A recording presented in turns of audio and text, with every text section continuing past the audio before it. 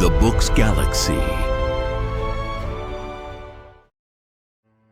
The Sun Also Rises. Book 1. Chapter 1. Robert Cohn was once middleweight boxing champion of Princeton. Do not think that I am very much impressed by that as a boxing title, but it meant a lot to Cohn.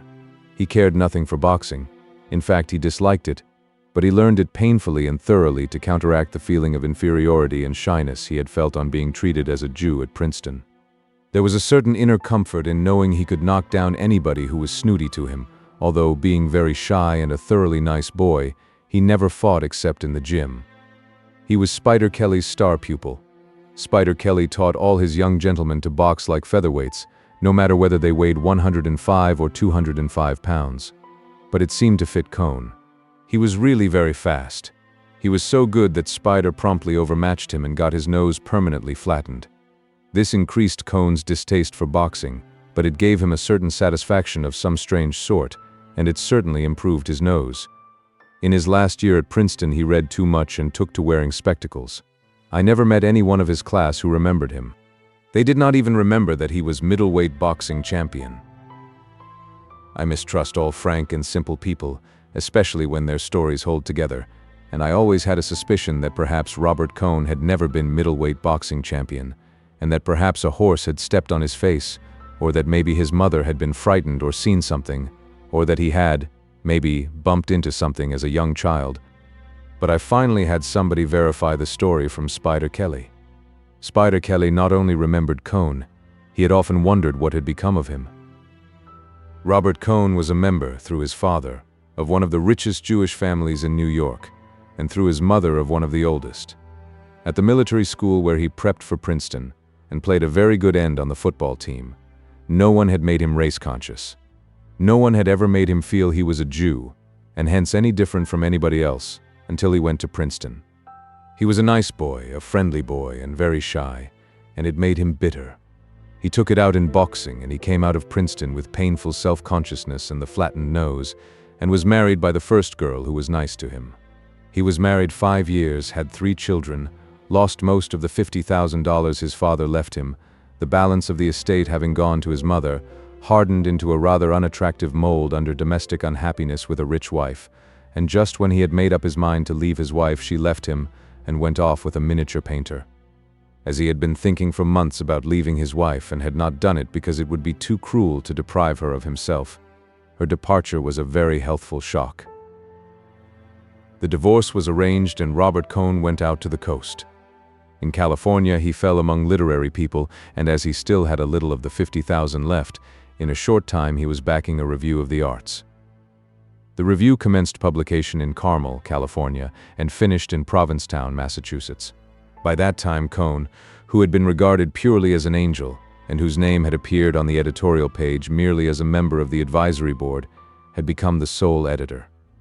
It was his money, and he discovered he liked the authority of editing. He was sorry when the magazine became too expensive, and he had to give it up. By that time, though, he had other things to worry about. He had been taken in hand by a lady who hoped to rise with the magazine. She was very forceful, and Cohn never had a chance of not being taken in hand. Also, he was sure that he loved her. When this lady saw that the magazine was not going to rise, she became a little disgusted with Cohn and decided that she might as well get what there was to get while there was still something available. So she urged that they go to Europe, where Cohn could write. They came to Europe, where the lady had been educated, and stayed 3 years. During these 3 years, the first spent in travel, the last 2 in Paris, Robert Cohn had 2 friends, Braddock's and myself. Braddock's was his literary friend. I was his tennis friend. The lady who had him, her name was Frances, found toward the end of the 2nd year that her looks were going, and her attitude toward Robert changed from one of careless possession and exploitation to the absolute determination that he should marry her. During this time, Robert's mother had settled an allowance on him, about $300 a month. During 2 years and a half, I do not believe that Robert Cohn looked at another woman. He was fairly happy, except that, like many people living in Europe, he would rather have been in America, and he had discovered writing. He wrote a novel, and it was not really such a bad novel as the critics later called it, although it was a very poor novel. He read many books. played bridge, played tennis, and boxed at a local gymnasium. I first became aware of his lady's attitude toward him one night after the three of us had dined together. We had dined at Lavenue's and afterward went to the Café de Versailles for coffee. We had several fines after the coffee, and I said I must be going. Cohn had been talking about the two of us going off somewhere on a weekend trip. He wanted to get out of town and get in a good walk. I suggested we fly to Strasbourg and walk up to Saint-Odile, or somewhere or other in Alsace. I know a girl in Strasbourg who can show us the town, I said. Somebody kicked me under the table. I thought it was accidental and went on. She's been there 2 years and knows everything there is to know about the town. She's a swell girl. I was kicked again under the table and, looking, saw Frances, Robert's lady, her chin lifting and her face hardening. Hell, I said. Why go to Strasbourg? We could go up to Bruges or to the Ardennes. Cohn looked relieved. I was not kicked again. I said good night and went out. Cohn said he wanted to buy a paper and would walk to the corner with me. For God's sake, he said. Why did you say that about that girl in Strasbourg for? Didn't you see Frances? No, why should I? If I know an American girl that lives in Strasbourg, what the hell is it to Frances? It doesn't make any difference. Any girl. I couldn't go, that would be all. Don't be silly. You don't know Frances. Any girl at all. Didn't you see the way she looked? Oh well, I said, let's go to Senlis. Don't get sore. I'm not sore. Senlis is a good place and we can stay at the Grand Surf and take a hike in the woods and come home. Good, that will be fine. Well, I'll see you tomorrow at the courts, I said. Good night, Jake, he said, and started back to the cafe. You forgot to get your paper, I said. That's so. He walked with me up to the kiosk at the corner. You are not sore, are you, Jake? He turned with the paper in his hand. No, why should I be? See you at tennis, he said. I watched him walk back to the cafe holding his paper. I rather liked him, and evidently she led him quite a life. Chapter 2. That winter Robert Cohn went over to America with his novel, and it was accepted by a fairly good publisher. His going made an awful row, I heard, and I think that was where Frances lost him, because several women were nice to him in New York, and when he came back he was quite changed. He was more enthusiastic about America than ever, and he was not so simple, and he was not so nice. The publishers had praised his novel pretty highly, and it rather went to his head. Then several women had put themselves out to be nice to him, and his horizons had all shifted. For 4 years his horizon had been absolutely limited to his wife. For 3 years, or almost 3 years, he had never seen beyond Frances. I am sure he had never been in love in his life. He had married on the rebound from the rotten time he had in college, and Frances took him on the rebound from his discovery that he had not been everything to his first wife. He was not in love yet, but he realized that he was an attractive quantity to women, and that the fact of a woman caring for him and wanting to live with him was not simply a divine miracle. This changed him so that he was not so pleasant to have around. Also, playing for higher stakes than he could afford in some rather steep bridge games with his New York connections, he had held cards and won several $100s. It made him rather vain of his bridge game, and he talked several times of how a man could always make a living at bridge if he were ever forced to. Then there was another thing.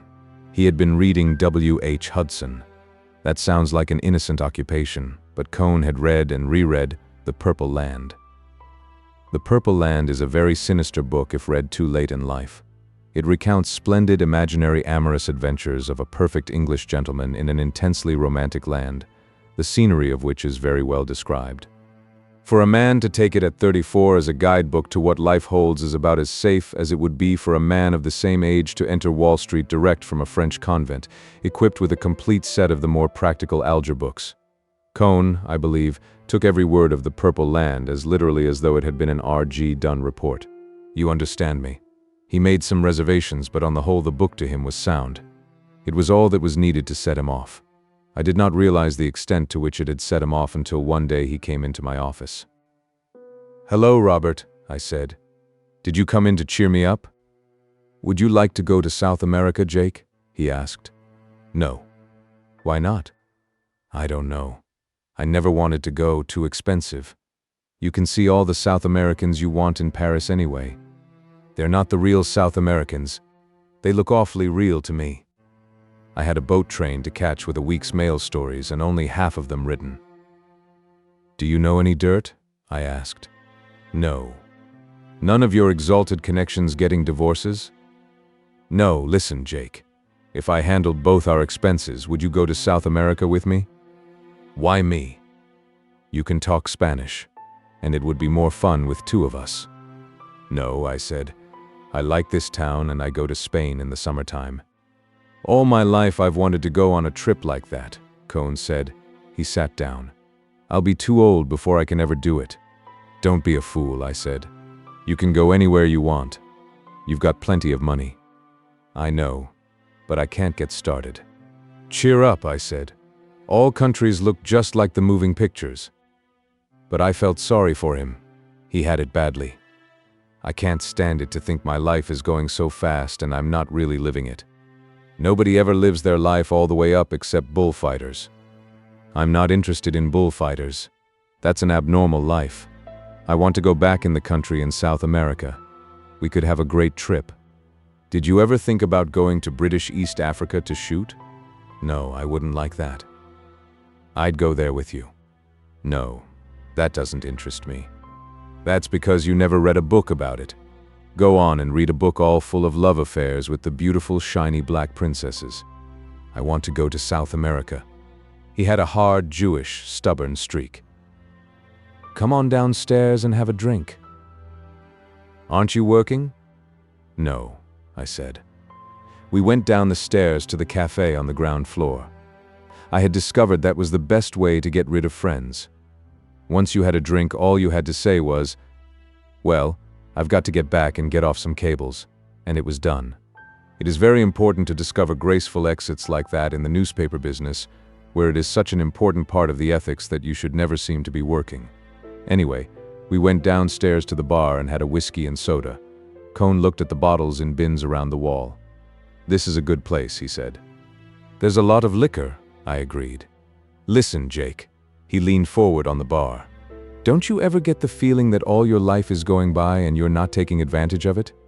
Do you realize you've lived nearly half the time you have to live already? Yes, every once in a while. Do you know that in about 35 years more we'll be dead? What the hell, Robert, I said. What the hell? I'm serious. It's one thing I don't worry about, I said. You ought to. I've had plenty to worry about one time or other. I'm through worrying. Well, I want to go to South America. Listen, Robert, going to another country doesn't make any difference. I've tried all that. You can't get away from yourself by moving from one place to another. There's nothing to that. But you've never been to South America. South America, hell. If you went there the way you feel now, it would be exactly the same. This is a good town. Why don't you start living your life in Paris? I'm sick of Paris, and I'm sick of the Quarter. Stay away from the Quarter. Cruise around by yourself and see what happens to you. Nothing happens to me. I walked alone all one night and nothing happened except a bicycle cop stopped me and asked to see my papers. Wasn't the town nice at night? I don't care for Paris. So there you were. I was sorry for him, but it was not a thing you could do anything about, because right away you ran up against the two stubbornnesses. South America could fix it, and he did not like Paris. He got the first idea out of a book, and I suppose the second came out of a book too. Well, I said, I've got to go upstairs and get off some cables.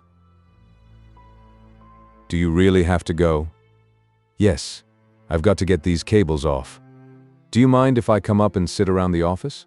No, come on up. He sat in the outer room and read the papers, and the editor and publisher and I worked hard for 2 hours. Then I sorted out the carbons, stamped on a byline, put the stuff in a couple of big manila envelopes and rang for a boy to take them to the Gare Saint Lazare. I went out into the other room and there was Robert Cohn asleep in the big chair. He was asleep with his head on his arms. I did not like to wake him up, but I wanted to lock the office and shove off. I put my hand on his shoulder. He shook his head. I can't do it, he said, and put his head deeper into his arms. I can't do it. Nothing will make me do it. Robert, I said, and shook him by the shoulder. He looked up. He smiled and blinked. Did I talk out loud just then? Something. But it wasn't clear. God, what a rotten dream. Did the typewriter put you to sleep? Guess so. I didn't sleep all last night. What was the matter? Talking, he said. I could picture it. I have a rotten habit of picturing the bedroom scenes of my friends. We went out to the Café Napolitain to have an aperitif and watch the evening crowd on the boulevard. Chapter 3. It was a warm spring night and I sat at a table on the terrace of the Napolitain after Robert had gone, watching it get dark and the electric signs come on, and the red and green stop-and-go traffic signal, and the crowd going by, and the horse cabs clippity-clopping along at the edge of the solid taxi traffic, and the pools going by, singly and in pairs, looking for the evening meal. I watched a good-looking girl walk past the table and watched her go up the street and lost sight of her, and watched another, and then saw the first one coming back again. She went by once more and I caught her eye and she came over and sat down at the table. The waiter came up. Well, what will you drink? I asked. Pernod. That's not good for little girls. Little girl yourself, dites garçon un Pernod. A Pernod for me too. What's the matter? She asked. Going on a party? Sure. Aren't you? I don't know. You never know in this town. Don't you like Paris? No. Why don't you go somewhere else? Isn't anywhere else. You're happy, all right. Happy hell. Pernod is greenish imitation absinthe. When you add water, it turns milky. It tastes like licorice and it has a good uplift, but it drops you just as far. We sat and drank it, and the girl looked sullen. Well, I said, are you going to buy me a dinner? She grinned and I saw why she made a point of not laughing. With her mouth closed, she was a rather pretty girl. I paid for the saucers and we walked out to the street. I hailed a horse cab and the driver pulled up at the curb. Settled back in the slow, smoothly rolling fiacre, we moved up the Avenue de l'Opéra, past the locked doors of the shops, their windows lighted, the avenue broad and shiny and almost deserted. The cab passed the New York Herald Bureau with the window full of clocks. What are all the clocks for? She asked. They show the hour all over America. Don't kid me. We turned off the avenue up the Rue des Pyramides, through the traffic of the Rue de Rivoli, and through a dark gate into the Tuileries. She cuddled against me and I put my arm around her. She looked up to be kissed. She touched me with one hand and I put her hand away. Never mind. What's the matter? You sick? Yes. Everybody's sick. I'm sick too. We came out of the Tuileries into the light and crossed the Seine, and then turned up the Rue des Saints-Pères. You oughtn't to drink Pernod if you're sick. You neither. It doesn't make any difference with me. It doesn't make any difference with a woman. What are you called? Georgette. How are you called? Jacob. That's a Flemish name. American too. You're not Flamand? No, American. Good. I detest Flamands. By this time we were at the restaurant. I called to the coacher to stop. We got out and Georgette did not like the looks of the place. This is no great thing of a restaurant. No, I said. Maybe you would rather go to Foyot's. Why don't you keep the cab and go on? I had picked her up because of a vague, sentimental idea that it would be nice to eat with someone. It was a long time since I had dined with a pool, and I had forgotten how dull it could be. We went into the restaurant, past Madame Levine at the desk and into a little room. Georgette cheered up a little under the food. It isn't bad here, she said. It isn't chic, but the food is all right. Better than you eat in Liège. Brussels, you mean? We had another bottle of wine and Georgette made a joke. She smiled and showed all her bad teeth, and we touched glasses. You're not a bad type, she said. It's a shame you're sick. We get on well. What's the matter with you anyway? I got hurt in the war, I said. Oh, that dirty war. We would probably have gone on and discussed the war and agreed that it was in reality a calamity for civilization, and perhaps would have been better avoided. I was bored enough.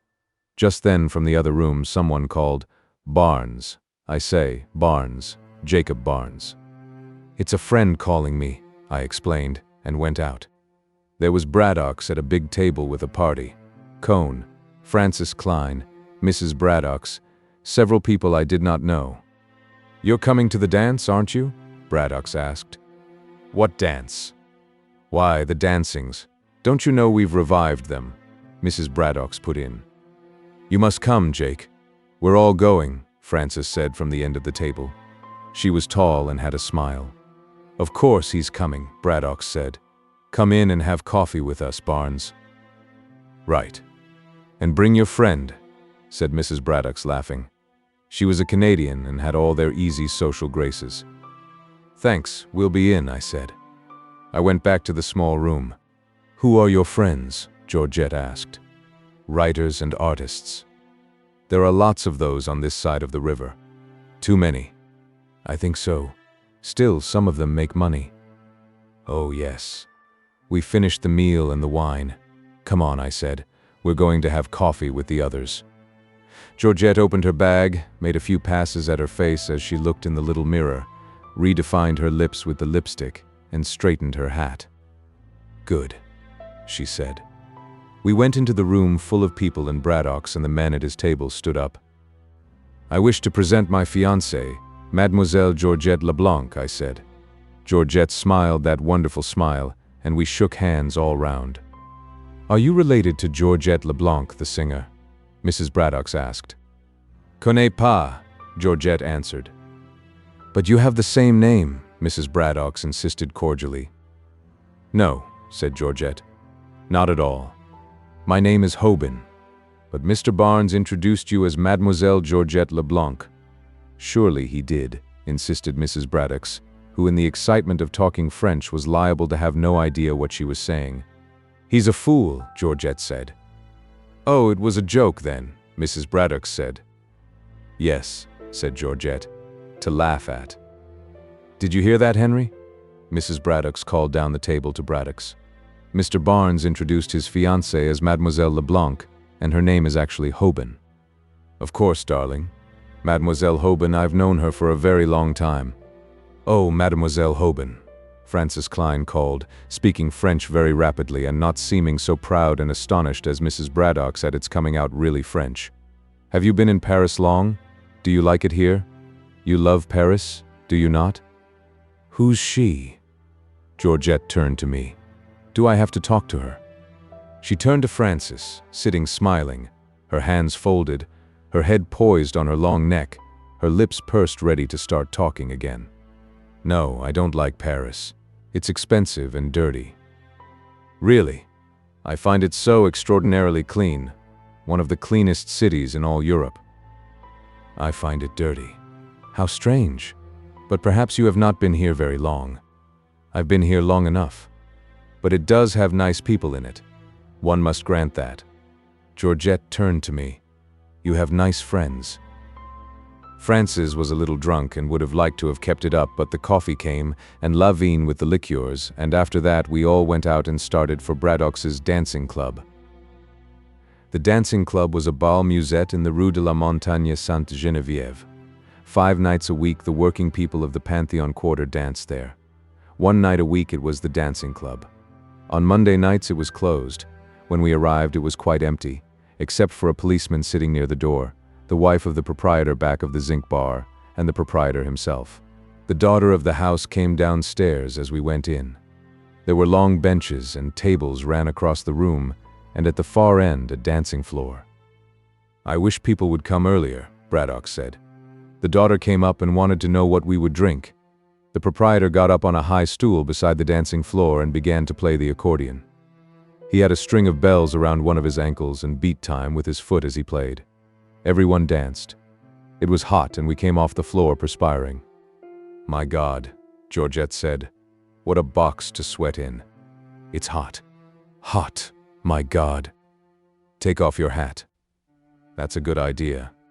Someone asked Georgette to dance and I went over to the bar. It was really very hot and the accordion music was pleasant in the hot night. I drank a beer, standing in the doorway and getting the cool breath of wind from the street. 2 taxis were coming down the steep street. They both stopped in front of the ball. A crowd of young men, some in jerseys and some in their shirt sleeves, got out. I could see their hands and newly washed, wavy hair in the light from the door. The policeman standing by the door looked at me and smiled. They came in. As they went in, under the light I saw white hands, wavy hair, white faces, grimacing, gesturing, talking. With them was Brett. She looked very lovely and she was very much with them. One of them saw Georgette and said, "I do declare, there is an actual harlot. I'm going to dance with her, Let. You watch me." The tall, dark one, called Let, said, "Don't you be rash." The wavy blonde one answered, "Don't you worry, dear." And with them was Brett. I was very angry. Somehow they always made me angry. I know they are supposed to be amusing and you should be tolerant, but I wanted to swing on anyone, anything to shatter that superior, simpering composure. Instead, I walked down the street and had a beer at the bar at the next ball. The beer was not good and I had a worse cognac to take the taste out of my mouth. When I came back to the ball, there was a crowd on the floor and Georgette was dancing with the tall blonde youth, who danced big hippily, carrying his head on one side, his eyes lifted as he danced. As soon as the music stopped, another one of them asked her to dance. She had been taken up by them. I knew then that they would all dance with her. They are like that. I sat down at a table. Cohn was sitting there. Frances was dancing. Mrs. Braddock's brought up somebody and introduced him as Robert Prentice. He was from New York by way of Chicago and was a rising new novelist. He had some sort of an English accent. I asked him to have a drink. "Thanks so much," he said. "I've just had one." "Have another." "Thanks, I will then." We got the daughter of the house over and each had a fine aloe. "You're from Kansas City, they tell me," he said. "Yes." "Do you find Paris amusing?" "Yes." "Really?" I was a little drunk. Not drunk in any positive sense, but just enough to be careless. "For God's sake," I said. "Yes, don't you?" "Oh, how charmingly you get angry," he said. "I wish I had that faculty." I got up and walked over toward the dancing floor. Mrs. Braddock's followed me. "Don't be cross with Robert," she said. "He's still only a child, you know." I wasn't cross, I said. I just thought perhaps I was going to throw up. "Your fiancé is having a great success." Mrs. Braddock's looked out on the floor where Georgette was dancing in the arms of the tall, dark one called Let. "Isn't she?" I said. "Rather," said Mrs. Braddock's. Cohn came up. "Come on, Jake," he said. "Have a drink." We walked over to the bar. "What's the matter with you? You seem all worked up over something." "Nothing. This whole show makes me sick is all." Brett came up to the bar. "Hello, you chaps." "Hello, Brett," I said. "Why aren't you tight?" "Never going to get tight anymore. I say, give a chap a brandy and soda." She stood holding the glass and I saw Robert Cohn looking at her. He looked a great deal as his compatriot must have looked when he saw the promised land. Cohn, of course, was much younger, but he had that look of eager, deserving expectation. Brett was damned good-looking. She wore a slip-over jersey sweater and a tweed skirt, and her hair was brushed back like a boy's. She started all that. She was built with curves like the hull of a racing yacht, and you missed none of it with that wool jersey. "It's a fine crowd you're with, Brett," I said. "Aren't they lovely? And you, my dear, where did you get it?" "At the Napolitane." "And have you had a lovely evening?" "Oh, priceless," I said. Brett laughed. "It's wrong of you, Jake. It's an insult to all of us. Look at Frances there and Joe." This for Cohn's benefit. "It's in restraint of trade," Brett said. She laughed again. "You're wonderfully sober," I said. "Yes. Aren't I? And when one's with the crowd I'm with, one can drink in such safety too." The music started and Robert Cohn said, "Will you dance this with me, Lady Brett?" Brett smiled at him. "I've promised to dance this with Jacob," she laughed. "You've a hell of a biblical name, Jake." "How about the next?" asked Cohn. "We're going," Brett said. "We've a date up at Montmartre."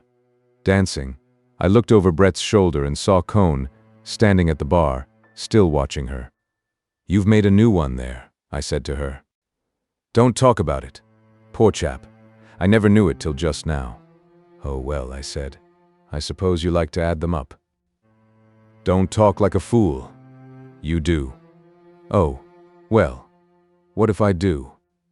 Nothing, I said. We were dancing to the accordion and someone was playing the banjo. It was hot and I felt happy. We passed close to Georgette dancing with another one of them. What possessed you to bring her? I don't know, I just brought her. You're getting damned romantic. No, bored. Now? No, not now. Let's get out of here. She's well taken care of. Do you want to? Would I ask you if I didn't want to? We left the floor and I took my coat off a hanger on the wall and put it on. Brett stood by the bar. Cohn was talking to her. I stopped at the bar and asked them for an envelope. The patron found one. I took a 50-franc note from my pocket, put it in the envelope, sealed it, and handed it to the patron. If the girl I came with asks for me, will you give her this? I said. If she goes out with one of those gentlemen, will you save this for me? C'est entendu, monsieur, the patron said. You go now, so early? Yes, I said. We started out the door. Cohn was still talking to Brett. She said goodnight and took my arm. Good night, Cohn, I said. Outside in the street we looked for a taxi. You're going to lose your 50 francs, Brett said. Oh yes. No taxis. We could walk up to the Pantheon and get one. Come on and we'll get a drink in the pub next door and send for one. You wouldn't walk across the street. Not if I could help it. We went into the next bar and I sent a waiter for a taxi. Well, I said, we're out away from them. We stood against the tall zinc bar and did not talk and looked at each other. The waiter came and said the taxi was outside. Brett pressed my hand hard. I gave the waiter a franc and we went out. Where should I tell him? I asked. Oh, tell him to drive around. I told the driver to go to the Parc Montsouris and got in and slammed the door. Brett was leaning back in the corner, her eyes closed. I got in and sat beside her. The cab started with a jerk. Oh, darling, I've been so miserable, Brett said. Chapter 4. The taxi went up the hill, past the lighted square, then on into the dark, still climbing, then leveled out onto a dark street behind Saint-Étienne-du-Mont, went smoothly down the asphalt, past the trees and the standing bus at the Place de la Contrescarpe, then turned onto the cobbles of the Rue Mouffetard. There were lighted bars and late-open shops on each side of the street. We were sitting apart and we jolted close together going down the old street. Brett's hat was off. Her head was back. I saw her face in the lights from the open shops. Then it was dark. Then I saw her face clearly as we came out on the Avenue des Gobelins. The street was torn up, and men were working on the car tracks by the light of acetylene flares. Brett's face was white and the long line of her neck showed in the bright light of the flares. The street was dark again and I kissed her. Our lips were tight together and then she turned away and pressed against the corner of the seat, as far away as she could get. Her head was down. Don't touch me, she said. Please don't touch me. What's the matter? I can't stand it. Oh, Brett. You mustn't. You must know. I can't stand it, that's all. Oh, darling, please understand. Don't you love me? Love you? I simply turn all to jelly when you touch me. Isn't there anything we can do about it? She was sitting up now. My arm was around her and she was leaning back against me, and we were quite calm. She was looking into my eyes with that way she had of looking that made you wonder whether she really saw out of her own eyes. They would look on and on after everyone else's eyes in the world would have stopped looking. She looked as though there were nothing on earth she would not look at like that, and really she was afraid of so many things. And there's not a damn thing we could do, I said. I don't know, she said. I don't want to go through that hell again. We'd better keep away from each other. But darling, I have to see you. It isn't all that you know. No, but it always gets to be. That's my fault. Don't we pay for all the things we do, though? She had been looking into my eyes all the time. Her eyes had different depths. Sometimes they seemed perfectly flat. Now you could see all the way into them. When I think of the hell I've put chaps through, I'm paying for it all now. Don't talk like a fool, I said. Besides, what happened to me is supposed to be funny. I never think about it. Oh no, I'll lay you don't. Well, let's shut up about it. I laughed about it too, myself, once. She wasn't looking at me. A friend of my brother's came home that way from Mons. It seemed like a hell of a joke. Chaps never know anything, do they? No, I said. Nobody ever knows anything. I was pretty well through with the subject. At one time or another, I had probably considered it from most of its various angles, including the one that certain injuries or imperfections are a subject of merriment while remaining quite serious for the person possessing them. It's funny, I said. It's very funny. And it's a lot of fun, too, to be in love. Do you think so? Her eyes looked flat again. I don't mean fun that way. In a way, it's an enjoyable feeling. No, she said. I think it's hell on earth. It's good to see each other. No, I don't think it is. Don't you want to? I have to. We were sitting now like two strangers. On the right was the Parc Montsouris, the restaurant where they have the pool of live trout and where you can sit and look out over the park was closed and dark. The driver leaned his head around. Where do you want to go? I asked. Brett turned her head away. Oh, go to the Select. Café Select, I told the driver. Boulevard Montparnasse. We drove straight down, turning around the Lion de Belfort that guards the passing Montrouge trams. Brett looked straight ahead. On the Boulevard Raspail, with the lights of Montparnasse in sight, Brett said, Would you mind very much if I asked you to do something? Don't be silly. Kiss me just once more before we get there. When the taxi stopped, I got out and paid. Brett came out putting on her hat. She gave me her hand as she stepped down. Her hand was shaky. I say, do I look too much of a mess? She pulled her man's felt hat down and started in for the bar. Inside, against the bar and at tables, were most of the crowd who had been at the dance. Hello, you chaps, Brett said. I'm going to have a drink. Oh, Brett, the little Greek portrait painter, who called himself a duke and whom everybody called Zizi, pushed up to her. I got something fine to tell you. Hello, Zizi, Brett said. I want you to meet a friend, Zizi said. A fat man came up. Count Mippipopoulos, meet my friend Lady Ashley. How do you do, said Brett. Well, does your ladyship have a good time here in Paris? Asked Count Mippipopoulos, who wore an elk's tooth on his watch chain. Rather, said Brett. Paris is a fine town, all right, said the Count. But I guess you have pretty big doings yourself over in London. Oh yes, said Brett. Enormous. Braddock's called to me from a table. Barnes, he said, have a drink. That girl of yours got in a frightful row. What about? Something the patron's daughter said. A corking row. She was rather splendid, you know. Showed her yellow card and demanded the patron's daughter's too. I say it was a row. What finally happened? Oh, someone took her home. Not a bad-looking girl. Wonderful command of the idiom. Do stay and have a drink. No, I said. I must shove off. Seen Cone? He went home with Francis, Mrs. Braddock put in. Poor chap. He looks awfully down, Braddock said. I dare say he is, said Mrs. Braddock's. I have to shove off, I said. Good night. I said good night to Brett at the bar. The Count was buying champagne. Will you take a glass of wine with us, sir? He asked. No. Thanks awfully. I have to go.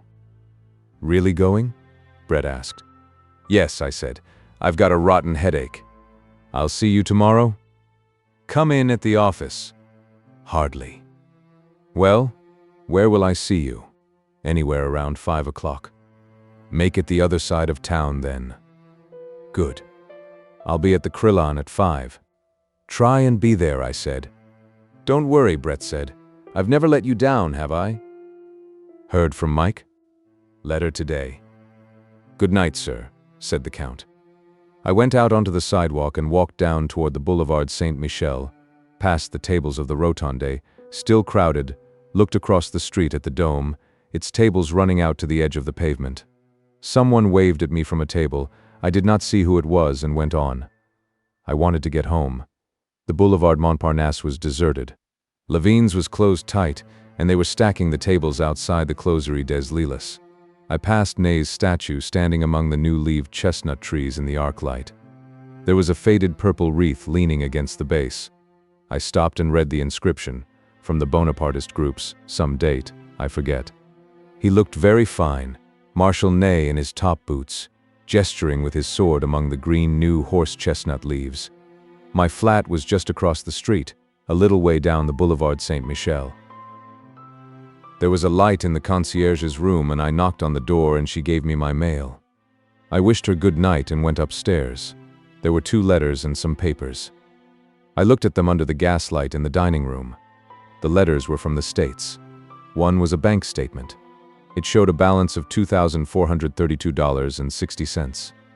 I got out my checkbook and deducted 4 checks drawn since the 1st of the month, and discovered I had a balance of $1,832.60. I wrote this on the back of the statement. The other letter was a wedding announcement. Mr. and Mrs. Aloysius Kirby announced the marriage of their daughter Catherine. I knew neither the girl nor the man she was marrying. They must be circularizing the town. It was a funny name. I felt sure I could remember anybody with a name like Aloysius. It was a good Catholic name. There was a crest on the announcement, like Zizi the Greek Duke, and that count. The count was funny. Brett had a title too, Lady Ashley. To hell with Brett. To hell with you, Lady Ashley. I lit the lamp beside the bed, turned off the gas, and opened the wide windows. The bed was far back from the windows, and I sat with the windows open and undressed by the bed. Outside, a night train, running on the streetcar tracks, went by carrying vegetables to the markets. They were noisy at night when you could not sleep. Undressing, I looked at myself in the mirror of the big armoire beside the bed. That was a typically French way to furnish a room. Practical too, I suppose. Of all the ways to be wounded. I suppose it was funny. I put on my pajamas and got into bed. I had the 2 bullfight papers, and I took their wrappers off. One was orange, the other yellow. They would both have the same news, so whichever I read first would spoil the other. Le Toril was the better paper, so I started to read it. I read it all the way through, including the petite correspondence and the cornograms. I blew out the lamp. Perhaps I would be able to sleep. My head started to work. The old grievance. Well, it was a rotten way to be wounded and flying on a joke front like the Italian. In the Italian hospital, we were going to form a society. It had a funny name in Italian. I wonder what became of the others, the Italians. That was in the Ospedale Maggiore in Milano, Padiglione Ponte. The next building was the Padiglione Zonda. There was a statue of Ponte, or maybe it was Zonda. That was where the liaison colonel came to visit me. That was funny. That was about the first funny thing. I was all bandaged up, but they had told him about it. Then he made that wonderful speech. You, a foreigner, an Englishman, any foreigner was an Englishman, have given more than your life. What a speech. I would like to have it illuminated to hang in the office. He never laughed. He was putting himself in my place, I guess. Che mala fortuna. Che mala fortuna. I never used to realize it, I guess. I try and play it along and just not make trouble for people. Probably I never would have had any trouble if I hadn't run into Brett when they shipped me to England. I suppose she only wanted what she couldn't have. Well, people were that way. To hell with people. The Catholic Church had an awfully good way of handling all that. Good advice, anyway. Not to think about it. Oh, it was swell advice. Try and take it sometime. Try and take it. I lay awake thinking and my mind jumping around. Then I couldn't keep away from it, and I started to think about Brett and all the rest of it went away. I was thinking about Brett and my mind stopped jumping around and started to go in sort of smooth waves. Then all of a sudden I started to cry. Then after a while it was better and I lay in bed and listened to the heavy trams go by and way down the street, and then I went to sleep. I woke up. There was a row going on outside. I listened and I thought I recognized a voice. I put on a dressing gown and went to the door. The concierge was talking downstairs. She was very angry. I heard my name and called down the stairs. "Is that you, Monsieur Barnes?" the concierge called. "Yes, it's me." There's a species of woman here who's waked the whole street up. What kind of a dirty business at this time of night? She says she must see you. I've told her you're asleep." Then I heard Brett's voice. Half asleep, I had been sure it was Georgette. I don't know why. She could not have known my address. "Will you send her up, please?" Brett came up the stairs. I saw she was quite drunk. "Silly thing to do," she said. "Make an awful row. I say, you weren't asleep, were you?" "What did you think I was doing?" "Don't know. What time is it?" I looked at the clock. It was 4:30. Had no idea what hour it was, Brett said. "I say, can a chap sit down? Don't be cross, darling.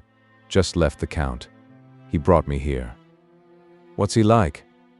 I was getting brandy and soda and glasses. "Just a little," said Brett. "Don't try and make me drunk." "The Count?" "Oh, rather. He's quite one of us." "Is he a Count?" "Here's how. I rather think so, you know. Deserves to be, anyhow. Knows hell's own amount about people. Don't know where he got it all. Owns a chain of sweet shops in the States." She sipped at her glass. "Think he called it a chain. Something like that. Linked them all up. Told me a little about it. Damned interesting. He's one of us, though. Oh, quite, no doubt. One can always tell." She took another drink. "How do I buck on about all this? You don't mind, do you? He's putting up for Zizi, you know." "Is Zizi really a duke, too?" "I shouldn't wonder. Greek, you know. Rotten painter. I rather liked the Count." "Where did you go with him?" "Oh, everywhere. He just brought me here now. Offered me $10,000 to go to Biarritz with him." "How much is that in pounds?" "Around 2,000. "Lot of money."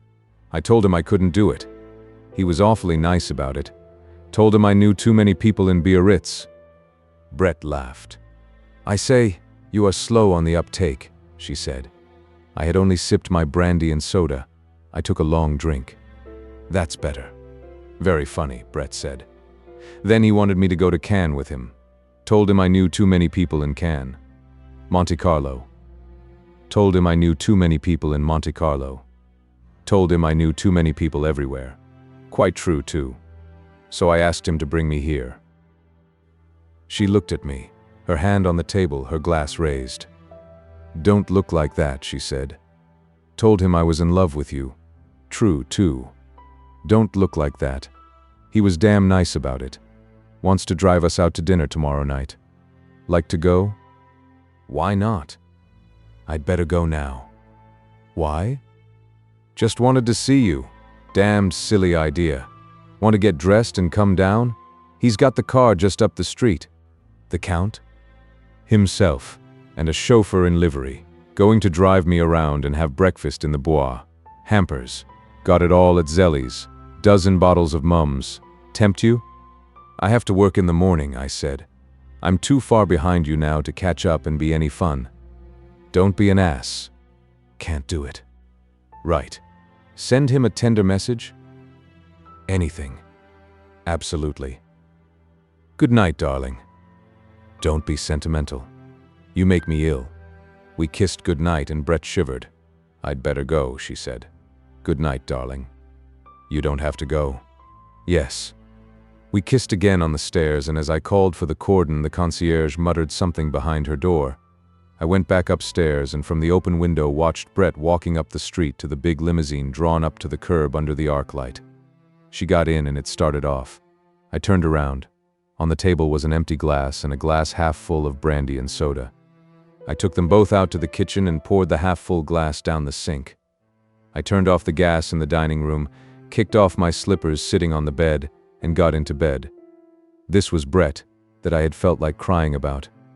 Then I thought of her walking up the street and stepping into the car, as I had last seen her, and of course in a little while I felt like hell again. It is awfully easy to be hard-boiled about everything in the daytime, but at night it is another thing. Chapter 5. In the morning I walked down the boulevard to the Rue Soufflot for coffee and brioche. It was a fine morning. The horse-chestnut trees in the Luxembourg Gardens were in bloom. There was the pleasant early morning feeling of a hot day. I read the papers with the coffee and then smoked a cigarette. The flower women were coming up from the market and arranging their daily stock. Students went by going up to the law school or down to the Sorbonne. The boulevard was busy with trams and people going to work. I got on an S-bus and rode down to the Madeleine, standing on the back platform. From the Madeleine I walked along the Boulevard des Capucines to the Opéra and up to my office. I passed the man with the jumping frogs and the man with the boxer toys. I stepped aside to avoid walking into the thread with which his girl assistant manipulated the boxers. She was standing looking away, the thread in her folded hands. The man was urging 2 tourists to buy. 3 more tourists had stopped and were watching. I walked on behind a man who was pushing a roller that printed the name Cinzano on the sidewalk in damp letters. All along, people were going to work. It felt pleasant to be going to work. I walked across the avenue and turned into my office. Upstairs in the office, I read the French morning papers, smoked, and then sat at the typewriter and got off a good morning's work. At 11 o'clock, I went over to the Quai d'Orsay in a taxi and went in and sat with about a dozen correspondents, while the Foreign Office mouthpiece, a young Nouvelle Revue Française diplomat in horn-rimmed spectacles, talked and answered questions for half an hour. The president of the council was in Lyons making a speech, or rather, he was on his way back. Several people asked questions to hear themselves talk, and there were a couple of questions asked by news service men who wanted to know the answers. There was no news. I shared a taxi back from the Quai d'Orsay with Woolsey and Crumb. "What do you do nights, Jake?" asked Crumb. "I never see you around." "Oh, I'm over in the Quarter." "I'm coming over some night." "The Dingo, that's the great place, isn't it?" "Yes. That or this new dive, the Select." "I've meant to get over," said Crumb. "You know how it is, though, with a wife and kids." "Playing any tennis?" Woolsey asked. "Well, no," said Crumb.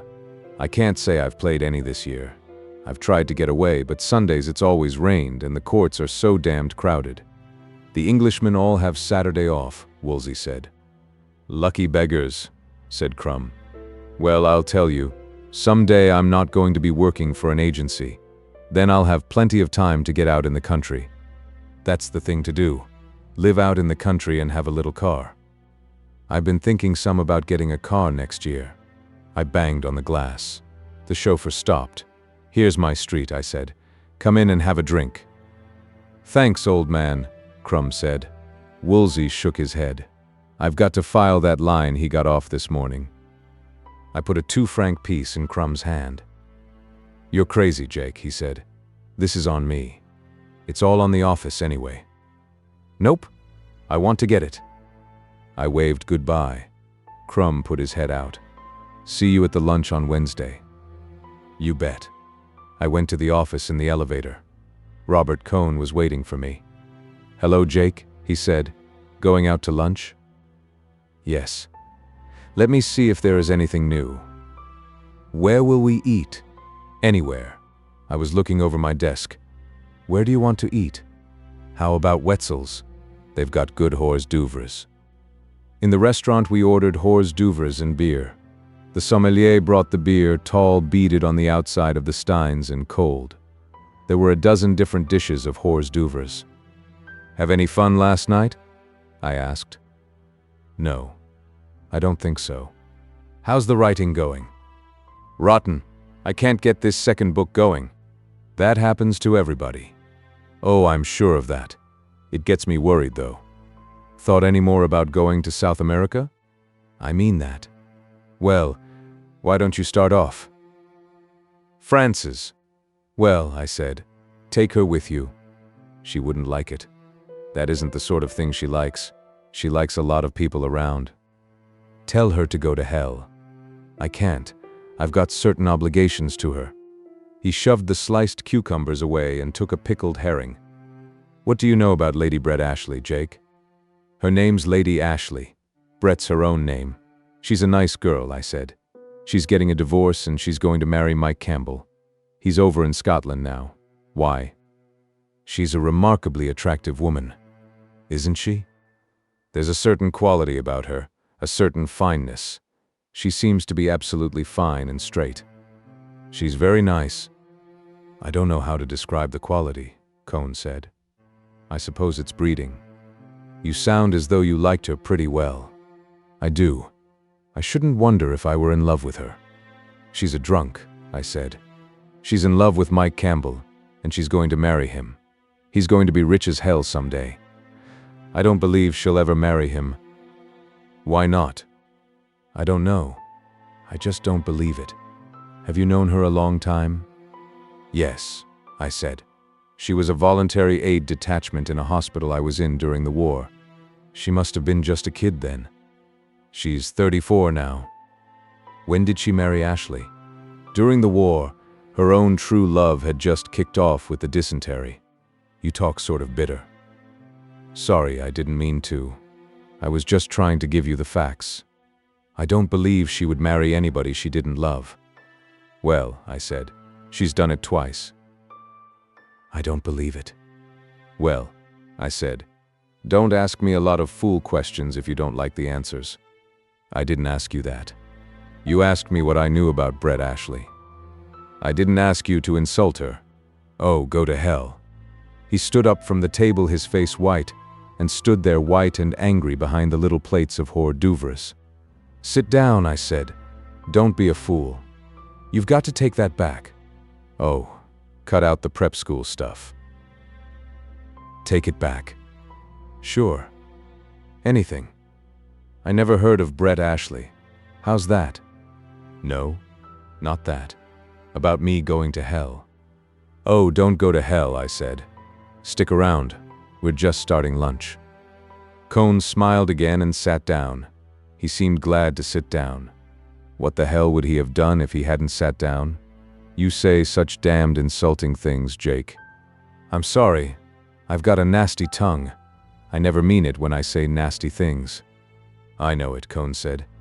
You're really about the best friend I have, Jake. God help you, I thought. Forget what I said out loud. I'm sorry. It's all right. It's fine. I was just sore for a minute. Good. Let's get something else to eat. After we finished the lunch, we walked up to the Café de la Paix and had coffee. I could feel Cohn wanted to bring up Brett again, but I held him off it. We talked about one thing and another, and I left him to come to the office.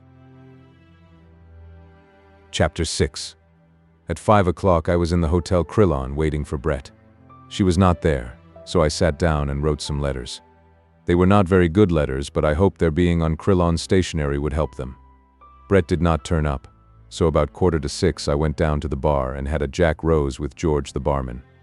Brett had not been in the bar either, and so I looked for her upstairs on my way out and took a taxi to the Café Select. Crossing the Seine, I saw a string of barges being towed empty down the current, riding high, the bargemen at the sweeps as they came toward the bridge. The river looked nice. It was always pleasant crossing bridges in Paris. The taxi rounded the statue of the inventor of the semaphore engaged in doing same, and turned up the Boulevard Raspail, and I sat back to let that part of the ride pass. The Boulevard Raspail always made dull riding. It was like a certain stretch on the PLM between Fontainebleau and Montereau that always made me feel bored and dead and dull until it was over. I suppose it is some association of ideas that makes those dead places in a journey. There are other streets in Paris as ugly as the Boulevard Raspail.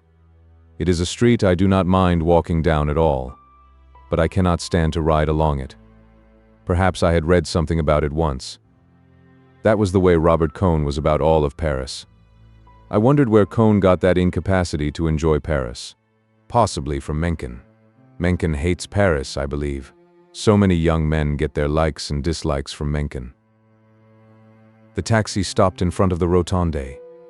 No matter what café in Montparnasse you ask a taxi driver to bring you to from the right bank of the river, they always take you to the Rotonde. 10 years from now, it will probably be the Dome. It was near enough anyway. I walked past the sad tables of the Rotonde to the Select. There were a few people inside at the bar, and outside alone sat Harvey Stone. He had a pile of saucers in front of him, and he needed a shave. "Sit down," said Harvey. "I've been looking for you." "What's the matter?" "Nothing. Just looking for you." "Been out to the races?" "No, not since Sunday." What do you hear from the States? Nothing. Absolutely nothing. What's the matter? I don't know. I'm through with them. I'm absolutely through with them. He leaned forward and looked me in the eye. Do you want to know something, Jake? Yes. I haven't had anything to eat for 5 days. I figured rapidly back in my mind.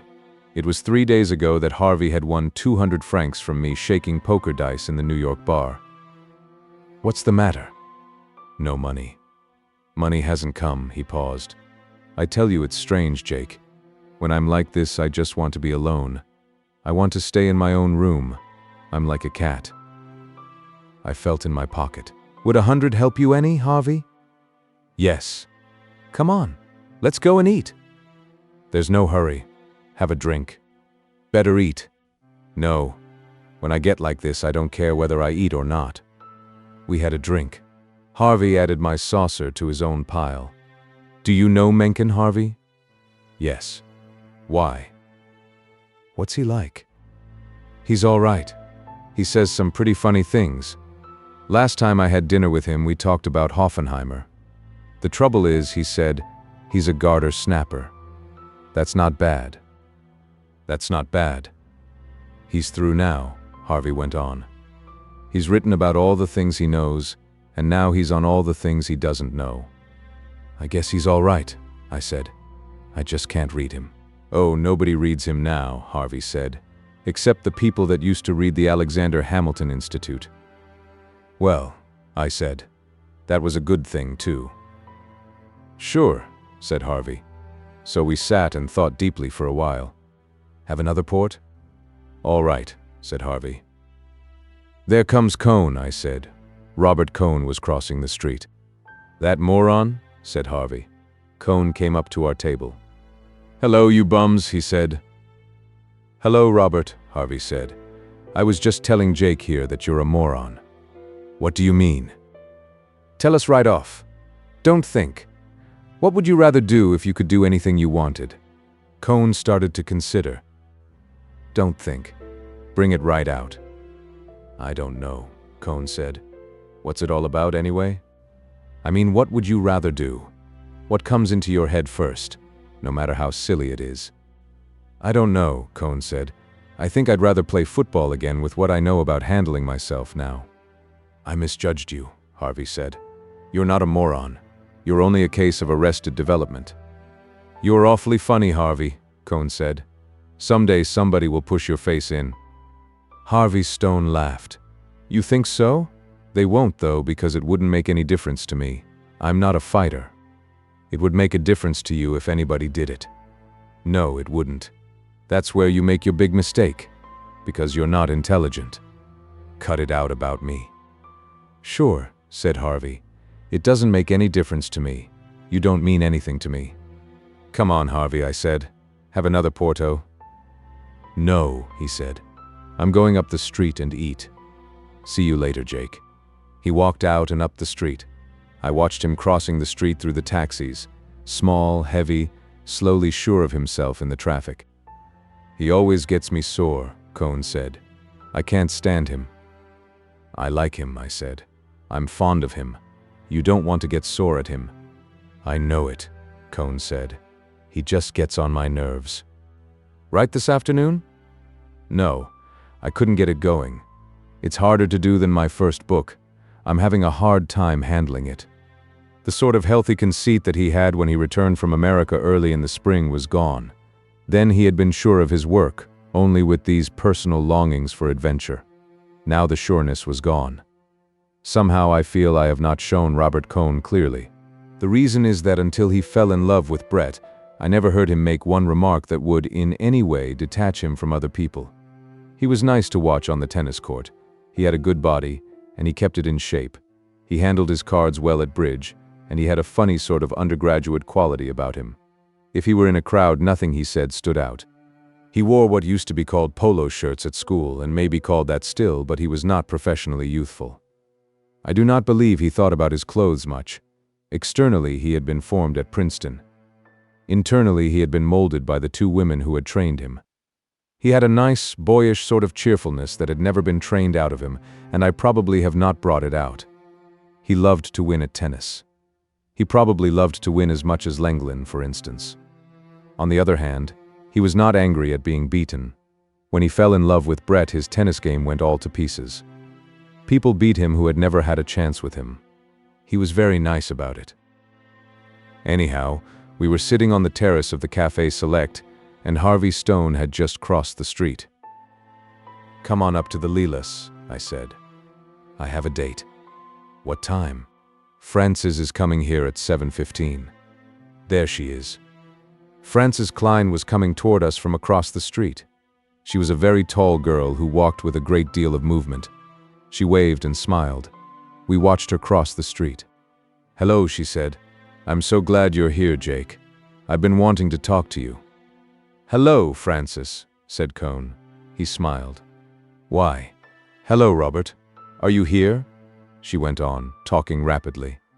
"I've had the darndest time. This one," shaking her head at Cohn, "didn't come home for lunch."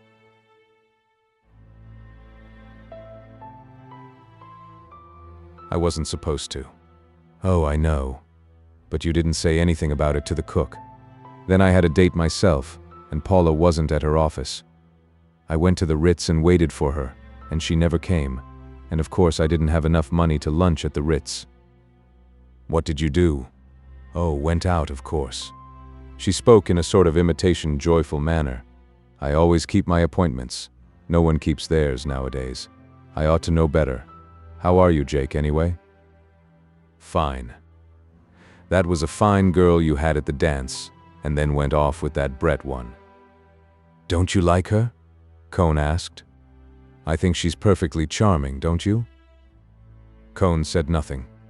"Look, Jake, I want to talk with you. Would you come over with me to the Dome? You'll stay here, won't you, Robert? Come on, Jake." We crossed the Boulevard Montparnasse and sat down at a table. A boy came up with the Paris Times, and I bought one and opened it. "What's the matter, Frances?" "Oh, nothing," she said, "except that he wants to leave me." "How do you mean?" "Oh, he told everyone that we were going to be married, and I told my mother and everyone, and now he doesn't want to do it." "What's the matter?" "He's decided he hasn't lived enough. I knew it would happen when he went to New York." She looked up, very bright-eyed and trying to talk inconsequentially. "I wouldn't marry him if he doesn't want to." "Of course I wouldn't. I wouldn't marry him now for anything. But it does seem to me to be a little late now, after we've waited 3 years, and I've just gotten my divorce." I said nothing. "We were going to celebrate so, and instead we've just had scenes. It's so childish.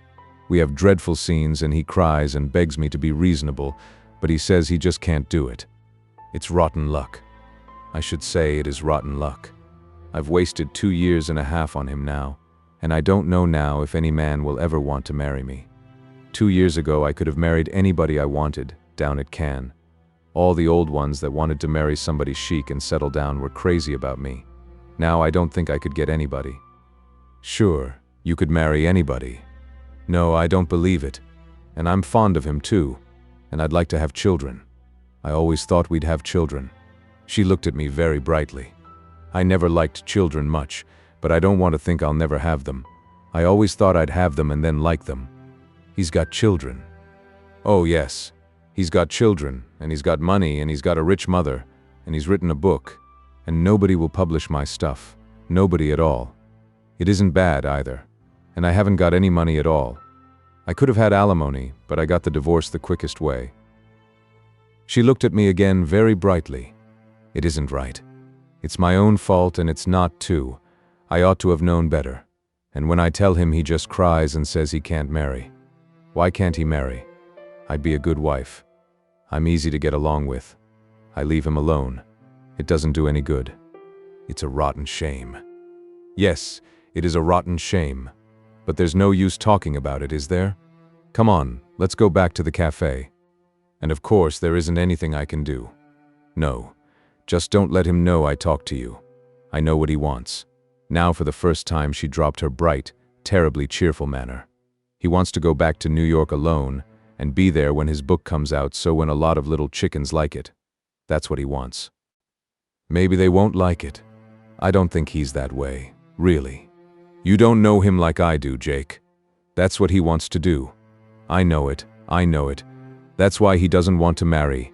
He wants to have a big triumph this fall all by himself. Want to go back to the cafe? Yes. Come on.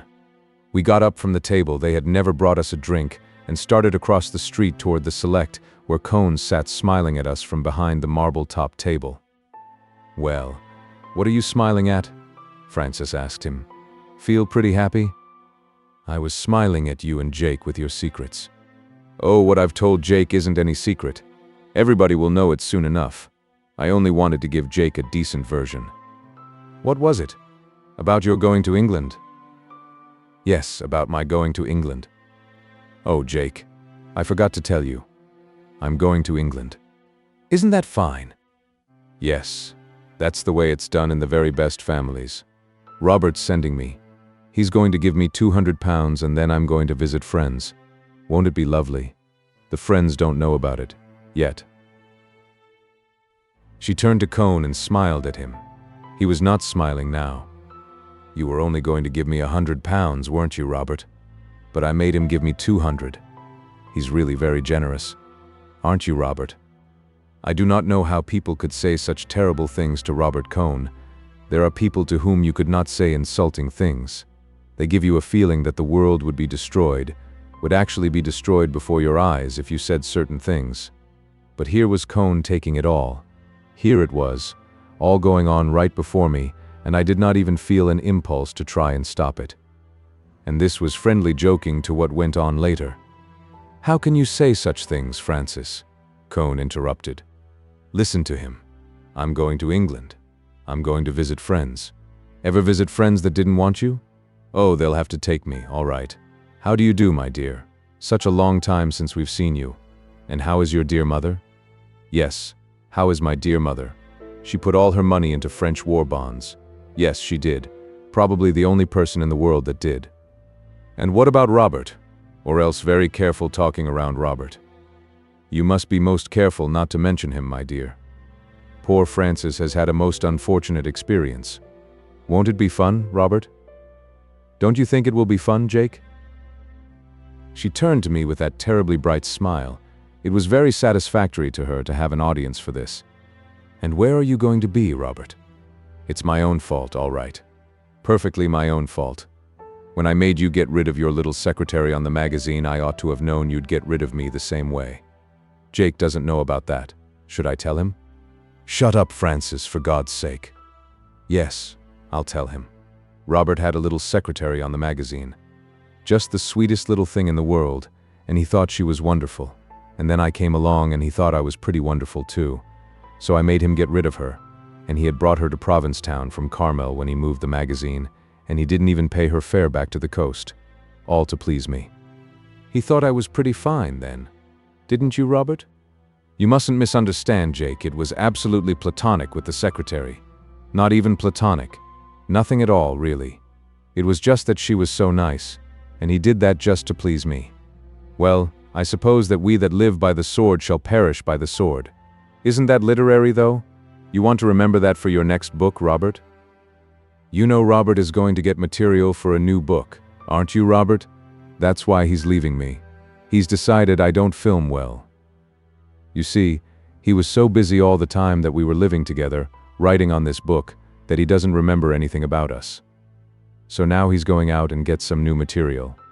Listen, Robert dear, let me tell you something. You won't mind, will you? Don't have scenes with your young ladies. Try not to, because you can't have scenes without crying, and then you pity yourself so much you can't remember what the other person said. You'll never be able to remember any conversations that way. Just try and be calm. I know it's awfully hard. But remember, it's for literature. We all ought to make sacrifices for literature. Look at me. I'm going to England without a protest. All for literature. We must all help young writers. Don't you think so, Jake? But you're not a young writer. Are you, Robert? You're 34. Still, I suppose that is young for a great writer. Look at Hardy. Look at Anatole France. He just died a little while ago. Robert doesn't think he's any good, though. some of his French friends told him. He doesn't read French very well himself. He wasn't a good writer like you are, was he, Robert? Do you think he ever had to go and look for material? What do you suppose he said to his mistresses when he wouldn't marry them? I wonder if he cried too. Oh, I've just thought of something. She put her gloved hand up to her lips.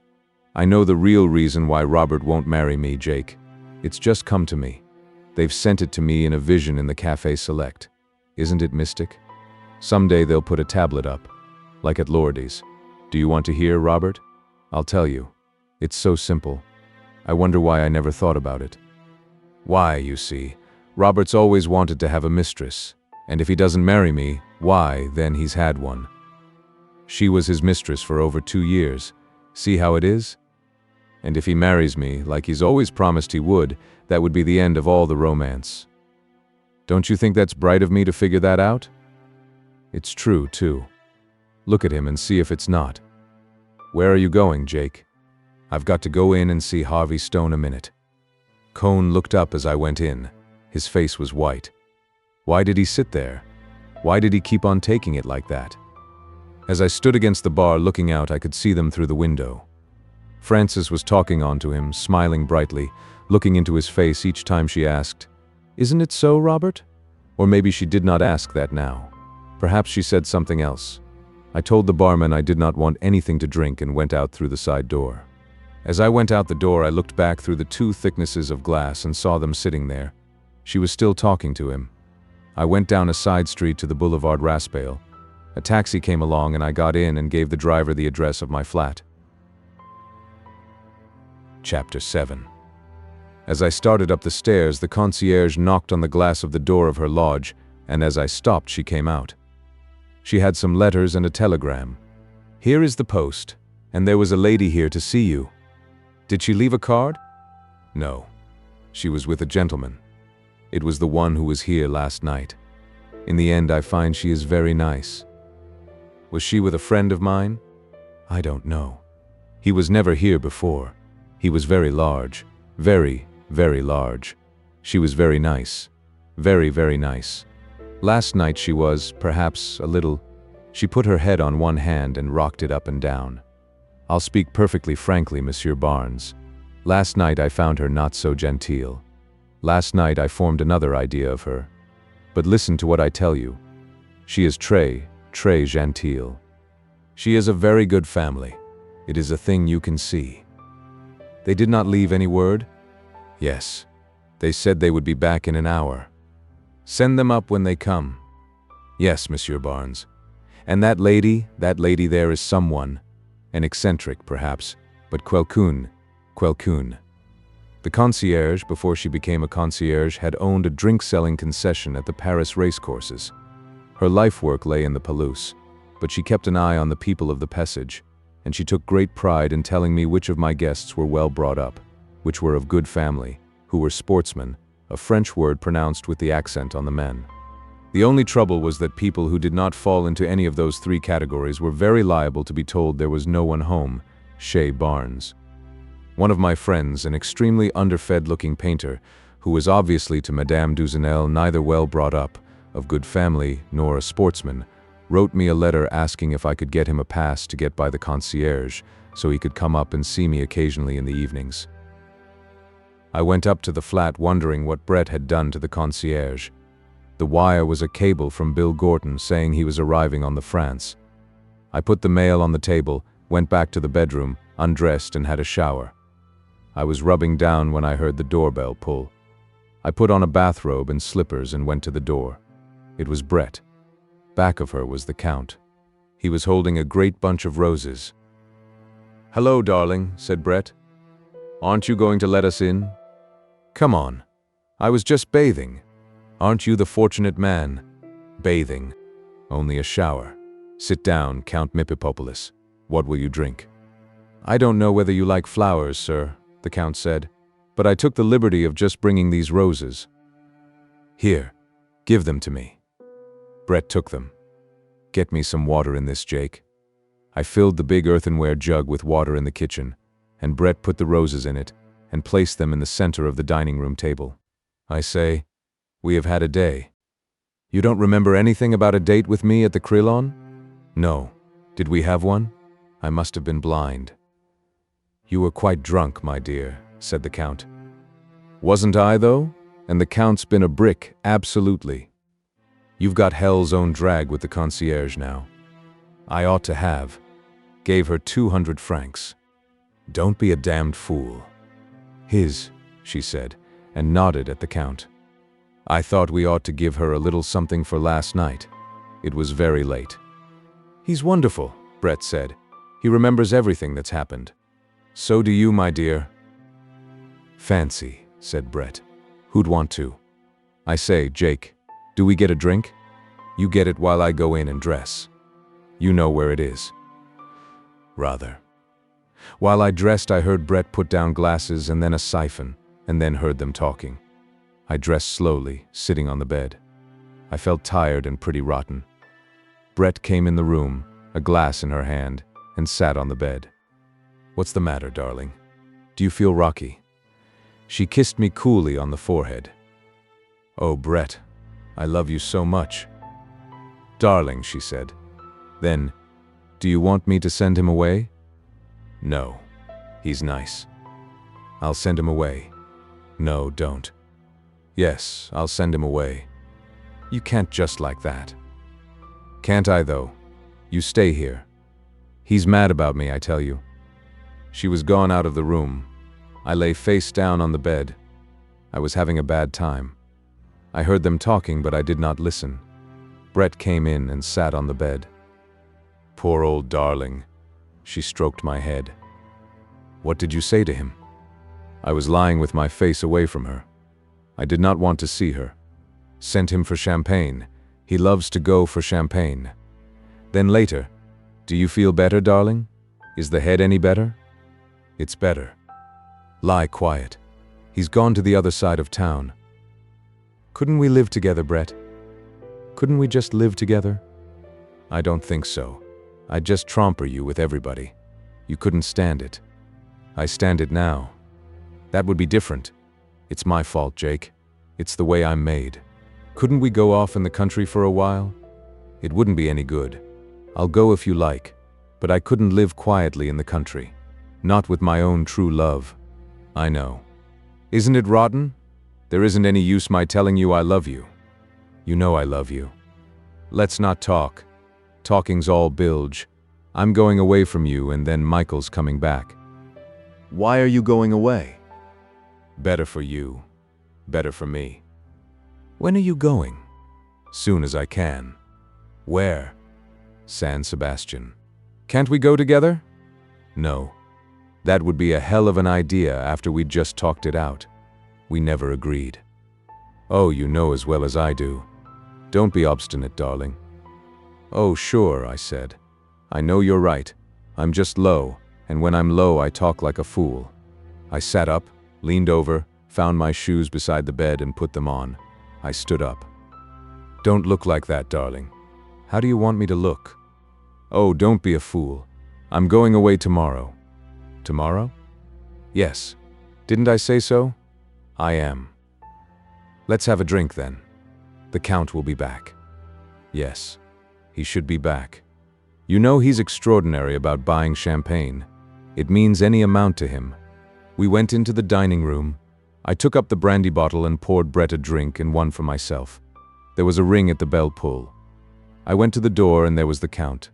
Behind him was the chauffeur carrying a basket of champagne. Where should I have him put it, sir?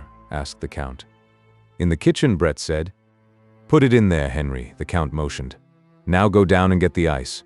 He stood looking after the basket inside the kitchen door. I think you'll find that's very good wine, he said. I know we don't get much of a chance to judge good wine in the States now, but I got this from a friend of mine that's in the business. Oh, you always have someone in the trade, Brett said. This fellow raises the grapes. He's got thousands of acres of them. What's his name? Asked Brett. Veuve Clicquot? No, said the Count. Mums. He's a baron. Isn't it wonderful? Said Brett. We all have titles. Why haven't you a title, Jake? I assure you, sir, the Count put his hand on my arm. It never does a man any good. Most of the time it costs you money. "Oh, I don't know, it's damned useful sometimes," Brett said. "I've never known it to do me any good. You haven't used it properly. I've had hell's own amount of credit on mine." "Do sit down, Count," I said. "Let me take that stick." The Count was looking at Brett across the table under the gaslight. She was smoking a cigarette and flicking the ashes on the rug. She saw me notice it. "I say, Jake, I don't want to ruin your rugs. Can't you give a chap an ashtray?" I found some ashtrays and spread them around. The chauffeur came up with a bucket full of salted ice. "Put 2 bottles in it, Henry," the Count called. "Anything else, sir?" "No. Wait down in the car." He turned to Brett and to me. "We'll want to ride out to the Bois for dinner?" "If you like," Brett said. I couldn't eat a thing. "I always like a good meal," said the Count. "Should I bring the wine in, sir?" asked the chauffeur. "Yes. Bring it in, Henry," said the Count. He took out a heavy pigskin cigar case and offered it to me. "Like to try a real American cigar?" "Thanks," I said. "I'll finish the cigarette." He cut off the end of his cigar with a gold cutter he wore on one end of his watch chain. "I like a cigar to really draw," said the Count. "Half the cigars you smoke don't draw." He lit the cigar, puffed at it, looking across the table at Brett. "And when you're divorced, Lady Ashley, then you won't have a title." "No. What a pity." "No," said the Count. "You don't need a title. You got class all over you." "Thanks. Awfully decent of you." "I'm not joking you." The Count blew a cloud of smoke. "You got the most class of anybody I ever seen. You got it. That's all." "Nice of you," said Brett. "Mummy would be pleased. Couldn't you write it out, and I'll send it in a letter to her?" "I'd tell her too," said the Count. "I'm not joking you. I never joke people. Joke people and you make enemies. That's what I always say." "You're right," Brett said. "You're terribly right. I always joke people and I haven't a friend in the world, except Jake here." "You don't joke him." "That's it." "Do you now?" asked the Count. "Do you joke him?" Brett looked at me and wrinkled up the corners of her eyes. "No," she said. "I wouldn't joke him." "See," said the Count. "You don't joke him." "This is a hell of a dull talk," Brett said. "How about some of that champagne?" The Count reached down and twirled the bottles in the shiny bucket. "It isn't cold yet. You're always drinking, my dear. Why don't you just talk?" "I've talked too ruddy much. I've talked myself all out to Jake." "I should like to hear you really talk, my dear. When you talk to me, you never finish your sentences at all." "Leave 'em for you to finish. Let anyone finish them as they like." "It is a very interesting system." The Count reached down and gave the bottles a twirl. "Still, I would like to hear you talk some time." "Isn't he a fool?" Brett asked. Now, the Count brought up a bottle. "I think this is cool." I brought a towel and he wiped the bottle dry and held it up. "I like to drink champagne from magnums. The wine is better, but it would have been too hard to cool." He held the bottle, looking at it. I put out the glasses. I say, "You might open it," Brett suggested. "Yes, my dear. Now I'll open it." It was amazing champagne. "I say, that is wine." Brett held up her glass. "We ought to toast something. Here's to royalty." "This wine is too good for toast drinking, my dear. You don't want to mix emotions up with a wine like that. You lose the taste." Brett's glass was empty. "You ought to write a book on wines, Count," I said. "Mr. Barnes," answered the Count, "all I want out of wines is to enjoy them." "Let's enjoy a little more of this." Brett pushed her glass forward. The Count poured very carefully. "There, my dear. Now you enjoy that slowly, and then you can get drunk." "Drunk? Drunk? My dear, you are charming when you are drunk. Listen to the man." "Mr. Barnes," the Count poured my glass full. "She is the only lady I have ever known who was as charming when she was drunk as when she was sober. You haven't been around much, have you?" "Yes, my dear. I have been around very much. I have been around a very great deal." "Drink your wine," said Brett. "We've all been around." I dare say Jake here has seen as much as you have.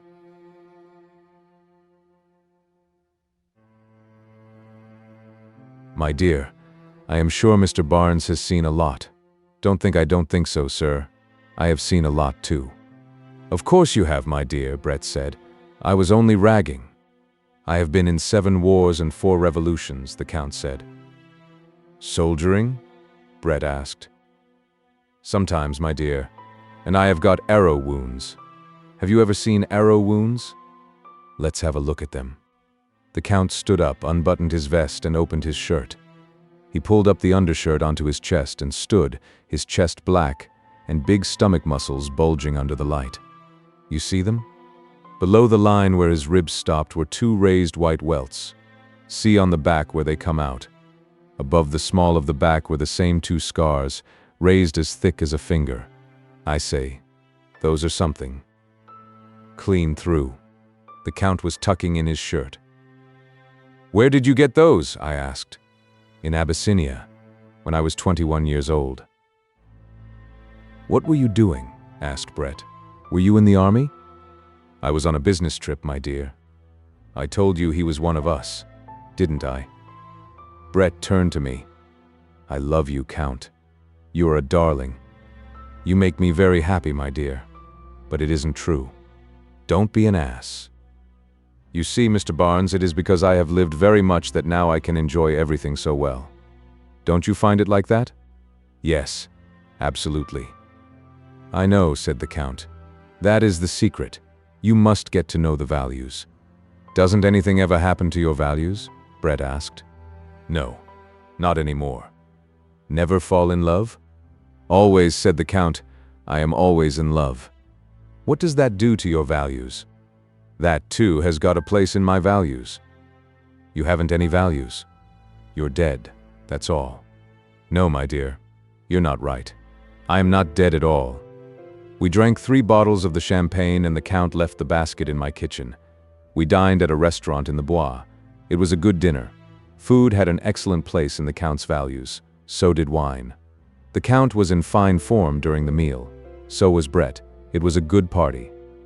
Where would you like to go? Asked the Count after dinner. We were the only people left in the restaurant. The 2 waiters were standing over against the door. They wanted to go home. We might go up on the hill, Brett said. Haven't we had a splendid party? The Count was beaming. He was very happy. You are very nice people, he said. He was smoking a cigar again. Why don't you get married, you two? We want to lead our own lives, I said. We have our careers, Brett said. Come on, let's get out of this. Have another brandy, the Count said. Get it on the hill. No. Have it here where it is quiet. You and your quiet, said Brett. What is it men feel about quiet? We like it, said the Count. Like you like noise, my dear. All right, said Brett. Let's have one. Sommelier, the Count called. Yes, sir. What is the oldest brandy you have? 1811, sir. Bring us a bottle. I say, don't be ostentatious. Call him off, Jake. Listen, my dear. I get more value for my money in old brandy than in any other antiquities. Got many antiquities? I got a houseful. Finally, we went up to Montmartre. Inside Zelly's it was crowded, smoky, and noisy. The music hit you as you went in. Brett and I danced. It was so crowded we could barely move. The nigger drummer waved at Brett. We were caught in the jam, dancing in one place in front of him. Hara you? Great. That's good. He was all teeth and lips. He's a great friend of mine, Brett said. Damn good drummer. The music stopped and we started toward the table where the Count sat. Then the music started again and we danced. I looked at the Count. He was sitting at the table smoking a cigar. The music stopped again. Let's go over. Brett started toward the table. The music started and again we danced, tight in the crowd. You are a rotten dancer, Jake. Michael's the best dancer I know. He's splendid. He's got his points. I like him, I said. I'm damned fond of him. I'm going to marry him, Brett said. Funny. I haven't thought about him for a week. Don't you write him? Not I. Never write letters. I'll bet he writes to you. Rather, damned good letters, too. When are you going to get married? How do I know? As soon as we can get the divorce. Michael's trying to get his mother to put up for it. Could I help you? Don't be an ass. Michael's people have loads of money. The music stopped. We walked over to the table. The Count stood up. Very nice, he said. You looked very, very nice. Don't you dance, Count? I asked. No, I'm too old. Oh, come off it, Brett said. My dear, I would do it if I would enjoy it. I enjoy to watch you dance. Splendid, Brett said. I'll dance again for you sometime, I say. What about your little friend, Zizi? Let me tell you, I support that boy, but I don't want to have him around. He is rather hard. You know, I think that boy's got a future. But personally, I don't want him around. Jake's rather the same way. He gives me the willies. Well, the Count shrugged his shoulders. About his future you can't ever tell. Anyhow, his father was a great friend of my father. Come on, let's dance, Brett said. We danced. It was crowded and close. Oh, darling, Brett said, I'm so miserable.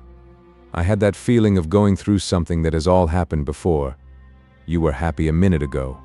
The drummer shouted, You can't two-time. It's all gone. What's the matter? I don't know. I just feel terribly. The drummer chanted, then turned to his sticks. Want to go? I had the feeling as in a nightmare of it all being something repeated, something I had been through and that now I must go through again. The drummer sang softly. Let's go, said Brett. You don't mind? The drummer shouted and grinned at Brett. All right, I said. We got out from the crowd.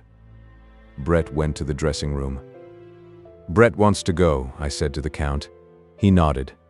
Does she? That's fine. You take the car. I'm going to stay here for a while, Mr. Barnes. We shook hands. It was a wonderful time, I said. I wish you would let me get this. I took a note out of my pocket. Mr. Barnes, don't be ridiculous, the Count said. Brett came over with her wrap on. She kissed the Count and put her hand on his shoulder to keep him from standing up. As we went out the door, I looked back and there were 3 girls at his table. We got into the big car. Brett gave the chauffeur the address of her hotel. No, don't come up, she said at the hotel. She had rung and the door was unlatched. Really? No, please. Good night, Brett, I said. I'm sorry you feel rotten. Good night, Jake. Good night, darling. I won't see you again. We kissed standing at the door. She pushed me away. We kissed again. Oh, don't, Brett said. She turned quickly and went into the hotel. The chauffeur drove me around to my flat. I gave him 20 francs and he touched his cap and said, Good night, sir, and drove off. I rang the bell. The door opened and I went upstairs and went to bed. Book 2. Chapter 8. I did not see Brett again until she came back from San Sebastian. One card came from her from there. It had a picture of the Concha and said, Darling, very quiet and healthy. Love to all the chaps, Brett. Nor did I see Robert Cohn again. I heard Francis had left for England and I had a note from Cohn saying he was going out in the country for a couple of weeks. He did not know where, but that he wanted to hold me to the fishing trip in Spain we had talked about last winter. I could reach him always, he wrote, through his bankers. Brett was gone. I was not bothered by Cohn's troubles. I rather enjoyed not having to play tennis. There was plenty of work to do. I went often to the races, dined with friends, and put in some extra time at the office getting things ahead so I could leave it in charge of my secretary when Bill Gorton and I should shove off to Spain the end of June.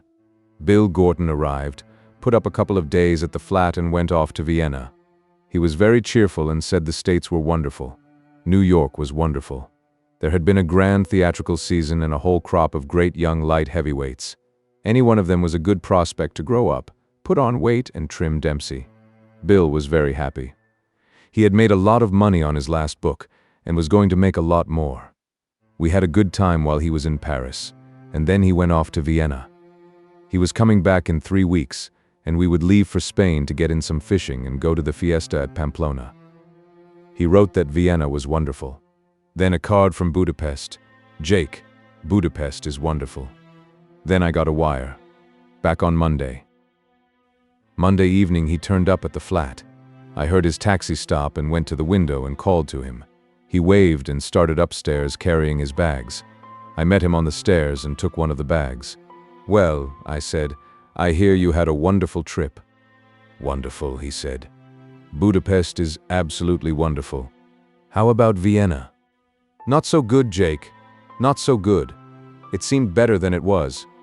"How do you mean?" "I was getting glasses and a siphon." "Tight, Jake. I was tight." "That's strange.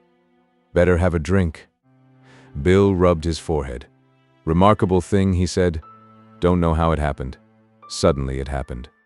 "Last long?" 4 days, Jake. Lasted just 4 days." "Where did you go?" "Don't remember. Wrote you a postcard. Remember that perfectly." "Do anything else?" "Not so sure. Possible." "Go on. Tell me about it." "Can't remember. Tell you anything I could remember." "Go on. Take that drink and remember." "Might remember a little," Bill said. "Remember something about a prize fight. Enormous Vienna prize fight. Had a nigger in it. Remember the nigger perfectly." "Go on." "Wonderful nigger. Looked like tiger flowers, only 4 times as big. All of a sudden everybody started to throw things. Not me. Nigger just knocked local boy down. Nigger put up his glove. Wanted to make a speech. Awful noble-looking nigger. Started to make a speech. Then local white boy hit him. Then he knocked white boy cold. Then everybody commenced to throw chairs. Nigger went home with us in our car. Couldn't get his clothes. Wore my coat. Remember the whole thing now. Big sporting evening." "What happened?" "Loaned the nigger some clothes and went around with him to try and get his money. Claimed nigger owed them money on account of wrecking hall. Wonder who translated. Was it me? Probably it wasn't you." "You're right. Wasn't me at all, was another fellow. Think we called him the local Harvard man. Remember him now.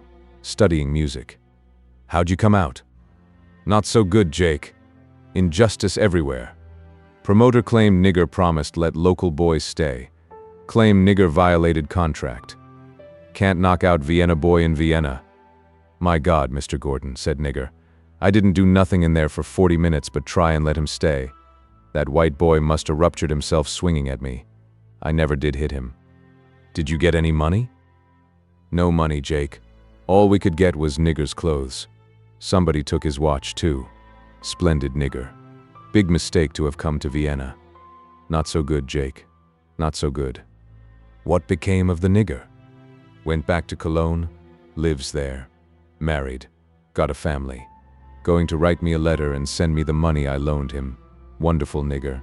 Hope I gave him the right address." "You probably did." "Well, anyway, let's eat," said Bill. "Unless you want me to tell you some more travel stories." "Go on." "Let's eat." We went downstairs and out onto the Boulevard Saint-Michel in the warm June evening. "Where will we go?" "Want to eat on the island?" "Sure." We walked down the boulevard. At the juncture of the Rue d'Enfer Rochereau with the boulevard is a statue of 2 men in flowing robes. I know who they are. Bill eyed the monument. "Gentlemen who invented pharmacy. Don't try and fool me on Paris." We went on. "Here's a taxidermist's," Bill said. "Want to buy anything? Nice stuffed dog?" "Come on," I said. "You're pie-eyed." "Pretty nice stuffed dogs," Bill said. "Certainly brighten up your flat." "Come on." "Just one stuffed dog, I can take him or leave him alone. But listen, Jake. Just one stuffed dog." "Come on." "Mean everything in the world to you after you bought it. Simple exchange of values. You give them money. They give you a stuffed dog. We'll get one on the way back." "All right. Have it your own way. Road to hell paved with unbought stuffed dogs. Not my fault." We went on. "How'd you feel that way about dogs so sudden?" Always felt that way about dogs, always been a great lover of stuffed animals. We stopped and had a drink. Certainly like to drink, Bill said. You ought to try it sometimes, Jake. You're about 144 ahead of me. Ought not to daunt you. Never be daunted. Secret of my success. Never been daunted. Never been daunted in public. Where were you drinking? Stopped at the Krillon. George made me a couple of Jack Roses. George is a great man. Know the secret of his success? Never been daunted. You'll be daunted after about 3 more Pernods. Not in public. If I begin to feel daunted, I'll go off by myself. I'm like a cat that way. When did you see Harvey Stone? At the Krillon. Harvey was just a little daunted. Hadn't eaten for 3 days. Doesn't eat anymore. Just goes off like a cat. Pretty sad. He's all right. Splendid. Wish he wouldn't keep going off like a cat, though. Makes me nervous. What'll we do tonight? Doesn't make any difference. Only let's not get daunted. Suppose they got any hard-boiled eggs here? If they had hard-boiled eggs here, we wouldn't have to go all the way down to the island to eat. Nix, I said. We're going to have a regular meal. Just a suggestion, said Bill. Want to start now? Come on. We started on again down the boulevard. A horse cab passed us. Bill looked at it. See that horse cab? Going to have that horse cab stuffed for you for Christmas? Going to give all my friends stuffed animals. I'm a nature writer. A taxi passed. Someone in it waved, then banged for the driver to stop. The taxi backed up to the curb. In it was Brett. Beautiful lady, said Bill. Going to kidnap us. Hello, Brett said. Hello. This is Bill Gorton, Lady Ashley. Brett smiled at Bill. I say I'm just back. Haven't bathed even. Michael comes in tonight. Good. Come on and eat with us, and we'll all go to meet him. Must clean myself. Oh, rot. Come on. Must bathe. He doesn't get in till 9. Come and have a drink then, before you bathe. Might do that. Now you're not talking rot. We got in the taxi. The driver looked around. Stop at the nearest bistro, I said. We might as well go to the closery, Brett said. I can't drink these rotten brandies. Closery des Lilas. Brett turned to Bill. Have you been in this pestilential city long? Just got in today from Budapest. How was Budapest? Wonderful. Budapest was wonderful. Ask him about Vienna. Vienna, said Bill, is a strange city. Very much like Paris. Brett smiled at him, wrinkling the corners of her eyes. Exactly, Bill said. Very much like Paris at this moment. You have a good start. Sitting out on the terraces of the Lilas, Brett ordered a whiskey and soda. I took one too, and Bill took another Pernod. How are you, Jake? Great, I said. I've had a good time. Brett looked at me. I was a fool to go away, she said. One's an ass to leave Paris. Did you have a good time? Oh, all right, interesting. Not frightfully amusing. See anybody? No, hardly anybody. I never went out. Didn't you swim? No, didn't do a thing. Sounds like Vienna, Bill said. Brett wrinkled up the corners of her eyes at him. So that's the way it was in Vienna. It was like everything in Vienna. Brett smiled at him again. You've a nice friend, Jake. He's all right, I said. He's a taxidermist. That was in another country, Bill said.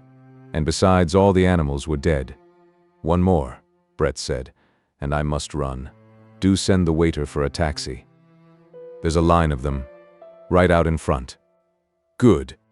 We had the drink and put Brett into her taxi. Mind you're at the Select around 10. Make him come. Michael will be there. We'll be there, Bill said. The taxi started and Brett waved. Quite a girl, Bill said.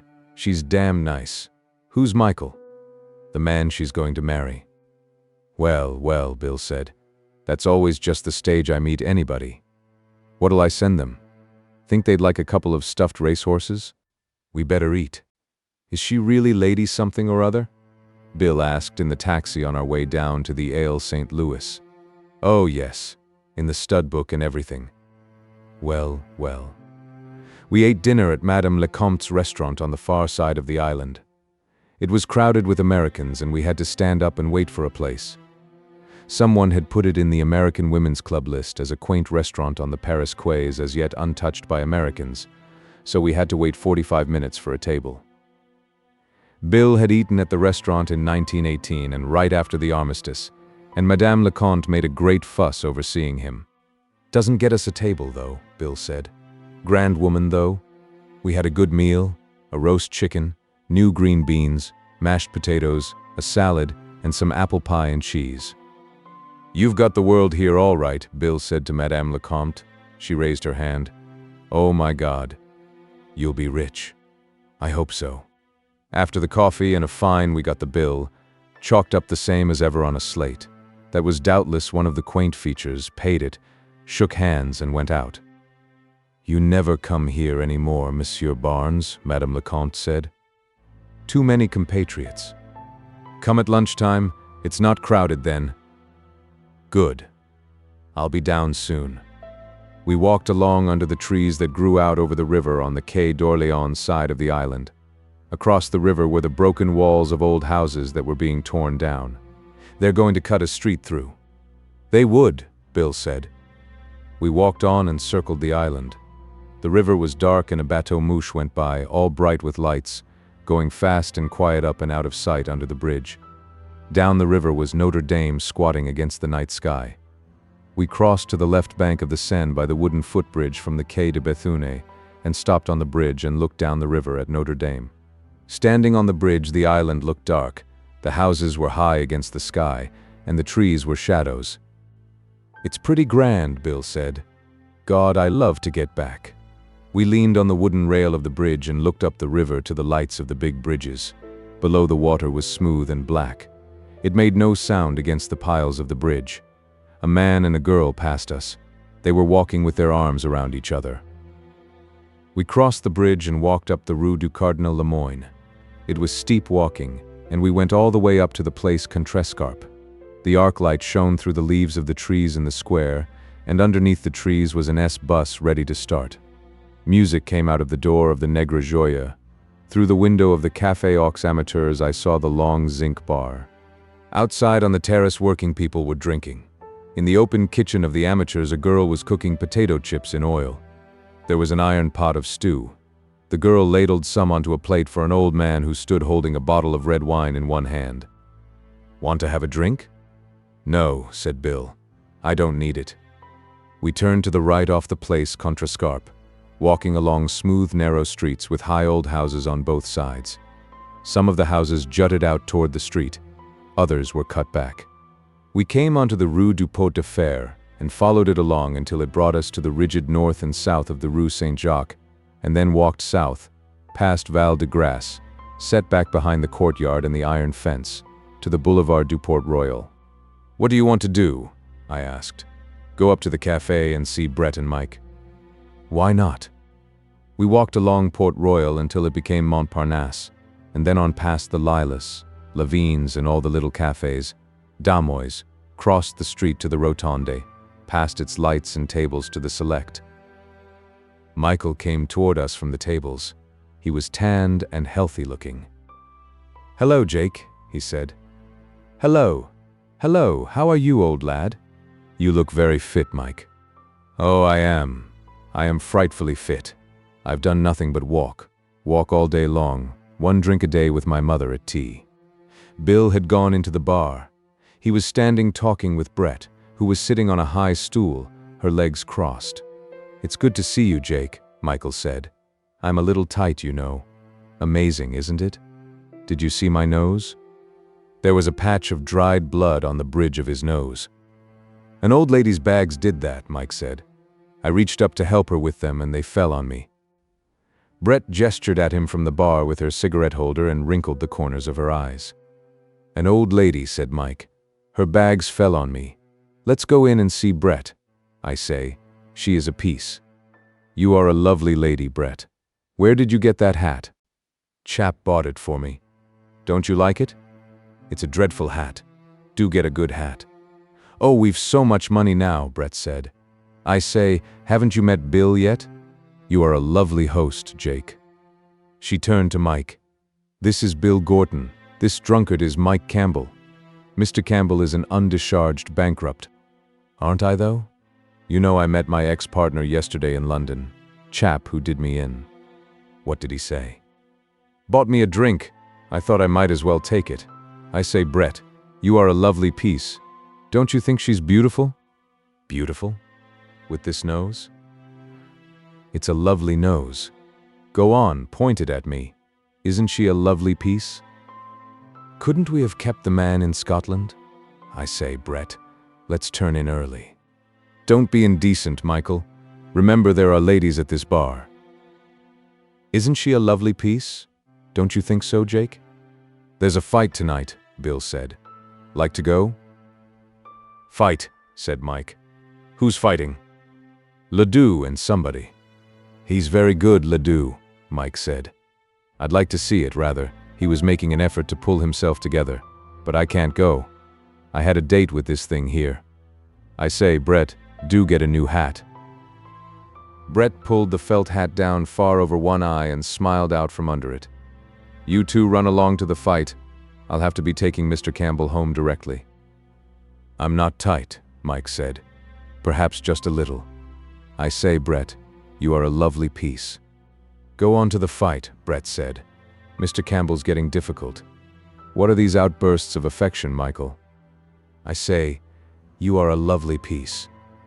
We said goodnight. "I'm sorry I can't go," Mike said. Brett laughed. I looked back from the door. Mike had one hand on the bar and was leaning toward Brett, talking. Brett was looking at him quite coolly, but the corners of her eyes were smiling. Outside on the pavement, I said, "Do you want to go to the fight?" "Sure," said Bill, "if we don't have to walk." Mike was pretty excited about his girlfriend, I said in the taxi. "Well," said Bill, "you can't blame him such a hell of a lot." Chapter 9. The Ledoux Kid Francis fight was the night of the 20th of June. It was a good fight. The morning after the fight, I had a letter from Robert Cohn, written from Henday. He was having a very quiet time, he said, bathing, playing some golf and much bridge. Henday had a splendid beach, but he was anxious to start on the fishing trip. When would I be down? If I would buy him a double-tapered line, he would pay me when I came down. That same morning, I wrote Cohn from the office that Bill and I would leave Paris on the 25th, unless I wired him otherwise, and would meet him at Bayonne, where we could get a bus over the mountains to Pamplona. The same evening, about 7 o'clock, I stopped in at the Select to see Michael and Brett. They were not there, and I went over to the Dingo. They were inside sitting at the bar. "Hello, darling." Brett put out her hand. "Hello, Jake," Mike said. "I understand I was tight last night." "Weren't you, though?" Brett said. "Disgraceful business." "Look," said Mike, "when do you go down to Spain? Would you mind if we came down with you?" "It would be grand." "You wouldn't mind? Really? I've been at Pamplona, you know." "Brett's mad to go." "You're sure we wouldn't just be a bloody nuisance?" "Don't talk like a fool. I'm a little tight, you know. I wouldn't ask you like this if I weren't. You're sure you don't mind?"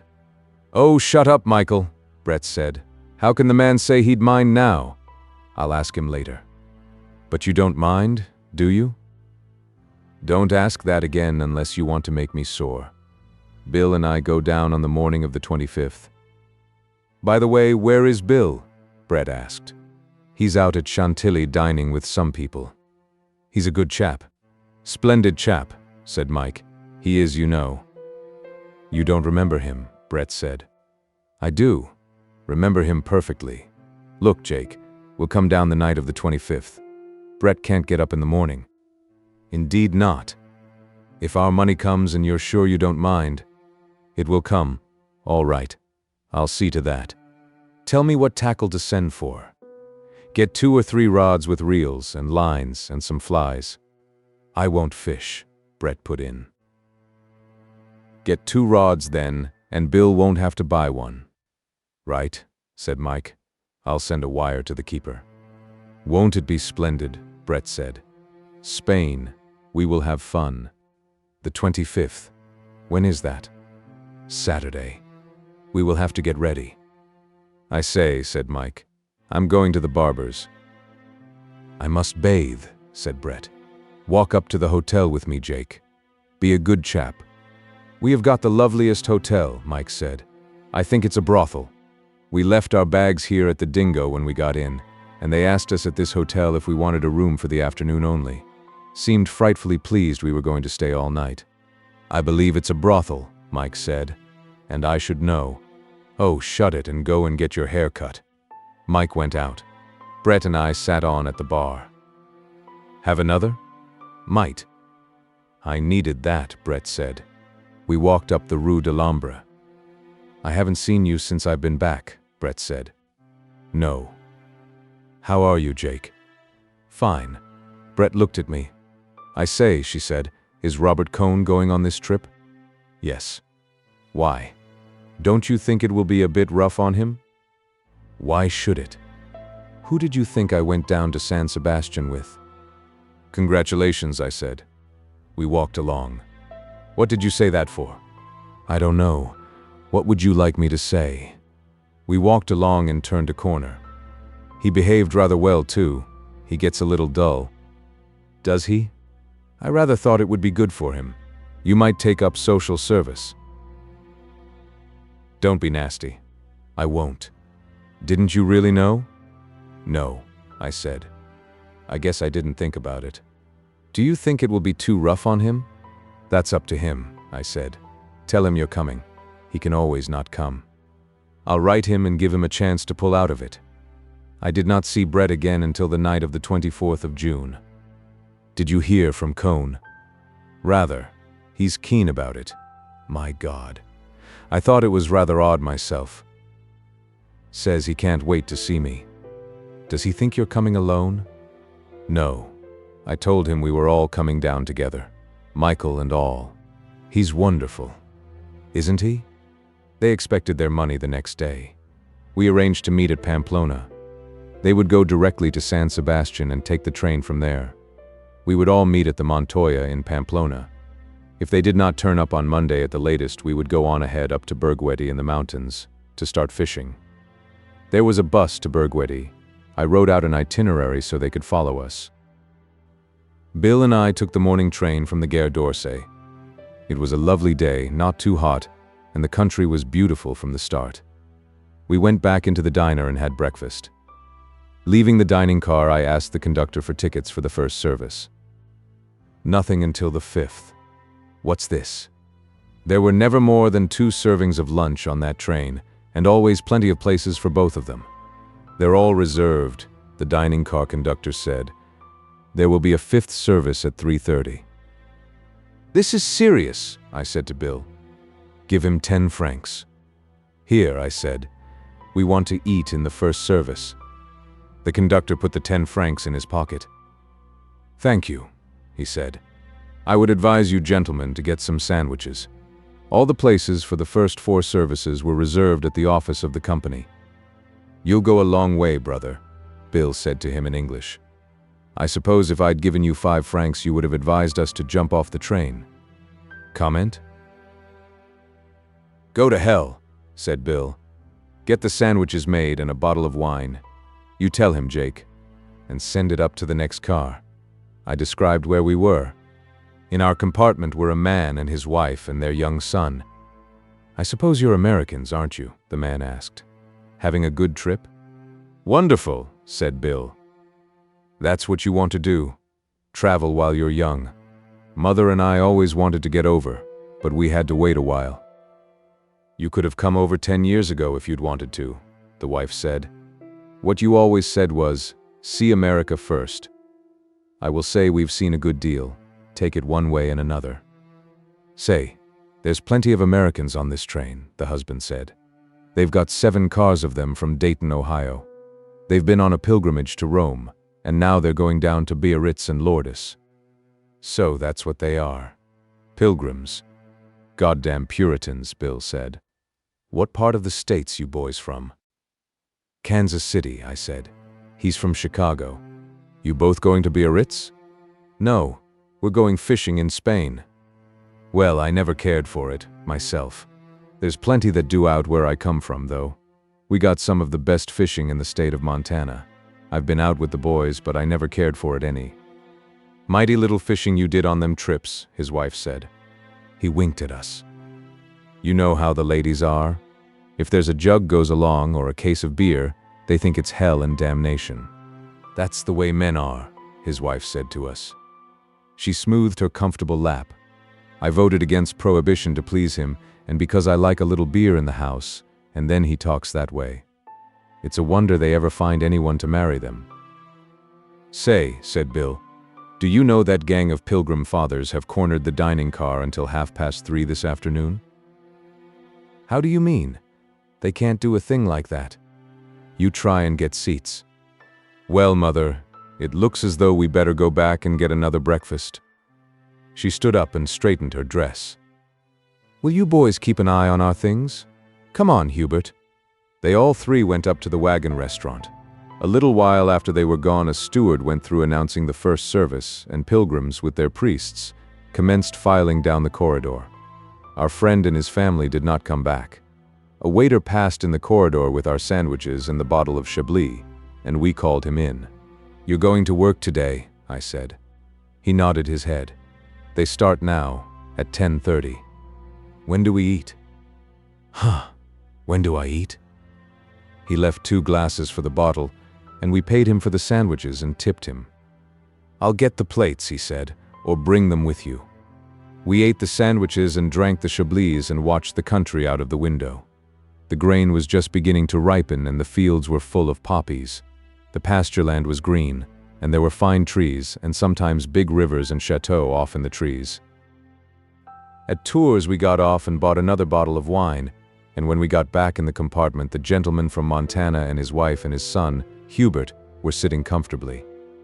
Is there good swimming in Biarritz? Asked Hubert. That boy's just crazy till he can get in the water, his mother said. It's pretty hard on youngsters traveling. There's good swimming, I said, but it's dangerous when it's rough. Did you get a meal? Bill asked. We sure did. We sat right there when they started to come in, and they must have just thought we were in the party. One of the waiters said something to us in French, and then they just sent 3 of them back. They thought we were snappers, all right, the man said. It certainly shows you the power of the Catholic Church. It's a pity you boys ain't Catholics. You could get a meal then, all right. I am, I said. That's what makes me so sore. Finally, at 4:15, we had lunch. Bill had been rather difficult at the last. He buttonholed a priest who was coming back with one of the returning streams of pilgrims. When do us Protestants get a chance to eat, Father? I don't know anything about it. Haven't you got tickets? It's enough to make a man join the clan, Bill said. The priest looked back at him. Inside the dining car, the waiters served the 5th successive table d'hôte meal.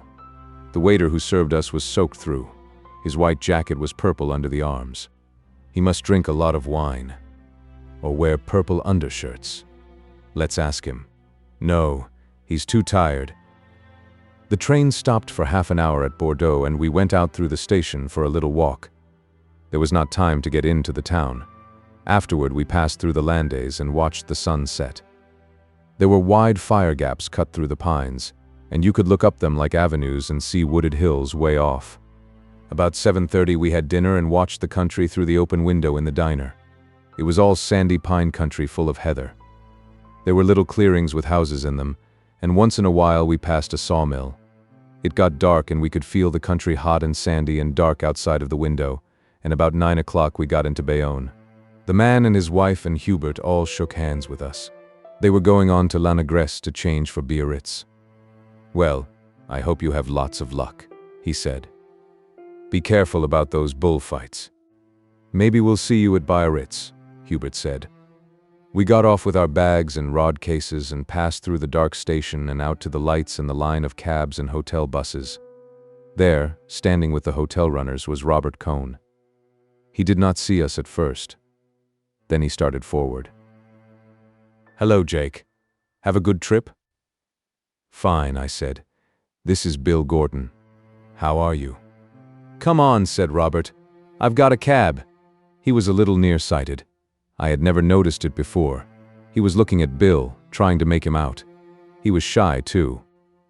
"We'll go up to my hotel. It's all right. It's quite nice." We got into the cab, and the cabman put the bags up on the seat beside him and climbed up and cracked his whip, and we drove over the dark bridge and into the town. "I'm awfully glad to meet you," Robert said to Bill. "I've heard so much about you from Jake, and I've read your books. Did you get my line, Jake?" The cab stopped in front of the hotel, and we all got out and went in. It was a nice hotel, and the people at the desk were very cheerful, and we each had a good small room. Chapter 10. In the morning it was bright, and they were sprinkling the streets of the town, and we all had breakfast in a cafe. Bayonne is a nice town. It is like a very clean Spanish town, and it is on a big river. Already, so early in the morning, it was very hot on the bridge across the river.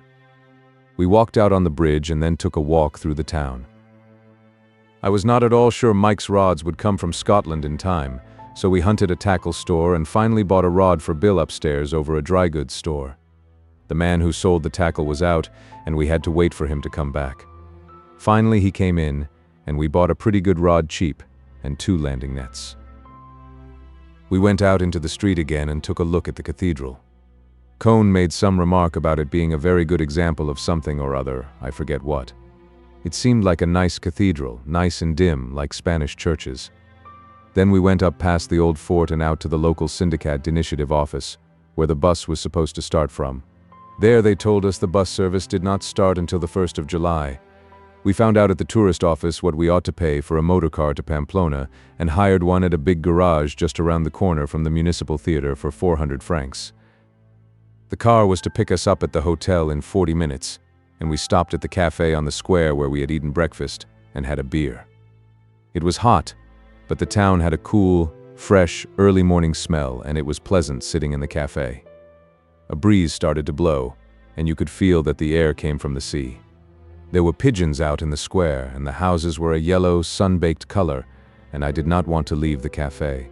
But we had to go to the hotel to get our bags packed and pay the bill.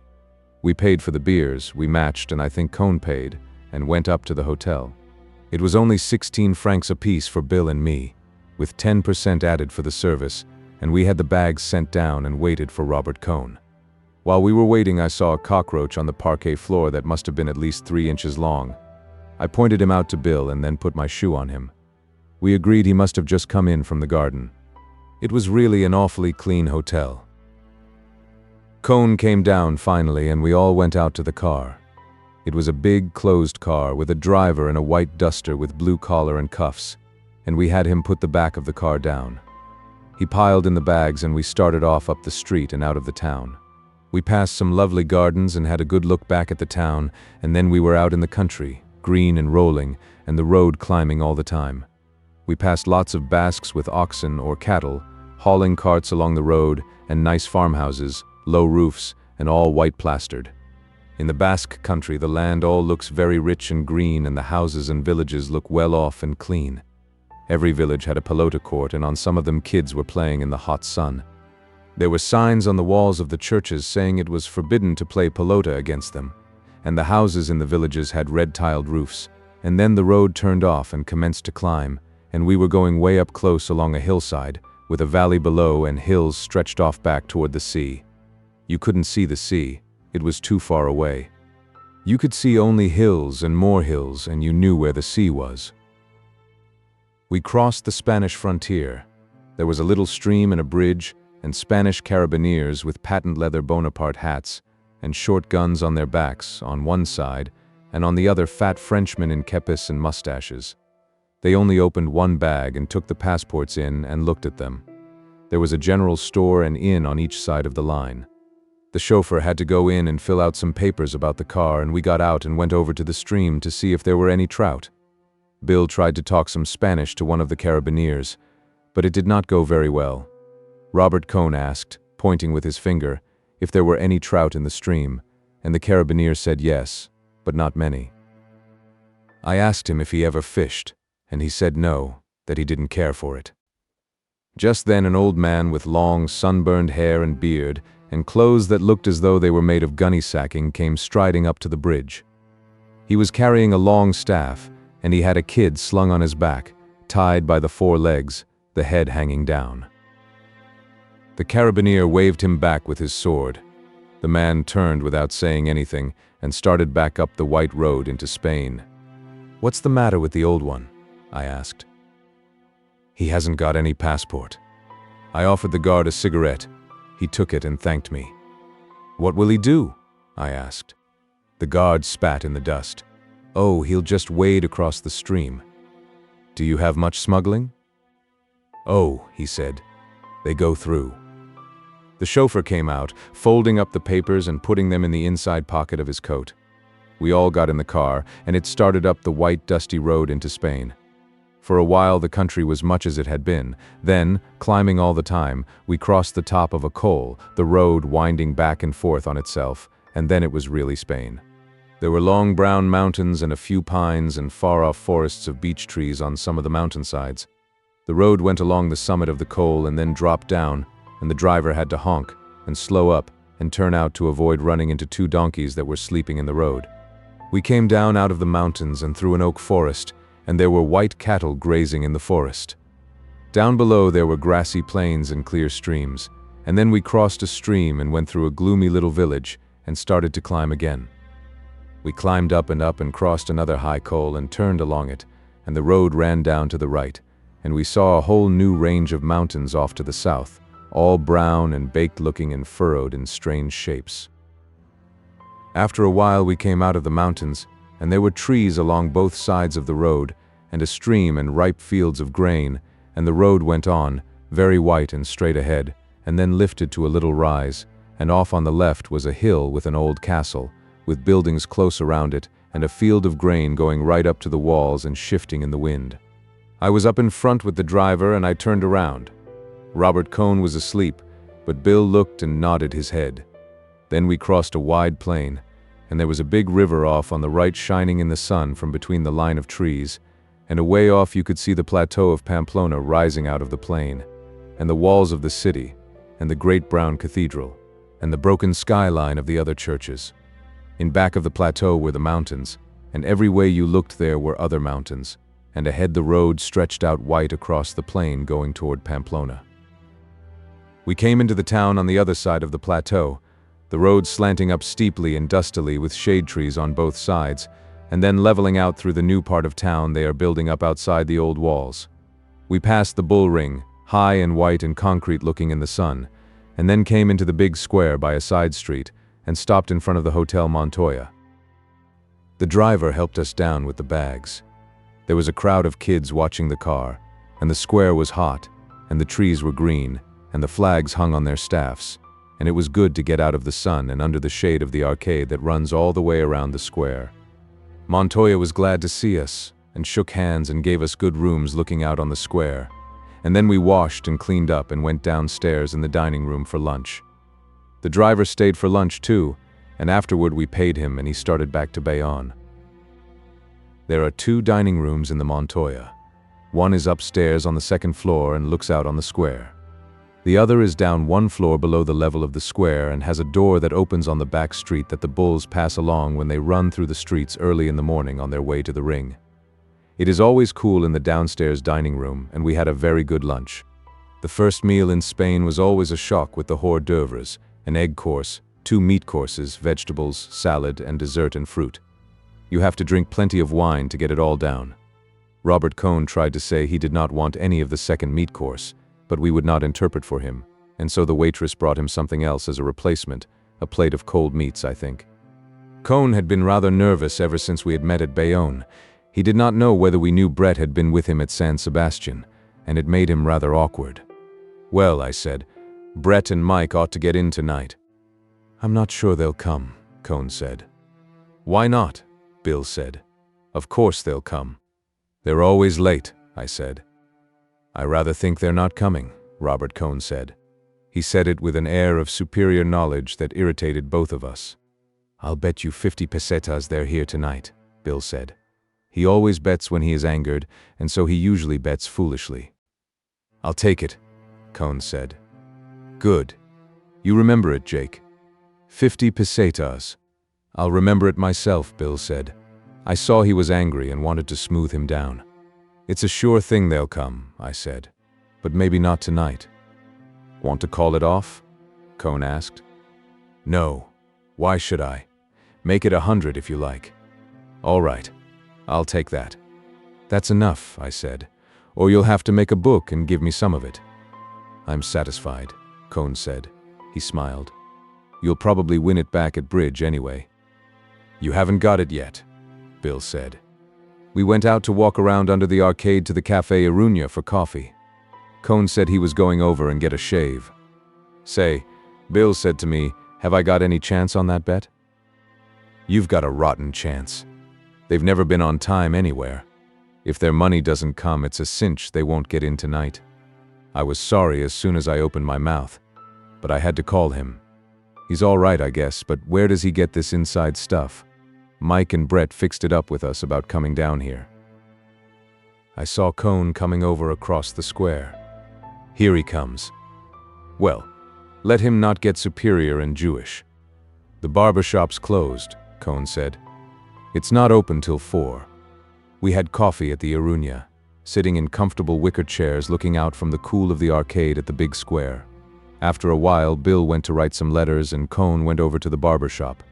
It was still closed, so he decided to go up to the hotel and get a bath, and I sat out in front of the cafe and then went for a walk in the town. It was very hot, but I kept on the shady side of the streets and went through the market and had a good time seeing the town again. I went to the Ayuntamiento and found the old gentleman who subscribes for the bullfight tickets for me every year, and he had gotten the money I sent him from Paris and renewed my subscriptions, so that was all set. He was the archivist, and all the archives of the town were in his office. That has nothing to do with the story. Anyway, his office had a green baize door and a big wooden door, and when I went out I left him sitting among the archives that covered all the walls, and I shut both the doors, and as I went out of the building into the street the porter stopped me to brush off my coat. "You must have been in a motor car," he said. The back of the collar and the upper part of the shoulders were gray with dust. "From Bayonne." Well, he said. "I knew you were in a motor car from the way the dust was, so I gave him 2 copper coins. At the end of the street I saw the cathedral and walked up toward it. The first time I ever saw it I thought the facade was ugly, but I liked it now. I went inside. It was dim and dark and the pillars went high up, and there were people praying, and it smelt of incense, and there were some wonderful big windows.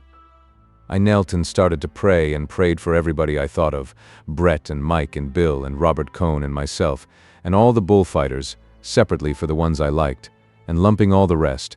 Then I prayed for myself again, and while I was praying for myself I found I was getting sleepy, so I prayed that the bullfights would be good, and that it would be a fine fiesta, and that we would get some fishing. I wondered if there was anything else I might pray for, and I thought I would like to have some money, so I prayed that I would make a lot of money.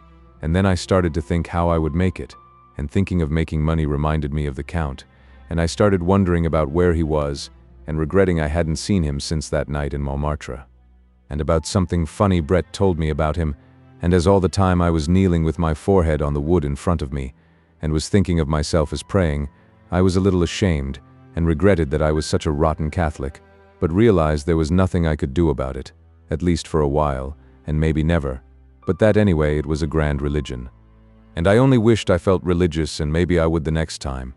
And then I was out in the hot sun on the steps of the cathedral, and the forefingers and the thumb of my right hand were still damp, and I felt them dry in the sun. The sunlight was hot and hard, and I crossed over beside some buildings and walked back along side streets to the hotel. At dinner that night we found that Robert Cohn had taken a bath, had had a shave and a haircut and a shampoo, and something put on his hair afterward to make it stay down. He was nervous, and I did not try to help him any. The train was due in at 9 o'clock from San Sebastian, and if Brett and Mike were coming, they would be on it.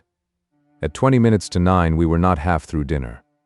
Robert Cohn got up from the table and said he would go to the station. I said I would go with him, just to devil him. Bill said he would be damned if he would leave his dinner. I said we would be right back. We walked to the station. I was enjoying Cohn's nervousness. I hoped Brett would be on the train. At the station the train was late, and we sat on a baggage truck and waited outside in the dark. I have never seen a man in civil life as nervous as Robert Cohn, nor as eager. I was enjoying it. It was lousy to enjoy it, but I felt lousy. Cohn had a wonderful quality of bringing out the worst in anybody. After a while, we heard the train whistle way off below on the other side of the plateau, and then we saw the headlight coming up the hill. We went inside the station and stood with a crowd of people just back of the gates, and the train came in and stopped, and everybody started coming out through the gates. They were not in the crowd. We waited till everybody had gone through and out of the station and gotten into buses or taken cabs, or were walking with their friends or relatives through the dark into the town. I knew they wouldn't come, Robert said. We were going back to the hotel. I thought they might, I said. Bill was eating fruit when we came in and finishing a bottle of wine. Didn't come, eh? No. Do you mind if I give you that 100 pesetas in the morning, Cohn? Bill asked. I haven't changed any money here yet. Oh, forget about it, Robert Cohn said. Let's bet on something else. Can you bet on bullfights? You could, Bill said, but you don't need to. It would be like betting on the war, I said. You don't need any economic interest. I'm very curious to see them, Robert said. Montoya came up to our table. He had a telegram in his hand. It's for you. He handed it to me. It read, Stopped night, San Sebastian. It's from them, I said. I put it in my pocket. Ordinarily, I should have handed it over. They've stopped over in San Sebastian, I said. Send their regards to you. Why I felt that impulse to devil him I do not know. Of course I do know. I was blind, unforgivingly jealous of what had happened to him. The fact that I took it as a matter of course did not alter that any. I certainly did hate him. I do not think I ever really hated him until he had that little spell of superiority at lunch. That and when he went through all that barbering. So I put the telegram in my pocket. The telegram came to me anyway. Well, I said, we ought to pull out on the noon bus for Berguete. They can follow us if they get in tomorrow night. There were only 2 trains up from San Sebastian, an early morning train and the one we had just met. That sounds like a good idea, Cohn said. The sooner we get on the stream, the better. It's all one to me when we start, Bill said. The sooner the better. We sat in the Arunia for a while and had coffee and then took a little walk out to the bull ring and across the field and under the trees at the edge of the cliff and looked down at the river in the dark, and I turned in early. Bill and Cohn stayed out in the cafe quite late, I believe, because I was asleep when they came in. In the morning I bought 3 tickets for the bus to Berguete. It was scheduled to leave at 2 o'clock. There was nothing earlier. I was sitting over at the Arunia reading the papers when I saw Robert Cohn coming across the square. He came up to the table and sat down in one of the wicker chairs. This is a comfortable cafe, he said. Did you have a good night, Jake? I slept like a log. I didn't sleep very well. Bill and I were out late too. Where were you? Here. And after it shut, we went over to that other cafe. The old man there speaks German and English. The Café Suizo. That's it. He seems like a nice old fellow. I think it's a better cafe than this one. It's not so good in the daytime, I said. Too hot. By the way, I got the bus tickets. I'm not going up today. You and Bill go on ahead. I've got your ticket. Give it to me. I'll get the money back. It's 5 pesetas. Robert Cohn took out a silver 5 peseta piece and gave it to me. I ought to stay, he said. You see, I'm afraid there's some sort of misunderstanding. Why? I said.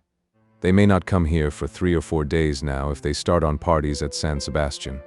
That's just it, said Robert. I'm afraid they expected to meet me at San Sebastian, and that's why they stopped over. What makes you think that? Well, I wrote suggesting it to Brett. Why in hell didn't you stay there and meet them then? I started to say, but I stopped. I thought that idea would come to him by itself, but I do not believe it ever did. He was being confidential now, and it was giving him pleasure to be able to talk with the understanding that I knew there was something between him and Brett. Well, Bill and I will go up right after lunch, I said. I wish I could go. We've been looking forward to this fishing all winter. He was being sentimental about it. But I ought to stay. I really ought. As soon as they come, I'll bring them right up. Let's find Bill. I want to go over to the barber shop. See you at lunch? I found Bill up in his room. He was shaving. Oh yes, he told me all about it last night, Bill said. He's a great little confider. He said he had a date with Brett at San Sebastian. The lying bastard. Oh no, said Bill. Don't get sore at this stage of the trip. How did you ever happen to know this fellow anyway? Don't rub it in. Bill looked around, half-shaved, and then went on talking into the mirror while he lathered his face. Didn't you send him with a letter to me in New York last winter? Thank God I'm a traveling man. Haven't you got some more Jewish friends you could bring along? He rubbed his chin with his thumb, looked at it, and then started scraping again. You've got some fine ones yourself. Oh yes, I've got some darbs, but not alongside of this Robert Cohn. The funny thing is he's nice too. I like him, but he's just so awful. He can be damn nice. I know it. That's the terrible part. I laughed. Yes. Go on and laugh, said Bill. You weren't out with him last night until 2 o'clock. Was he very bad? Awful. What's all this about him and Brett, anyway? Did she ever have anything to do with him? He raised his chin up and pulled it from side to side. Sure. She went down to San Sebastian with him. What a damn fool thing to do. Why did she do that? She wanted to get out of town and she can't go anywhere alone. She said she thought it would be good for him.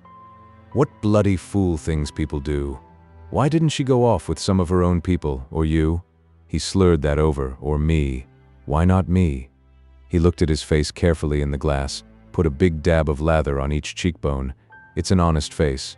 It's a face any woman would be safe with. She'd never seen it. She should have. All women should see it. It's a face that ought to be thrown on every screen in the country. Every woman ought to be given a copy of this face as she leaves the altar. Mothers should tell their daughters about this face. My son, he pointed the razor at me, go west with this face and grow up with the country.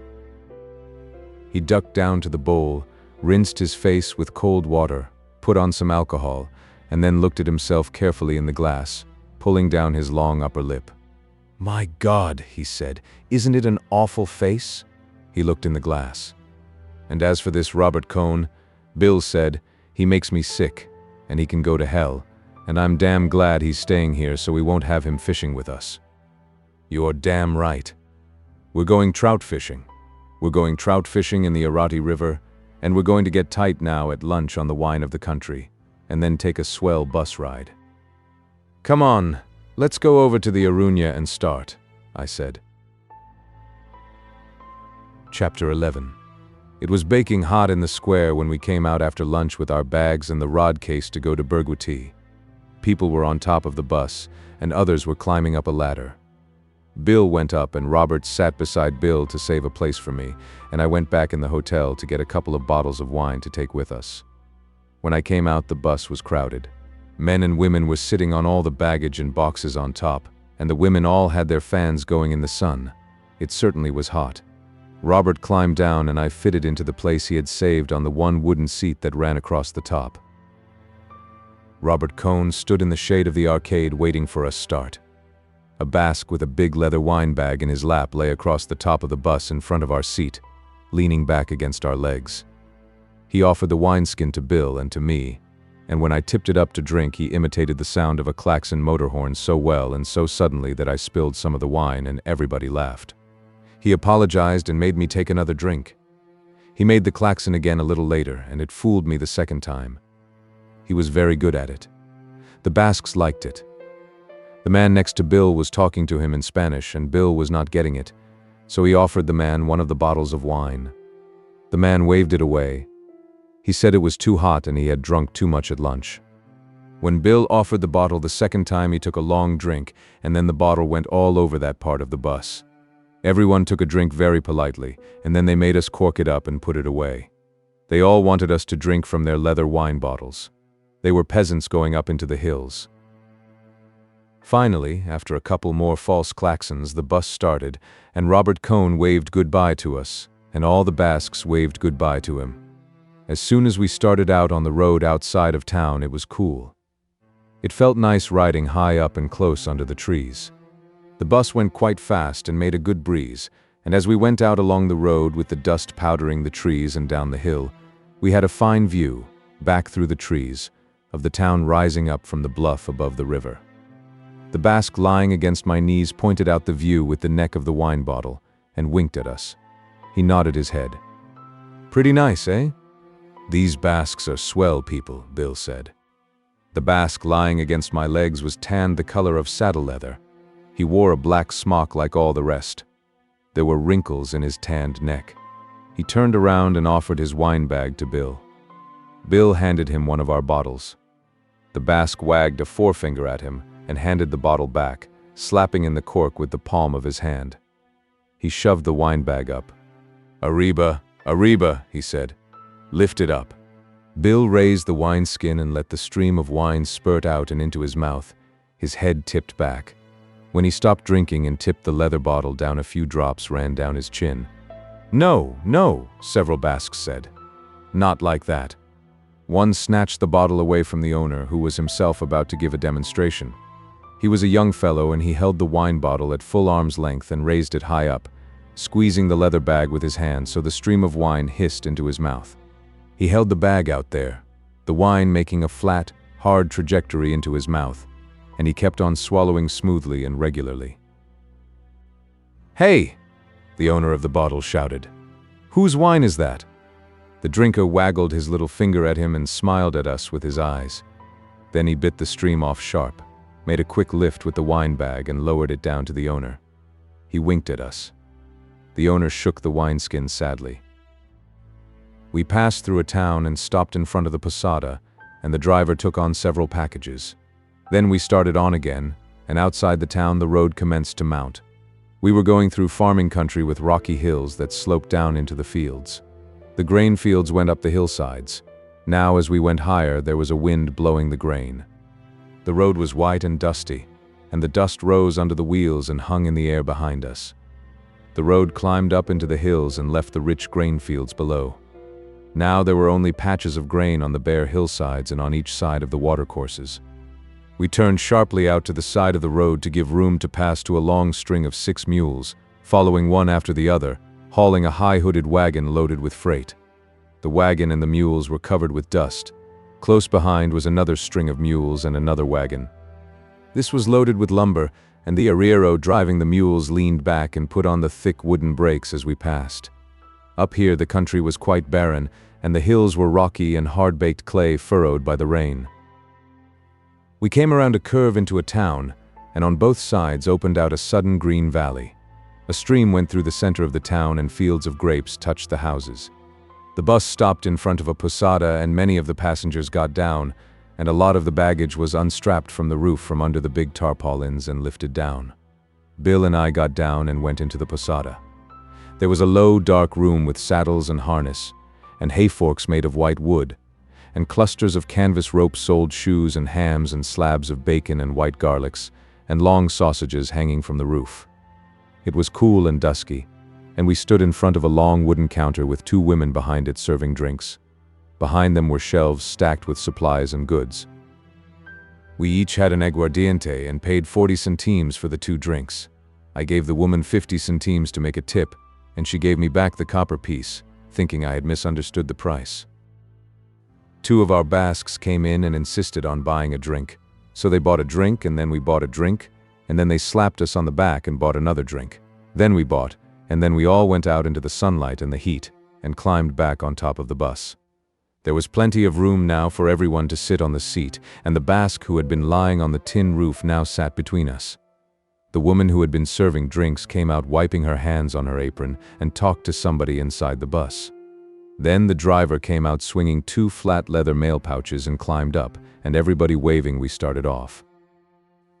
The road left the green valley at once, and we were up in the hills again. Bill and the wine bottle Basque were having a conversation. A man leaned over from the other side of the seat and asked in English, "You're Americans?" "Sure.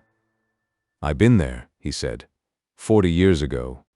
He was an old man as brown as the others, with the stubble of a white beard. "How was it?" "What you say?" "How was America?" "Oh, I was in California. It was fine." Why did you leave? What you say? Why did you come back here? Oh, I come back to get married. I was going to go back, but my wife, she don't like to travel. Where you from? Kansas City. I been there, he said. I been in Chicago, St. Louis, Kansas City, Denver, Los Angeles, Salt Lake City. He named them carefully. How long were you over? 15 years. Then I come back and got married. Have a drink? All right, he said. You can't get this in America, eh? There's plenty if you can pay for it. What you come over here for? We're going to the fiesta at Pamplona. You like the bullfights? Sure. Don't you? Yes, he said. I guess I like them. Then, after a little, where you go now? Up to Bergwete to fish. Well, he said, I hope you catch something.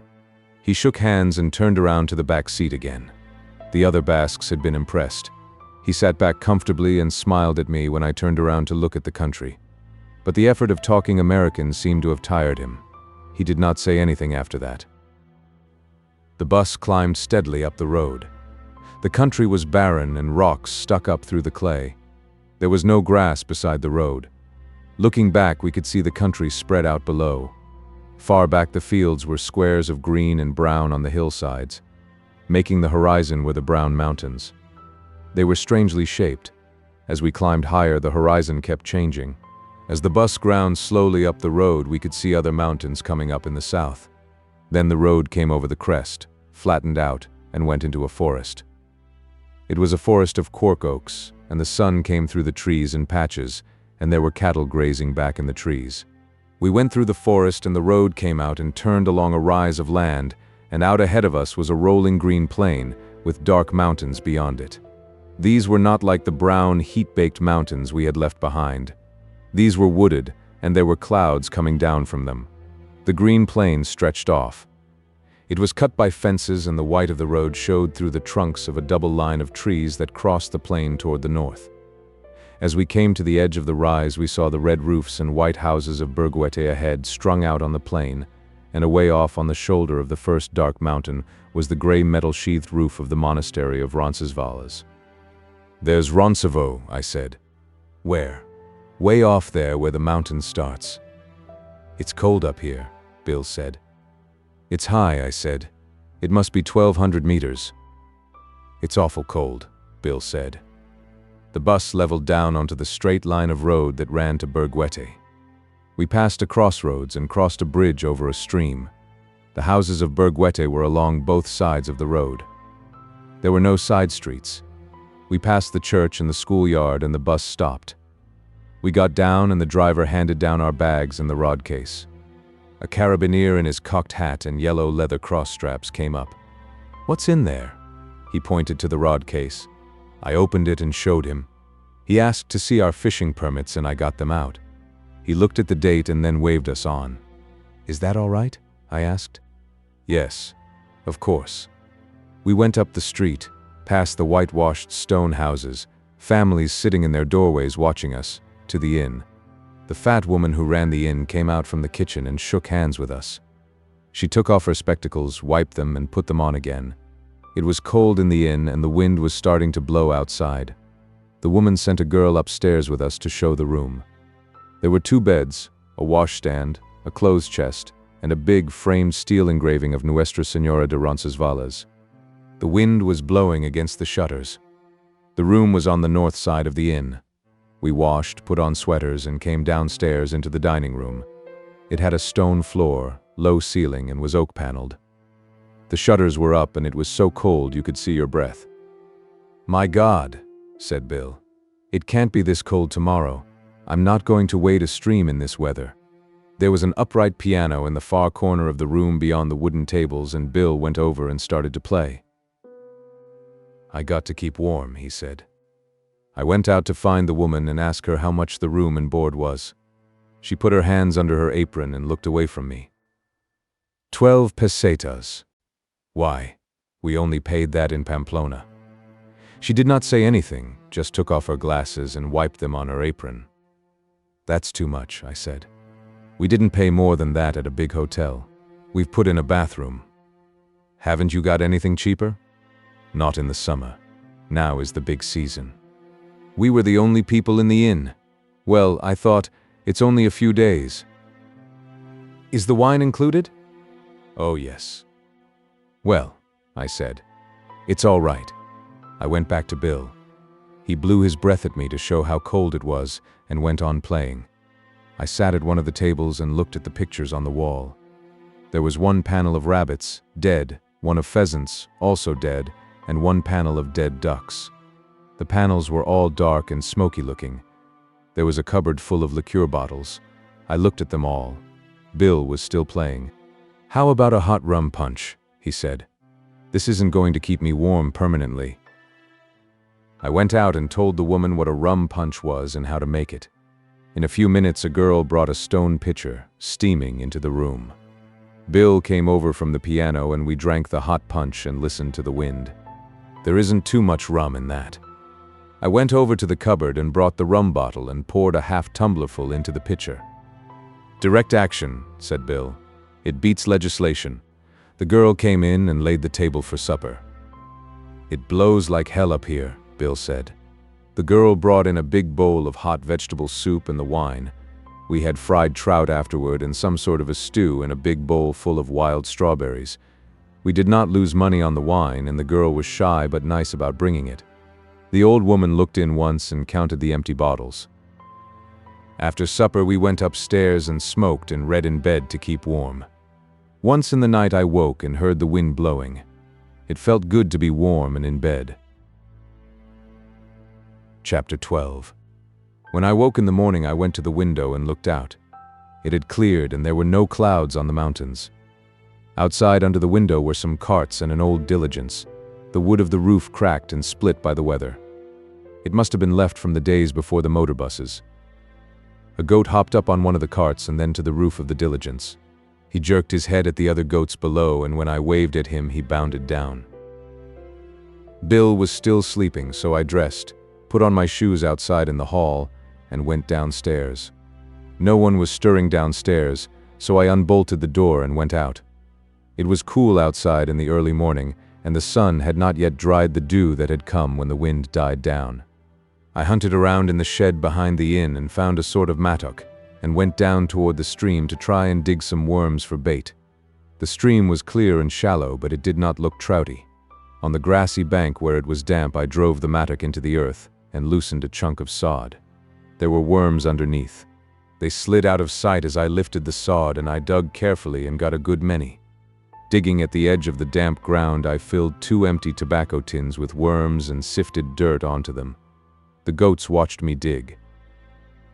When I went back into the inn, the woman was down in the kitchen, and I asked her to get coffee for us, and that we wanted a lunch. Bill was awake and sitting on the edge of the bed. I saw you out of the window, he said. Didn't want to interrupt you. What were you doing? Burying your money?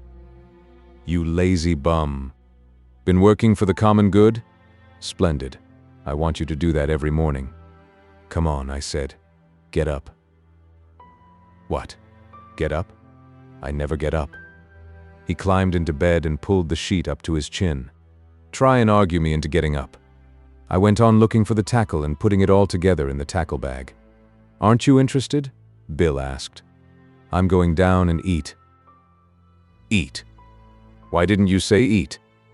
I thought you just wanted me to get up for fun. Eat. Fine. Now you're reasonable. You go out and dig some more worms and I'll be right down. Oh, go to hell. Work for the good of all. Bill stepped into his underclothes. Show irony and pity. I started out of the room with the tackle bag, the nets, and the rod case. Hey! Come back! I put my head in the door. Aren't you going to show a little irony and pity? I thumbed my nose. That's not irony. As I went downstairs, I heard Bill singing, irony and pity. When you're feeling, oh, give them irony and give them pity. Oh, give them irony when they're feeling. Just a little irony, just a little pity. He kept on singing until he came downstairs. The tune was, "The bells are ringing for me and my gal." I was reading a week-old Spanish paper. What's all this irony and pity?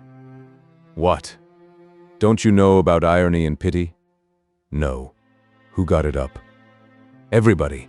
They're mad about it in New York. It's just like the Fratellinis used to be. The girl came in with the coffee and buttered toast.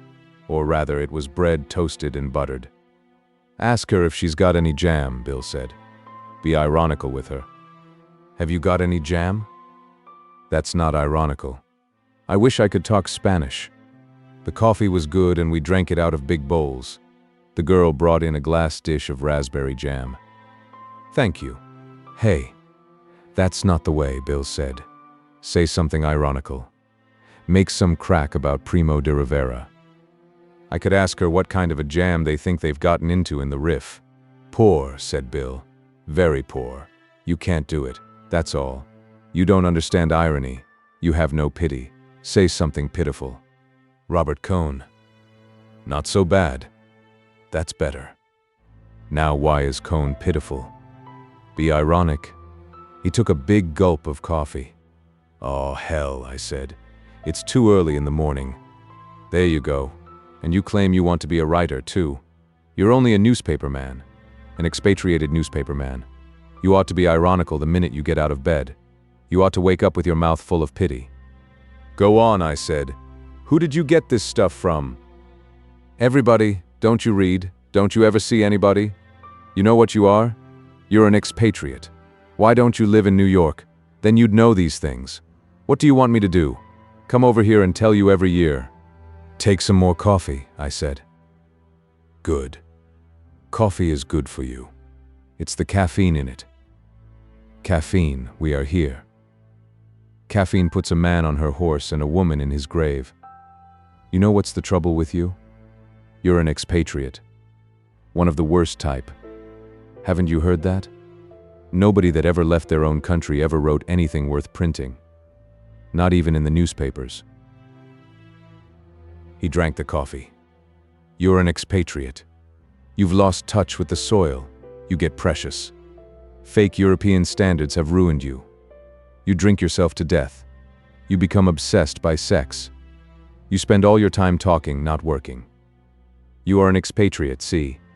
You hang around cafes. It sounds like a swell life, I said. When do I work? You don't work. One group claims women support you. Another group claims you're impotent. No, I said. I just had an accident. Never mention that, Bill said. That's the sort of thing that can't be spoken of. That's what you ought to work up into a mystery. Like Henry's bicycle. He had been going splendidly, but he stopped. I was afraid he thought he had hurt me with that crack about being impotent. I wanted to start him again. It wasn't a bicycle, I said. He was riding horseback. I heard it was a tricycle. Well, I said, a plane is sort of like a tricycle. The joystick works the same way. But you don't pedal it. No, I said, I guess you don't pedal it. Let's lay off that, Bill said. All right. I was just standing up for the tricycle. I think he's a good writer, too, Bill said. And you're a hell of a good guy. Anybody ever tell you you were a good guy? I'm not a good guy. Listen, you're a hell of a good guy, and I'm fonder of you than anybody on earth. I couldn't tell you that in New York. It'd mean I was a faggot. That was what the Civil War was about. Abraham Lincoln was a faggot. He was in love with General Grant. So was Jefferson Davis. Lincoln just freed the slaves on a bet. The Dred Scott case was framed by the Anti-Saloon League. Sex explains it all. The Colonel's lady and Judy O'Grady are lesbians under their skin. He stopped. Want to hear some more? Shoot, I said. I don't know any more. Tell you some more at lunch. Old Bill, I said. You bum. We packed the lunch and 2 bottles of wine in the rucksack, and Bill put it on. I carried the rod case and the landing nets slung over my back. We started up the road and then went across a meadow and found a path that crossed the fields and went toward the woods on the slope of the first hill. We walked across the fields on the sandy path. The fields were rolling and grassy, and the grass was short from the sheep grazing. The cattle were up in the hills. We heard their bells in the woods. The path crossed a stream on a footlog. The log was surfaced off, and there was a sapling bent across for a rail. In the flat pool beside the stream, tadpoles spotted the sand. We went up a steep bank and across the rolling fields. Looking back, we saw Bergewete, white houses and red roofs, and the white road with a truck going along it and the dust rising. Beyond the fields we crossed another faster flowing stream. A sandy road led down to the ford and beyond into the woods. The path crossed the stream on another footlog below the ford and joined the road, and we went into the woods.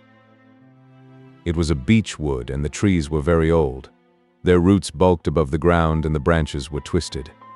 We walked on the road between the thick trunks of the old beeches and the sunlight came through the leaves in light patches on the grass. The trees were big and the foliage was thick, but it was not gloomy. There was no undergrowth, only the smooth grass, very green and fresh, and the big gray trees well spaced as though it were a park. "This is country," Bill said. The road went up a hill and we got into thick woods, and the road kept on climbing. Sometimes it dipped down but rose again steeply. All the time we heard the cattle in the woods. Finally, the road came out on the top of the hills. We were on the top of the height of land that was the highest part of the range of wooded hills we had seen from Bergewete. There were wild strawberries growing on the sunny side of the ridge in a little clearing in the trees. Ahead the road came out of the forest and went along the shoulder of the ridge of hills. The hills ahead were not wooded, and there were great fields of yellow gorse. Way off we saw the steep bluffs, dark with trees and jutting with gray stone, that marked the course of the Arati River. We have to follow this road along the ridge, cross these hills, go through the woods on the far hills, and come down to the Arati Valley, I pointed out to Bill. That's a hell of a hike. It's too far to go and fish and come back the same day, comfortably. Comfortably. That's a nice word. We'll have to go like hell to get there and back and have any fishing at all. It was a long walk and the country was very fine, but we were tired when we came down the steep road that led out of the wooded hills into the valley of the Rio de la Fabrica. The road came out from the shadow of the woods into the hot sun. Ahead was a river valley. Beyond the river was a steep hill. There was a field of buckwheat on the hill. We saw a white house under some trees on the hillside. It was very hot and we stopped under some trees beside a dam that crossed the river. Bill put the pack against one of the trees and we jointed up the rods, put on the reels, tied on leaders, and got ready to fish. "You're sure this thing has trout in it?" Bill asked. "It's full of them." "I'm going to fish a fly. You got any McGinty's?" "There's some in there." "You going to fish bait?" "Yeah, I'm going to fish the dam here." "Well, I'll take the fly book then." He tied on a fly. "Where'd I better go? Up or down?" "Down is the best. There are plenty up above, too." Bill went down the bank. "Take a worm can." "No, I don't want one. If they won't take a fly, I'll just flick it around." Bill was down below watching the stream. "Say," he called up against the noise of the dam, "how about putting the wine in that spring up the road?" "All right," I shouted. Bill waved his hand and started down the stream. I found the 2 wine bottles in the pack and carried them up the road to where the water of a spring flowed out of an iron pipe. There was a board over the spring and I lifted it and, knocking the corks firmly into the bottles, lowered them down into the water. It was so cold my hand and wrist felt numbed.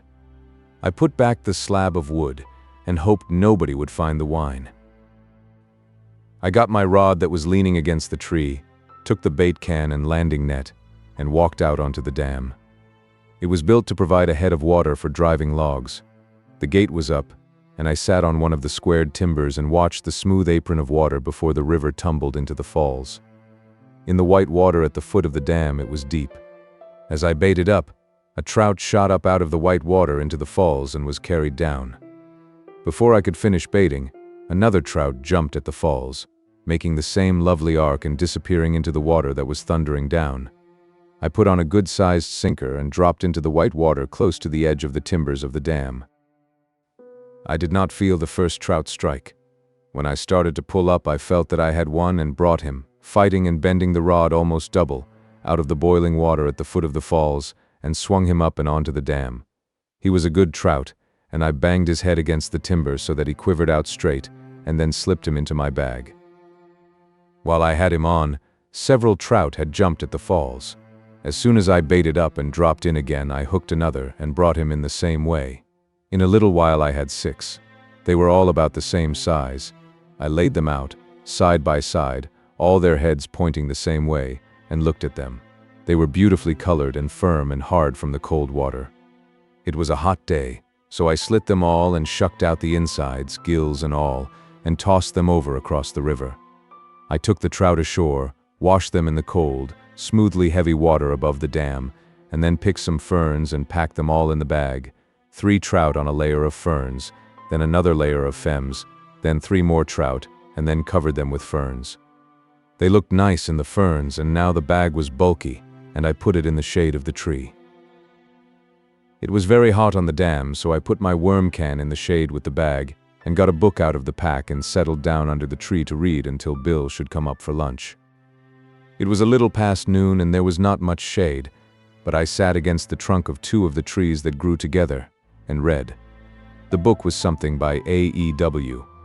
Mason, and I was reading a wonderful story about a man who had been frozen in the Alps and then fallen into a glacier and disappeared, and his bride was going to wait 24 years exactly for his body to come out on the moraine, while her true love waited too, and they were still waiting when Bill came up. "Get any?" he asked. He had his rod and his bag and his net all in one hand, and he was sweating. I hadn't heard him come up, because of the noise from the dam. 6. What did you get? Bill sat down, opened up his bag, laid a big trout on the grass. He took out 3 more, each one a little bigger than the last, and laid them side by side in the shade from the tree. His face was sweaty and happy. "How are yours?" "Smaller." "Let's see them." "They're packed." "How big are they really?" "They're all about the size of your smallest." "You're not holding out on me?" "I wish I were." "Get them all on worms?" "Yes." "You lazy bum." Bill put the trout in the bag and started for the river, swinging the open bag. He was wet from the waist down, and I knew he must have been wading the stream. I walked up the road and got out the 2 bottles of wine. They were cold. Moisture beaded on the bottles as I walked back to the trees. I spread the lunch on a newspaper and uncorked one of the bottles and leaned the other against a tree. Bill came up drying his hands, his bag plump with ferns. "Let's see that bottle," he said. He pulled the cork and tipped up the bottle and drank.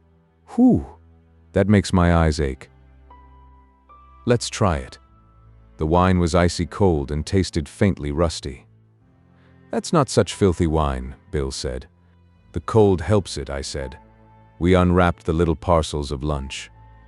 "Chicken. There's hard-boiled eggs. Find any salt?" "First the eggs," said Bill. "Then the chicken. Even Brian could see that. He's dead. I read it in the paper yesterday." "No. Not really?" "Yes.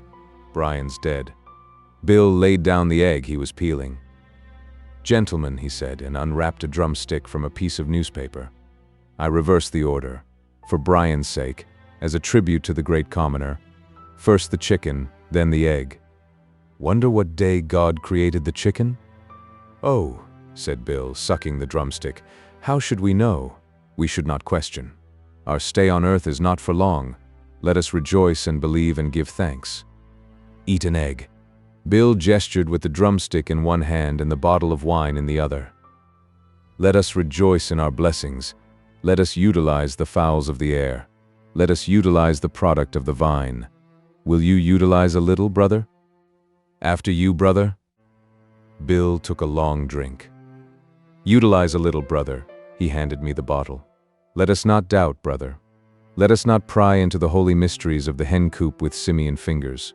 Let us accept on faith and simply say, 'I want you to join with me in saying, what shall we say, brother?'" He pointed the drumstick at me and went on. "Let me tell you. We will say, and I for one am proud to say, and I want you to say with me, on your knees, brother. Let no man be ashamed to kneel here in the great out of doors. Remember the woods were God's first temples.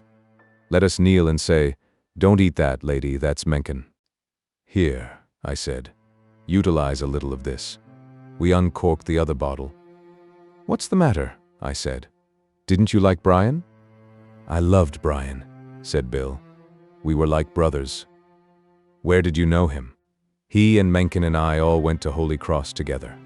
And Frankie Fritsch. It's a lie. Frankie Fritsch went to Fordham. Well, I said, I went to Loyola with Bishop Manning. It's a lie, Bill said. I went to Loyola with Bishop Manning myself. You're cockeyed, I said. On wine? Why not? It's the humidity, Bill said. They ought to take this damn humidity away.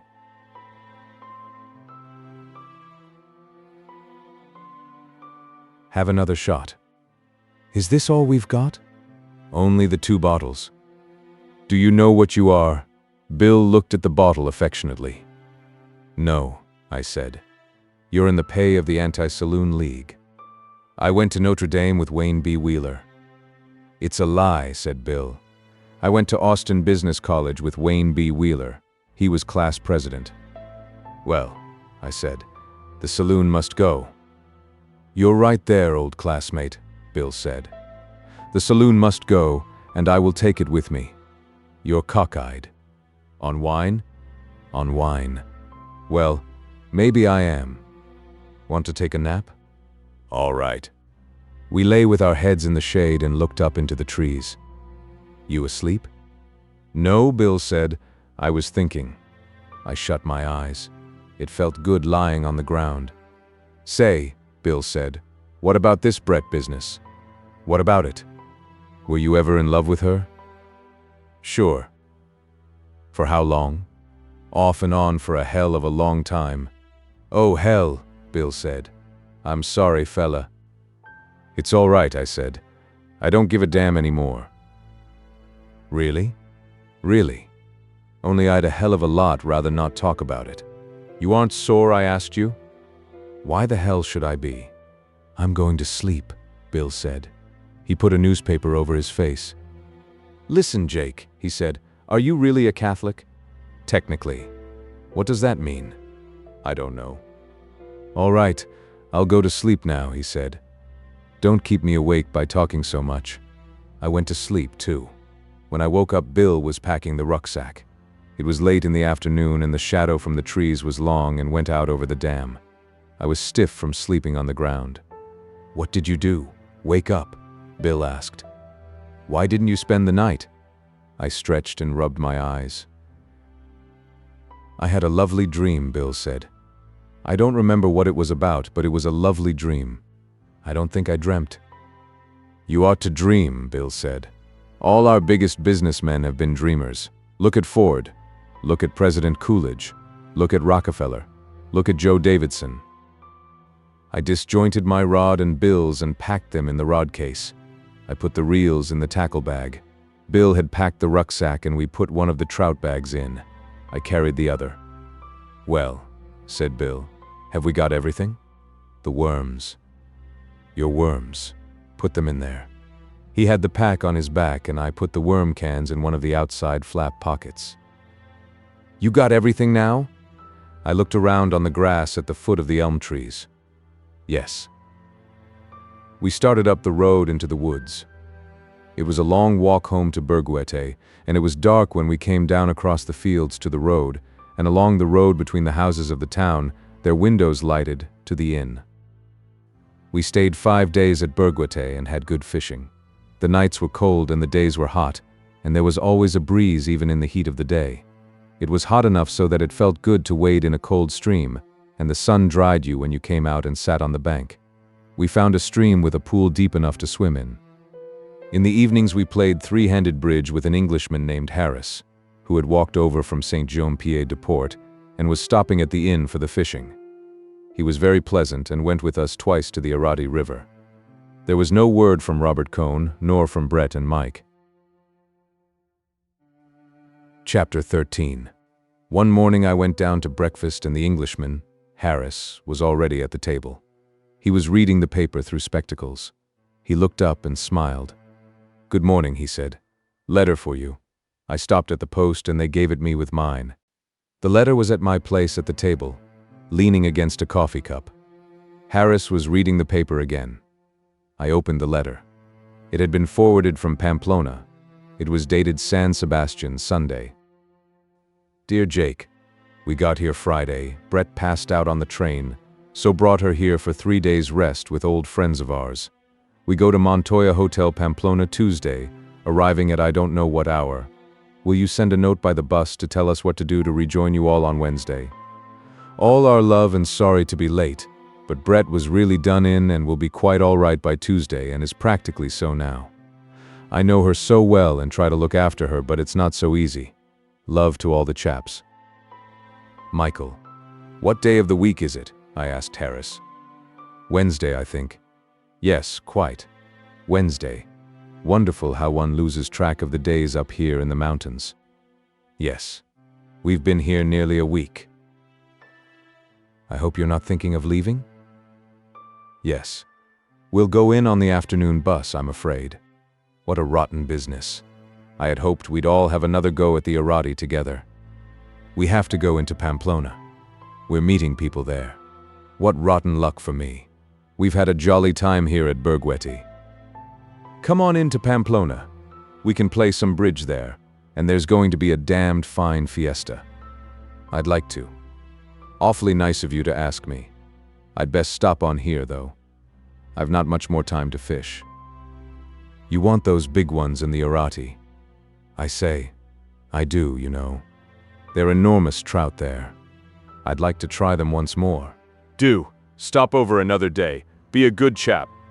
We really have to get into town, I said. What a pity. After breakfast, Bill and I were sitting warming in the sun on a bench out in front of the inn and talking it over.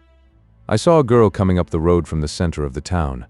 She stopped in front of us and took a telegram out of the leather wallet that hung against her skirt. Por ustedes? I looked at it. The address was Barnes, Bergweti. Yes, it's for us. She brought out a book for me to sign, and I gave her a couple of coppers.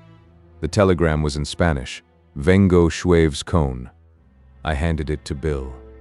What does the word cone mean? He asked. What a lousy telegram, I said.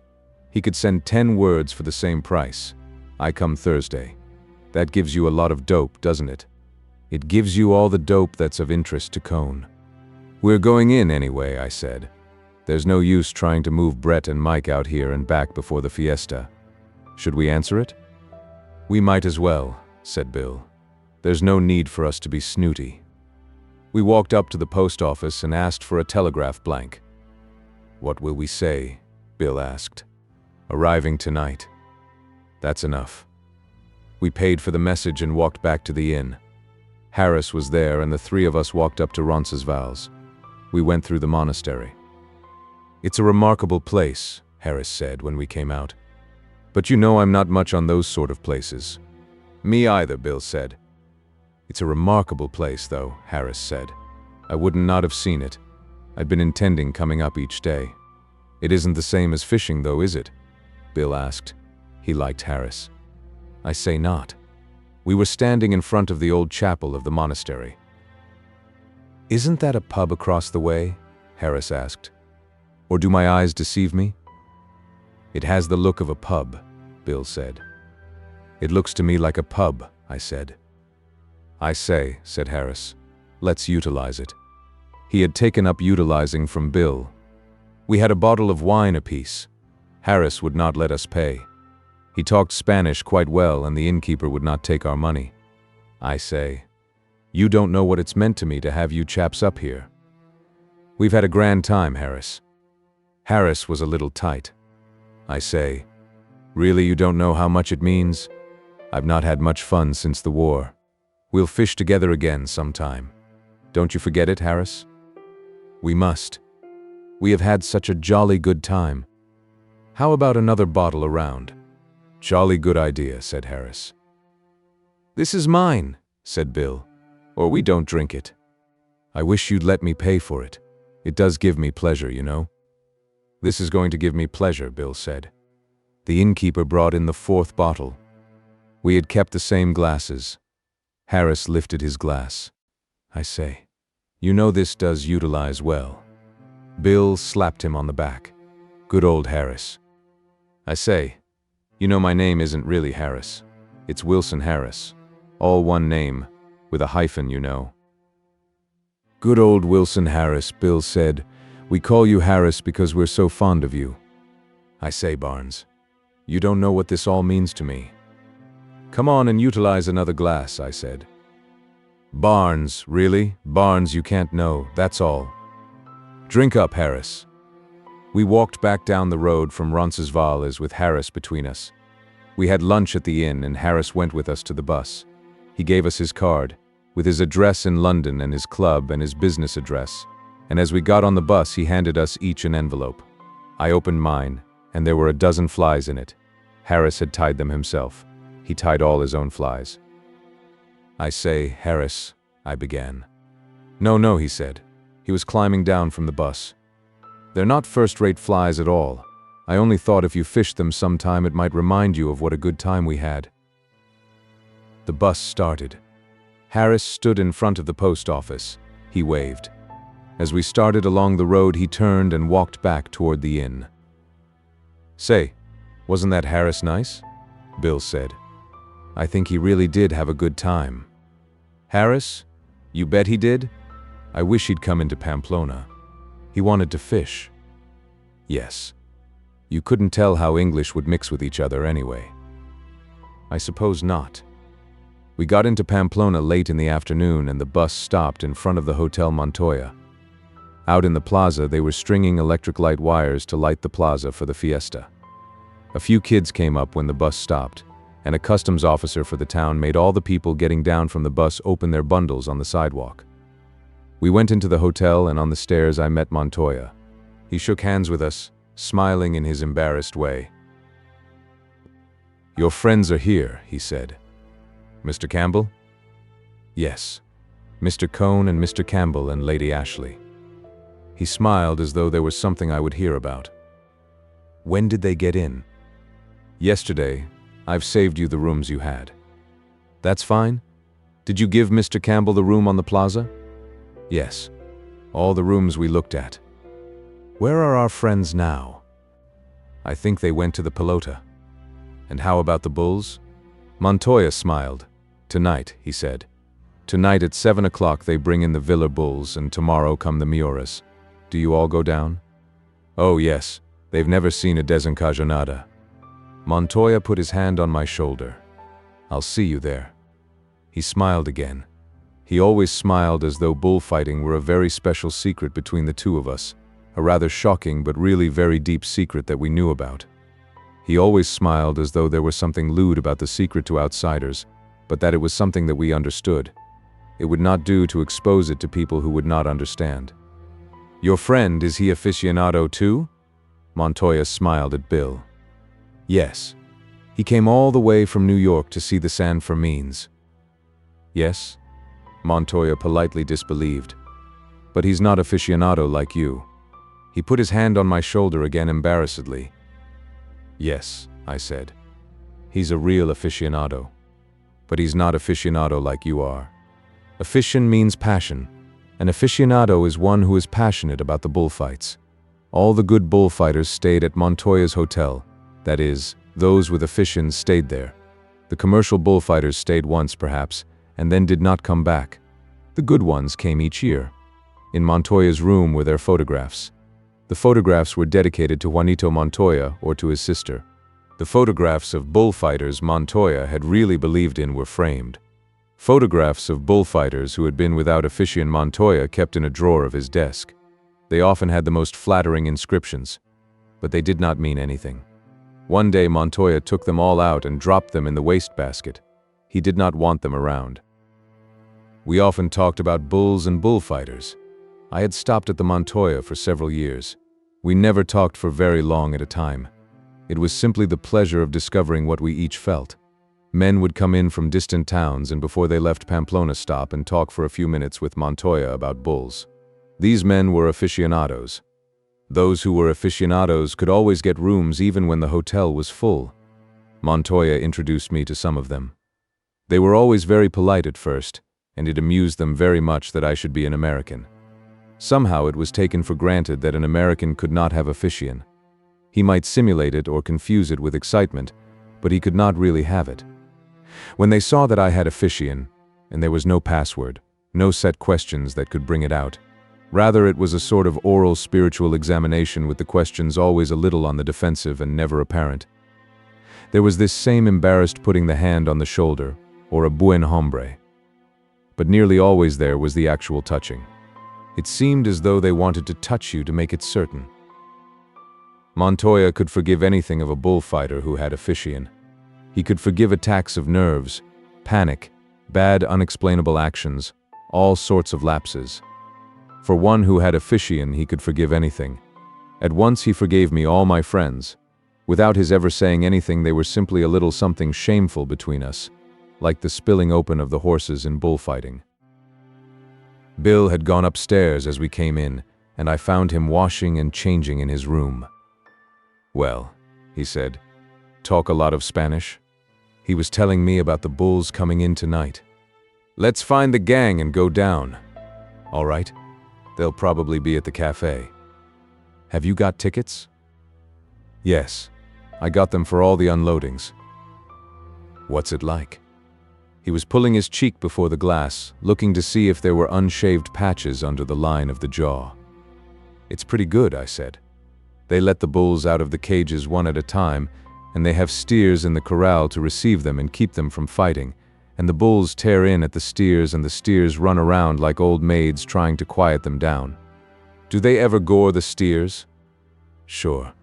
Sometimes they go right after them and kill them." "Can't the steers do anything?" "No. They're trying to make friends." "What do they have them in for?" "To quiet down the bulls and keep them from breaking horns against the stone walls or goring each other." "Must be swell being a steer."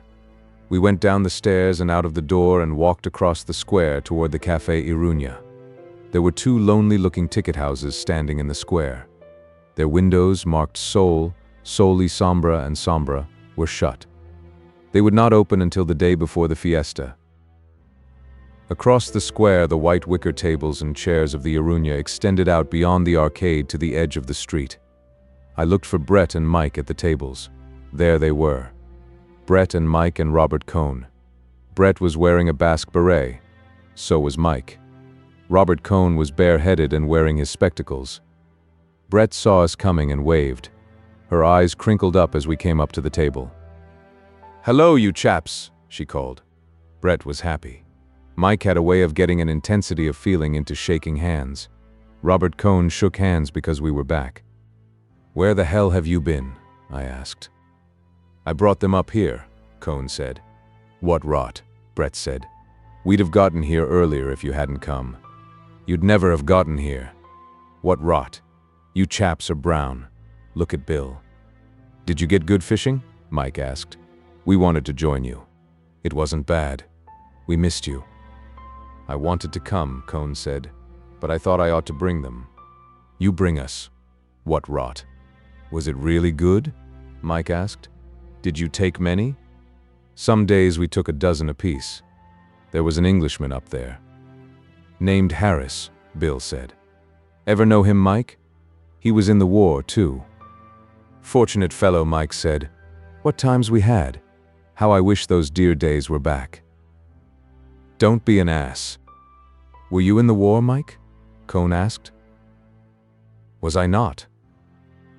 "He was a very distinguished soldier," Brett said.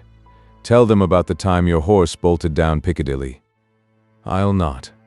I've told that 4 times. "You never told me," Robert Cohn said. "I'll not tell that story. It reflects discredit on me." "Tell them about your medals." "I'll not. That story reflects great discredit on me." "What story's that?" "Brett will tell you. She tells all the stories that reflect discredit on me." "Go on. Tell it, Brett." "Should I?" "I'll tell it myself." "What medals have you got, Mike?" "I haven't got any medals." "You must have some." "I suppose I've the usual medals, but I never sent in for them. One time there was this whopping big dinner and the Prince of Wales was to be there, and the cards said medals will be worn. So naturally I had no medals, and I stopped at my tailor's, and he was impressed by the invitation, and I thought that's a good piece of business, and I said to him, "You've got to fix me up with some medals." He said, "What medals, sir?" And I said, "Oh, any medals." "Just give me a few medals." So he said, "What medals have you, sir?" And I said, "How should I know? Did he think I spent all my time reading the bloody Gazette? Just give me a good lot. Pick them out yourself." So he got me some medals, miniature medals, and handed me the box, and I put it in my pocket and forgot it. Well, I went to the dinner, and it was the night they'd shot Henry Wilson, so the prince didn't come and the king didn't come, and no one wore any medals, and all these coves were busy taking off their medals, and I had mine in my pocket. He stopped for us to laugh. "Is that all?" "That's all. Perhaps I didn't tell it right." "You didn't," said Brett. "But no matter." We were all laughing. "Ah, yes," said Mike. "I know now. It was a damn dull dinner and I couldn't stick it, so I left. Later on in the evening I found the box in my pocket. "What's this?" I said. "Medals? Bloody military medals?" So I cut them all off their backing, they put them on a strip and gave them all around. Gave one to each girl. Form of souvenir. They thought I was hell's own shakes of a soldier. Give away medals in a nightclub. Dashing fellow. "Tell the rest," Brett said. "Don't you think that was funny?" Mike asked. We were all laughing. It was. I swear it was. Any rate, my tailor wrote me and wanted the medals back. Sent a man around. Kept on writing for months. Seems some chap had left them to be cleaned. Frightfully military cove. Set hell's own store by them. Mike paused. "Rotten luck for the tailor," he said. "You don't mean it," Bill said. "I should think it would have been grand for the tailor." "Frightfully good tailor. Never believe it to see me now," Mike said. "I used to pay him £100 a year just to keep him quiet, so he wouldn't send me any bills. Frightful blow to him when I went bankrupt. It was right after the medals. Gave his letters rather a bitter tone." "How did you go bankrupt?" Bill asked. "Two ways," Mike said. "Gradually and then suddenly." "What brought it on?" "Friends," said Mike. "I had a lot of friends. False friends. Then I had creditors too. Probably had more creditors than anybody in England." "Tell them about in the court," Brett said. "I don't remember," Mike said.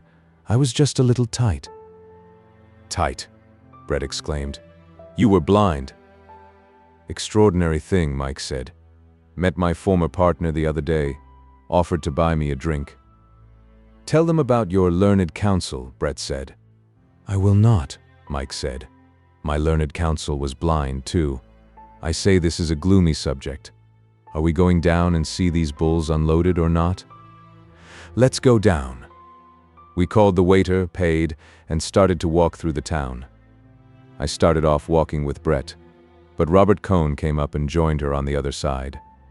The three of us walked along, past the ayuntamiento with the banners hung from the balcony, down past the market, and down past the steep street that led to the bridge across the Arga. There were many people walking to go and see the bulls, and carriages drove down the hill and across the bridge, the drivers, the horses, and the whips rising above the walking people in the street. Across the bridge we turned up a road to the corrals. We passed a wine shop with a sign in the window, "Good wine, 30 centimes a liter." "That's where we'll go when funds get low," Brett said. The woman standing in the door of the wine shop looked at us as we passed. She called to someone in the house and 3 girls came to the window and stared. They were staring at Brett. At the gate of the corrals, 2 men took tickets from the people that went in. We went in through the gate. There were trees inside and a low stone house. At the far end was the stone wall of the corrals, with apertures in the stone that were like loopholes running all along the face of each corral. A ladder led up to the top of the wall, and people were climbing up the ladder and spreading down to stand on the walls that separated the 2 corrals. As we came up the ladder, walking across the grass under the trees, we passed the big, gray painted cages with the bulls in them. There was 1 bull in each traveling box. They had come by train from a bull-breeding ranch in Castile and had been unloaded off flat cars at the station and brought up here to be let out of their cages into the corrals. Each cage was stenciled with the name and the brand of the bull breeder. We climbed up and found a place on the wall looking down into the corral. The stone walls were whitewashed, and there was straw on the ground and wooden feed boxes and water troughs set against the wall. "Look up there," I said. Beyond the river rose the plateau of the town. All along the old walls and ramparts people were standing. The 3 lines of fortifications made 3 black lines of people. Above the walls there were heads in the windows of the houses. At the far end of the plateau, boys had climbed into the trees. "They must think something is going to happen," Brett said. "They want to see the bulls." Mike and Bill were on the other wall across the pit of the corral. They waved to us. People who had come late were standing behind us, pressing against us when other people crowded them. "Why don't they start?" Robert Cohn asked. A single mule was hitched to one of the cages and dragged it up against the gate in the corral wall. The men shoved and lifted it with crowbars into position against the gate. Men were standing on the wall ready to pull up the gate of the corral and then the gate of the cage. At the other end of the corral, a gate opened and 2 steers came in, swaying their heads and trotting, their lean flanks swinging. They stood together at the far end, their heads toward the gate where the bull would enter. "They don't look happy," Brett said. The men on top of the wall leaned back and pulled up the door of the corral. Then they pulled up the door of the cage. I leaned way over the wall and tried to see into the cage. It was dark. Someone rapped on the cage with an iron bar. Inside, something seemed to explode. The bull, striking into the wood from side to side with his horns, made a great noise. Then I saw a dark muzzle and the shadow of horns, and then, with a clattering on the wood in the hollow box, the bull charged and came out into the corral, skidding with his forefeet in the straw as he stopped, his head up, the great hump of muscle on his neck swollen tight, his body muscles quivering as he looked up at the crowd on the stone walls. The 2 steers backed away against the wall, their heads sunken, their eyes watching the bull. The bull saw them and charged.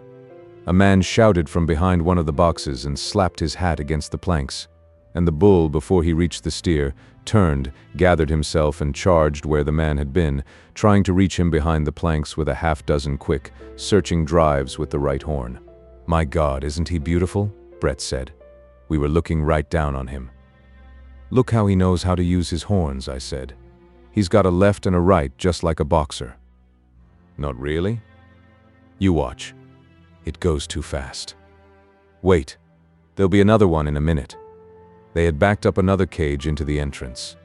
In the far corner, a man from behind one of the plank shelters attracted the bull, and while the bull was facing away, the gate was pulled up, and a second bull came out into the corral. He charged straight for the steers, and 2 men ran out from behind the planks and shouted to turn him.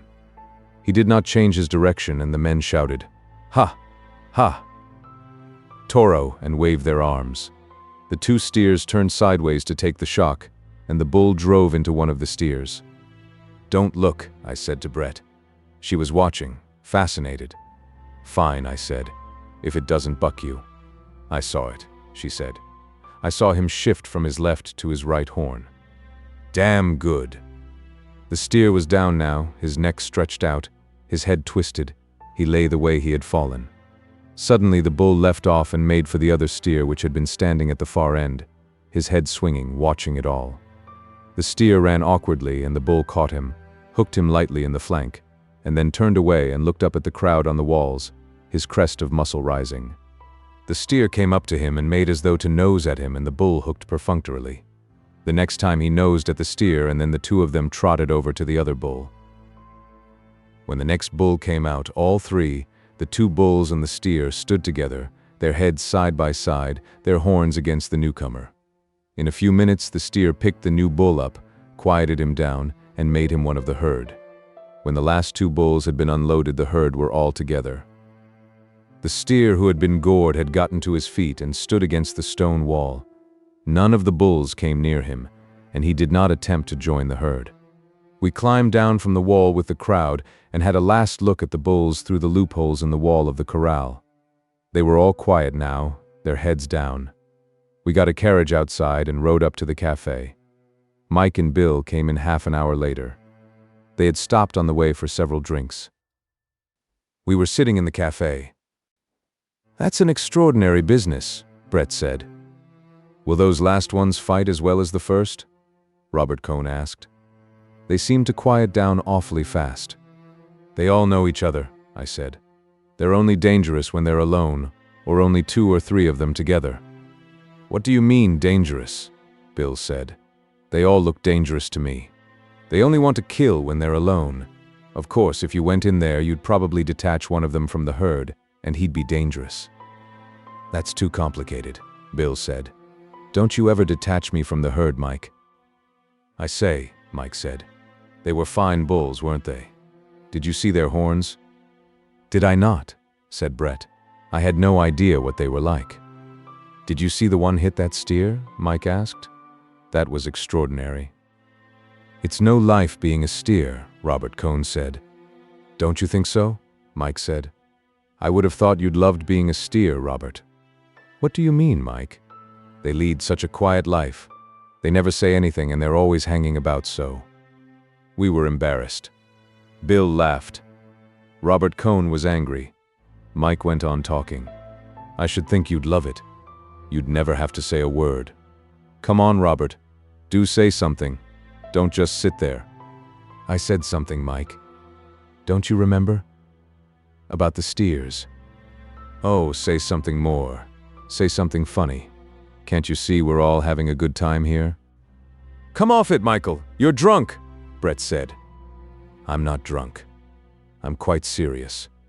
Is Robert Cohn going to follow Brett around like a steer all the time? Shut up, Michael. Try and show a little breeding. Breeding be damned. Who has any breeding anyway, except the bulls? Aren't the bulls lovely? Don't you like them, Bill? Why don't you say something, Robert? Don't sit there looking like a bloody funeral. What if Brett did sleep with you? She slept with lots of better people than you. Shut up, Cohn said. He stood up. Shut up, Mike. Oh, don't stand up and act as though you were going to hit me. That won't make any difference to me. Tell me, Robert, why do you follow Brett around like a poor bloody steer? Don't you know you're not wanted? I know when I'm not wanted. Why don't you know when you're not wanted? You came down to San Sebastian where you weren't wanted, and followed Brett around like a bloody steer. Do you think that's right? Shut up. You're drunk.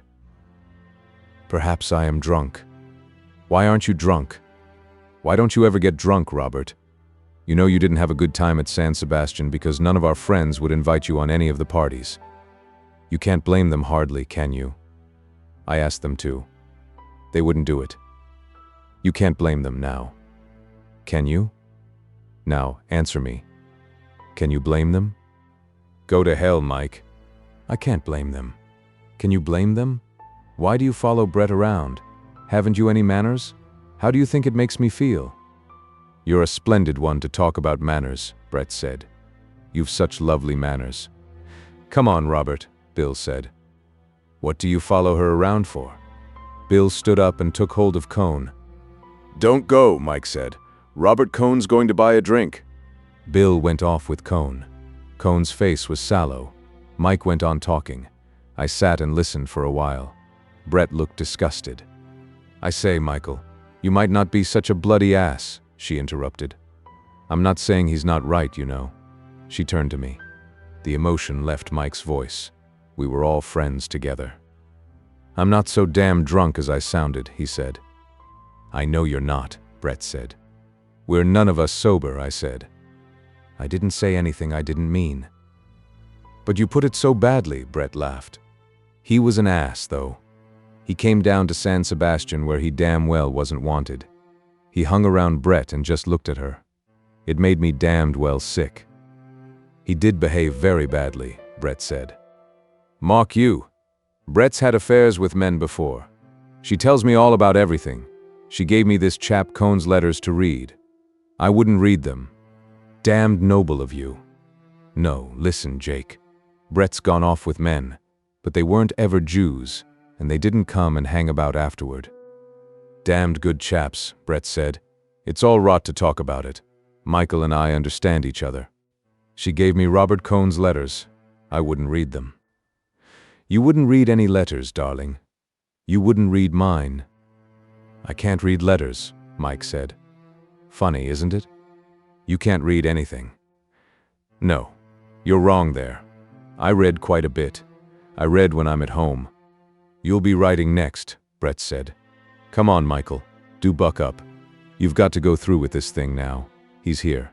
Don't spoil the fiesta. Well, let him behave then. He'll behave. I'll tell him.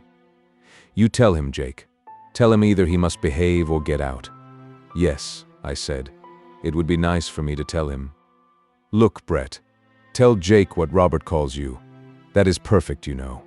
Oh, no, I can't. Go on. We're all friends. Aren't we all friends, Jake? I can't tell him. It's too ridiculous. I'll tell him. You won't, Michael. Don't be an ass. He calls her Circe, Mike said. He claims she turns men into swine. Damn good. I wish I were one of these literary chaps. He'd be good, you know, Brett said. He writes a good letter. I know, I said. He wrote me from San Sebastian. That was nothing, Brett said. He can write a damned amusing letter. She made me write that. She was supposed to be ill. I damned well was too. Come on, I said. We must go in and eat. How should I meet Cone? Mike said. Just act as though nothing had happened. It's quite all right with me, Mike said. I'm not embarrassed. If he says anything, just say you were tight. Quite. And the funny thing is, I think I was tight. Come on, Brett said. Are these poisonous things paid for? I must bathe before dinner. We walked across the square. It was dark, and all around the square were the lights from the cafes under the arcades. We walked across the gravel under the trees to the hotel. They went upstairs, and I stopped to speak with Montoya. Well, how did you like the bulls? He asked. Good. They were nice bulls. They're all right, Montoya shook his head. But they're not too good. What didn't you like about them? I don't know. They just didn't give me the feeling that they were so good. I know what you mean. They're all right. Yes, they're all right. How did your friends like them? Fine. Good, Montoya said. I went upstairs. Bill was in his room standing on the balcony looking out at the square. I stood beside him. Where's Cone? Upstairs in his room. How does he feel? Like hell, naturally. Mike was awful. He's terrible when he's tight. He wasn't so tight. The hell he wasn't. I know what we had before we came to the cafe. He sobered up afterward. Good. He was terrible. I don't like Cone, God knows, and I think it was a silly trick for him to go down to San Sebastian, but nobody has any business to talk like Mike. How'd you like the bulls? Grand. It's grand the way they bring them out. Tomorrow come the Muras. When does the fiesta start? Day after tomorrow. We've got to keep Mike from getting so tight. That kind of stuff is terrible. We'd better get cleaned up for supper. Yes, that will be a pleasant meal. Won't it? As a matter of fact, supper was a pleasant meal. Brett wore a black, sleeveless evening dress. She looked quite beautiful. Mike acted as though nothing had happened. I had to go up and bring Robert Cone down. He was reserved and formal, and his face was still taut and sallow, but he cheered up finally. He could not stop looking at Brett. It seemed to make him happy. It must have been pleasant for him to see her looking so lovely, and know he had been away with her and that everyone knew it. They could not take that away from him. Bill was very funny. So was Michael. They were good together. It was like certain dinners I remember from the war. There was much wine, an ignored tension, and a feeling of things coming that you could not prevent happening. Under the wine I lost the disgusted feeling and was happy. It seemed they were all such nice people. Chapter 14. I do not know what time I got to bed. I remember undressing, putting on a bathrobe, and standing out on the balcony. I knew I was quite drunk, and when I came in I put on the light over the head of the bed and started to read. I was reading a book by Turgenev. Probably I read the same 2 pages over several times. It was one of the stories in a sportsman's sketches. I had read it before, but it seemed quite new. The country became very clear, and the feeling of pressure in my head seemed to loosen. I was very drunk, and I did not want to shut my eyes because the room would go round and round. If I kept on reading, that feeling would pass. I heard Brett and Robert Cone come up the stairs. Cohn said goodnight outside the door and went on up to his room. I heard Brett go into the room next door. Mike was already in bed. He had come in with me an hour before. He woke as she came in and they talked together. I heard them laugh. I turned off the light and tried to go to sleep. It was not necessary to read anymore. I could shut my eyes without getting the wheeling sensation, but I could not sleep. There is no reason why, because it is dark, you should look at things differently from when it is light. The hell there isn't. I figured that all out once, and for 6 months I never slept with the electric light off. That was another bright idea. To hell with women anyway. To hell with you, Brett Ashley. Women made such swell friends. Awfully swell. In the first place, you had to be in love with a woman to have a basis of friendship. I had been having Brett for a friend. I had not been thinking about her side of it. I had been getting something for nothing. That only delayed the presentation of the bill. The bill always came. That was one of the swell things you could count on. I thought I had paid for everything. Not like the woman pays and pays and pays, no idea of retribution or punishment. Just exchange of values. You gave up something and got something else. Or you worked for something. You paid some way for everything that was any good. I paid my way into enough things that I liked, so that I had a good time. Either you paid by learning about them, or by experience, or by taking chances, or by money. Enjoying living was learning to get your money's worth and knowing when you had it. You could get your money's worth. The world was a good place to buy in. It seemed like a fine philosophy. In 5 years, I thought, it will seem just as silly as all the other fine philosophies I've had. Perhaps that wasn't true, though. Perhaps as you went along you did learn something. I did not care what it was all about.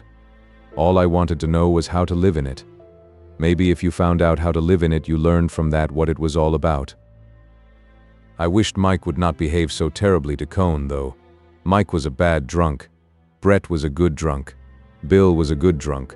Cohn was never drunk. Mike was unpleasant after he passed a certain point. I liked to see him hurt Cohn. I wished he would not do it, though, because afterward it made me disgusted at myself. That was morality, things that made you disgusted afterward. No, that must be immorality. That was a large statement. What a lot of bilge I could think up at night. What rot, I could hear Brett say it. What rot. When you were with English, you got into the habit of using English expressions in your thinking.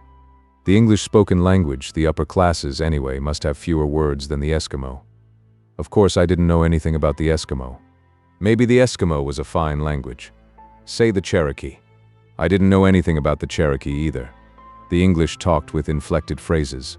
One phrase to mean everything. I liked them, though. I liked the way they talked. Take Harris. Still, Harris was not the upper classes. I turned on the light again and read.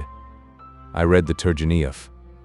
I knew that now, reading it in the oversensitized state of my mind after too much brandy, I would remember it somewhere, and afterward it would seem as though it had really happened to me. I would always have it. That was another good thing you paid for and then had. Some time along toward daylight I went to sleep. The next 2 days in Pamplona were quiet, and there were no more rows. The town was getting ready for the fiesta. Workmen put up the gateposts that were to shut off the side streets when the bulls were released from the corrals and came running through the streets in the morning on their way to the ring. The workmen dug holes and fitted in the timbers, each timber numbered for its regular place. Out on the plateau beyond the town, employees of the bull ring exercised picador horses, galloping them stiff-legged on the hard, sun-baked fields behind the bull ring. The big gate of the bull ring was open, and inside the amphitheater was being swept. The ring was rolled and sprinkled, and carpenters replaced weakened or cracked planks in the barrera. Standing at the edge of the smooth rolled sand, you could look up in the empty stands and see old women sweeping out the boxes. Outside, the fence that led from the last street of the town to the entrance of the bull ring was already in place and made a long pen. The crowd would come running down with the bulls behind them on the morning of the day of the first bullfight. Out across the plain, where the horse and cattle fair would be, some gypsies had camped under the trees. The wine and aguardiente sellers were putting up their booths. One booth advertised Anís del Toro. The cloth sign hung against the planks in the hot sun. In the big square that was the center of the town there was no change yet. We sat in the white wicker chairs on the terrace of the cafe and watched the motor buses come in and unload peasants from the country coming into the market. And we watched the buses fill up and start out with peasants sitting with their saddlebags full of the things they had bought in the town. The tall gray motor buses were the only life of the square except for the pigeons and the man with a hose who sprinkled the graveled square and watered the streets. In the evening was the paseo. For an hour after dinner, everyone, all the good-looking girls, the officers from the garrison, all the fashionable people of the town, walked in the street on one side of the square while the cafe tables filled with the regular after-dinner crowd. During the morning, I usually sat in the cafe and read the Madrid papers and then walked in the town or out into the country. Sometimes Bill went along, sometimes he wrote in his room. Robert Cohn spent the mornings studying Spanish or trying to get a shave at the barber shop. Brett and Mike never got up until noon. We all had a vermouth at the cafe. It was a quiet life, and no one was drunk. I went to church a couple of times, once with Brett. She said she wanted to hear me go to confession, but I told her that not only was it impossible, but it was not as interesting as it sounded, and besides, it would be in a language she did not know. We met Cohn as we came out of church, and although it was obvious he had followed us, yet he was very pleasant and nice, and we all three went for a walk out to the gypsy camp, and Brett had her fortune told. It was a good morning. There were high white clouds above the mountains. It had rained a little in the night and it was fresh and cool on the plateau, and there was a wonderful view. We all felt good and we felt healthy, and I felt quite friendly to Cohn. You could not be upset about anything on a day like that. That was the last day before the fiesta. Chapter 15. At noon of Sunday, the 6th of July, the fiesta exploded. There is no other way to describe it. People had been coming in all day from the country, but they were assimilated in the town and you did not notice them. The square was as quiet in the hot sun as on any other day. The peasants were in the outlying wine shops. There they were drinking, getting ready for the fiesta. They had come in so recently from the plains and the hills that it was necessary that they make their shifting in values gradually. They could not start in paying cafe prices. They got their money's worth in the wine shops. Money still had a definite value in hours worked and bushels of grain sold. Late in the fiesta, it would not matter what they paid, nor where they bought. Now, on the day of the starting of the fiesta of San Fermin, they had been in the wine shops of the narrow streets of the town since early morning. Going down the streets in the morning on the way to Mass in the cathedral, I heard them singing through the open doors of the shops. They were warming up. There were many people at the 11 o'clock Mass. San Fermin is also a religious festival. I walked down the hill from the cathedral and up the street to the cafe on the square. It was a little before noon. Robert Cohn and Bill were sitting at one of the tables. The marble-topped tables and the white wicker chairs were gone. They were replaced by cast-iron tables and severe folding chairs. The cafe was like a battleship stripped for action. Today the waiters did not leave you alone all morning to read without asking if you wanted to order something. A waiter came up as soon as I sat down. "What are you drinking?" I asked Bill and Robert. "Sherry," Cohn said. "Jerez," I said to the waiter. Before the waiter brought the sherry, the rocket that announced the fiesta went up in the square. It burst and there was a gray ball of smoke high up above the Theatre Gaillard, across on the other side of the plaza. The ball of smoke hung in the sky like a shrapnel burst, and as I watched, another rocket came up to it, trickling smoke in the bright sunlight. I saw the bright flash as it burst, and another little cloud of smoke appeared. By the time the second rocket had burst, there were so many people in the arcade that had been empty a minute before, that the waiter, holding the bottle high up over his head, could hardly get through the crowd to our table. People were coming into the square from all sides, and down the street we heard the pipes and the fifes and the drums coming. They were playing the riau-riau music, the pipes shrill and the drums pounding, and behind them came the men and boys dancing. When the fivers stopped, they all crouched down in the street, and when the reed pipes and the fifes shrilled and the flat, dry, hollow drums tapped it out again, they all went up in the air dancing. In the crowd you saw only the heads and shoulders of the dancers going up and down. In the square a man, bent over, was playing on a reed pipe, and a crowd of children were following him shouting and pulling at his clothes. He came out of the square, the children following him, and piped them past the cafe and down a side street. We saw his blank pockmarked face as he went by, piping, the children close behind him shouting and pulling at him. "He must be the village idiot," Bill said. "My God, look at that." Down the street came dancers. The street was solid with dancers, all men. They were all dancing in time behind their own fivers and drummers. They were a club of some sort, and all wore workmen's blue smocks and red handkerchiefs around their necks, and carried a great banner on 2 poles. The banner danced up and down with them as they came down surrounded by the crowd. "Hooray for wine! Hooray for the foreigners!" was painted on the banner. "Where are the foreigners?" Robert Cohn asked. "We're the foreigners," Bill said. All the time rockets were going up. The cafe tables were all full now. The square was emptying of people, and the crowd was filling the cafes. "Where's Brett and Mike?" Bill asked. "I'll go and get them," Cohn said. "Bring them here." The fiesta was really started. It kept up day and night for 7 days. The dancing kept up. The drinking kept up. The noise went on. The things that happened could only have happened during a fiesta. Everything became quite unreal, finally, and it seemed as though nothing could have any consequences. It seemed out of place to think of consequences during the fiesta. All during the fiesta you had the feeling, even when it was quiet, that you had to shout any remark to make it heard. It was the same feeling about any action. It was a fiesta, and it went on for 7 days. That afternoon was the big religious procession. San Fermin was translated from one church to another. In the procession were all the dignitaries, civil and religious. We could not see them because the crowd was too great. Ahead of the formal procession and behind it danced the Riario dancers. There was one mass of yellow shirts dancing up and down in the crowd. All we could see of the procession through the closely pressed people that crowded all the side streets and curbs were the great giants, cigar store Indians, 30 feet high, Moors, a king and queen, whirling and waltzing solemnly to the Riario. They were all standing outside the chapel where San Fermin and the dignitaries had passed in, leaving a guard of soldiers, the giants, with the men who danced in them standing beside their resting frames, and the dwarfs moving with their whacking bladders through the crowd.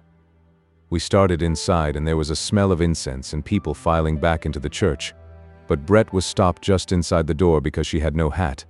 So we went out again and along the street that ran back from the chapel into town. The street was lined on both sides with people keeping their place at the curb for the return of the procession. Some dancers formed a circle around Brett and started to dance. They wore big wreaths of white garlics around their necks. They took Bill and me by the arms and put us in the circle. Bill started to dance, too. They were all chanting. Brett wanted to dance, but they did not want her to. They wanted her as an image to dance around. When the song ended with the sharp Riario, they rushed us into a wine shop. We stood at the counter. They had Brett seated on a wine cask. It was dark in the wine shop and full of men singing, hard-voiced singing. Back of the counter they drew the wine from casks. I put down money for the wine, but one of the men picked it up and put it back in my pocket. "I want a leather wine bottle," Bill said. "There's a place down the street," I said. "I'll go get a couple." The dancers did not want me to go out. 3 of them were sitting on the high wine cask beside Brett, teaching her to drink out of the wineskins. They had hung a wreath of garlics around her neck. Someone insisted on giving her a glass. Somebody was teaching Bill a song, singing it into his ear, beating time on Bill's back. I explained to them that I would be back. Outside in the street, I went down the street looking for the shop that made leather wine bottles. The crowd was packed on the sidewalks and many of the shops were shuttered, and I could not find it. I walked as far as the church, looking on both sides of the street. Then I asked a man and he took me by the arm and led me to it. The shutters were up, but the door was open. Inside it smelled of fresh tanned leather and hot tar.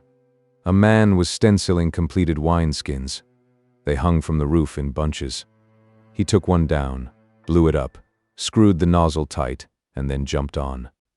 "See, it doesn't leak. I want another one too. A big one." He took down a big one that would hold a gallon or more from the roof. He blew it up, his cheeks puffing ahead of the wineskin, and stood on the boda holding onto a chair. "What are you going to do? Sell them in Bayonne?" No. Drink out of them. He slapped me on the back. Good man. 8 pesetas for the 2, the lowest price. The man who was stenciling the new ones and tossing them into a pile stopped. It's true, he said. 8 pesetas is cheap. I paid and went out and along the street back to the wine shop. It was darker than ever inside and very crowded. I did not see Brett and Bill, and someone said they were in the back room. At the counter, the girl filled the 2 wineskins for me. One held 2 liters, the other held 5 liters. Filling them both cost 3 pesetas 60 centimos. Someone at the counter, that I had never seen before, tried to pay for the wine, but I finally paid for it myself. The man who had wanted to pay then bought me a drink. He would not let me buy one in return, but said he would take a rinse of the mouth from the new wine bag. He tipped the big 5-liter bag up and squeezed it so the wine hissed against the back of his throat. All right, he said, and handed back the bag. In the back room, Brett and Bill were sitting on barrels surrounded by the dancers. Everybody had his arms on everybody else's shoulders and they were all singing. Mike was sitting at a table with several men in their shirt sleeves, eating from a bowl of tuna fish, chopped onions and vinegar. They were all drinking wine and mopping up the oil and vinegar with pieces of bread. "Hello, Jake." "Hello," Mike called. "Come here. I want you to meet my friends. We're all having an hors d'oeuvre." I was introduced to the people at the table. They supplied their names to Mike and sent for a fork for me. "Stop eating their dinner, Michael," Brett shouted from the wine barrels. "I don't want to eat up your meal," I said when someone handed me a fork. "Eat," he said. "What do you think it's here for?" I unscrewed the nozzle of the big wine bottle and handed it around. Everyone took a drink, tipping the wineskin at arm's length. Outside, above the singing, we could hear the music of the procession going by. "Isn't that the procession?" Mike asked. "Nada," someone said. "It's nothing. Drink up. Lift the bottle." "Where did they find you?" I asked Mike. "Someone brought me here," Mike said. "They said you were here." "Where's Cone?" "He's passed out," Brett called. "They've put him away somewhere." "Where is he?" "I don't know." "How should we know?" Bill said. "I think he's dead." "He's not dead," Mike said. "I know he's not dead. He's just passed out on Anis del Mono." As he said Anis del Mono, one of the men at the table looked up, brought out a bottle from inside his smock, and handed it to me. "No," I said. "No, thanks." "Yes, yes, arriba. Up with the bottle." I took a drink. It tasted of licorice and warmed all the way. I could feel it warming in my stomach. "Where the hell is Cone?" "I don't know," Mike said. "I'll ask." "Where is the drunken comrade?" he asked in Spanish. "You want to see him?" "Yes," I said. "Not me," said Mike. "This gent." The Anis del Mono man wiped his mouth and stood up. "Come on." In a back room, Robert Cone was sleeping quietly on some wine casks. It was almost too dark to see his face. They had covered him with a coat and another coat was folded under his head. Around his neck and on his chest was a big wreath of twisted garlics. "Let him sleep," the man whispered. "He's all right." 2 hours later, Cone appeared. He came into the front room still with the wreath of garlics around his neck. The Spaniards shouted when he came in.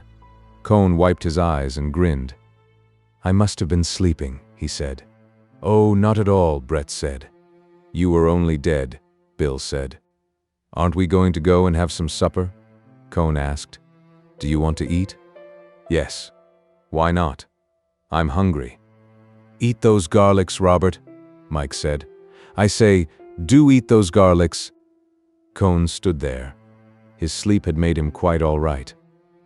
Let's go and eat," Brett said. "I must get a bath." "Come on," Bill said. "Let's translate Brett to the hotel." We said goodbye to many people and shook hands with many people and went out.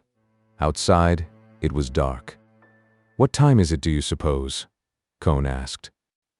"It's tomorrow," Mike said. "You've been asleep 2 days." "No," said Cone. "What time is it?" "It's 10 o'clock. What a lot we've drunk." "You mean what a lot we've drunk?" "You went to sleep." Going down the dark streets to the hotel, we saw the skyrockets going up in the square. Down the side streets that led to the square, we saw the square solid with people, those in the center all dancing.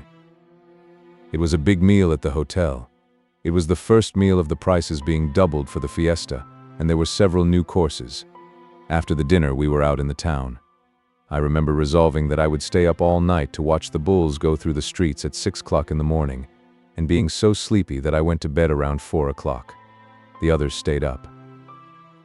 My own room was locked and I could not find the key, so I went upstairs and slept on one of the beds in Cohn's room. The fiesta was going on outside in the night, but I was too sleepy for it to keep me awake. When I woke, it was the sound of the rocket exploding that announced the release of the bulls from the corrals at the edge of town. They would race through the streets and out to the bull ring. I had been sleeping heavily and I woke feeling I was too late. I put on a coat of Cohn's and went out on the balcony. Down below, the narrow street was empty. All the balconies were crowded with people. Suddenly a crowd came down the street. They were all running, packed close together. They passed along and up the street toward the bull ring, and behind them came more men running faster, and then some stragglers who were really running. Behind them was a little bare space, and then the bulls galloping, tossing their heads up and down. It all went out of sight around the corner. One man fell, rolled to the gutter, and lay quiet. But the bulls went right on and did not notice him. They were all running together. After they went out of sight, a great roar came from the bull ring. It kept on. Then finally the pop of the rocket that meant the bulls had gotten through the people in the ring and into the corrals. I went back in the room and got into bed. I had been standing on the stone balcony in bare feet. I knew our crowd must have all been out at the bull ring. Back in bed, I went to sleep. Cohn woke me when he came in. He started to undress and went over and closed the window because the people on the balcony of the house just across the street were looking in. "Did you see the show?" I asked. "Yes. We were all there." "Anybody get hurt?" "One of the bulls got into the crowd in the ring and tossed 6 or 8 people." "How did Brett like it?" "It was all so sudden there wasn't any time for it to bother anybody." "I wish I'd been up." "We didn't know where you were. We went to your room, but it was locked." "Where did you stay up?" "We danced at some club." "I got sleepy," I said. "My gosh. I'm sleepy now," Cohn said. "Doesn't this thing ever stop?" "Not for a week." Bill opened the door and put his head in. "Where were you, Jake?" "I saw them go through from the balcony." "How was it?" "Grand." "Where you going?" "To sleep." No one was up before noon. We ate at tables set out under the arcade. The town was full of people. We had to wait for a table. After lunch, we went over to the Iruña. It had filled up, and as the time for the bullfight came, it got fuller, and the tables were crowded closer. There was a close, crowded hum that came every day before the bullfight. The cafe did not make this same noise at any other time, no matter how crowded it was. This hum went on, and we were in it and a part of it. I had taken 6 seats for all the fights. 3 of them were barreras, the first row at the ringside, and 3 were sobrepuertos, seats with wooden backs, halfway up the amphitheater. Mike thought Brett had best sit high up for her first time, and Cohn wanted to sit with them. Bill and I were going to sit in the barreras, and I gave the extra ticket to a waiter to sell.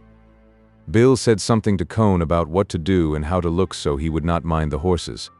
Bill had seen 1 season of bullfights. "I'm not worried about how I'll stand it. I'm only afraid I may be bored," Cohn said. "You think so?" "Don't look at the horses. After the bull hits them," I said to Brett. "Watch the charge and see the picador try and keep the bull off, but then don't look again until the horse is dead if it's been hit." "I'm a little nervy about it," Brett said. "I'm worried whether I'll be able to go through with it all right." "You'll be all right. There's nothing but that horse part that will bother you, and they're only in for a few minutes with each bull. Just don't watch when it's bad." "She'll be all right," Mike said. "I'll look after her." "I don't think you'll be bored," Bill said. "I'm going over to the hotel to get the glasses and the wineskin," I said. "See you back here. Don't get cockeyed." "I'll come along," Bill said. Brett smiled at us. We walked around through the arcade to avoid the heat of the square. "That Cohn gets me," Bill said. "He's got this Jewish superiority so strong that he thinks the only emotion he'll get out of the fight will be being bored." "We'll watch him with the glasses," I said.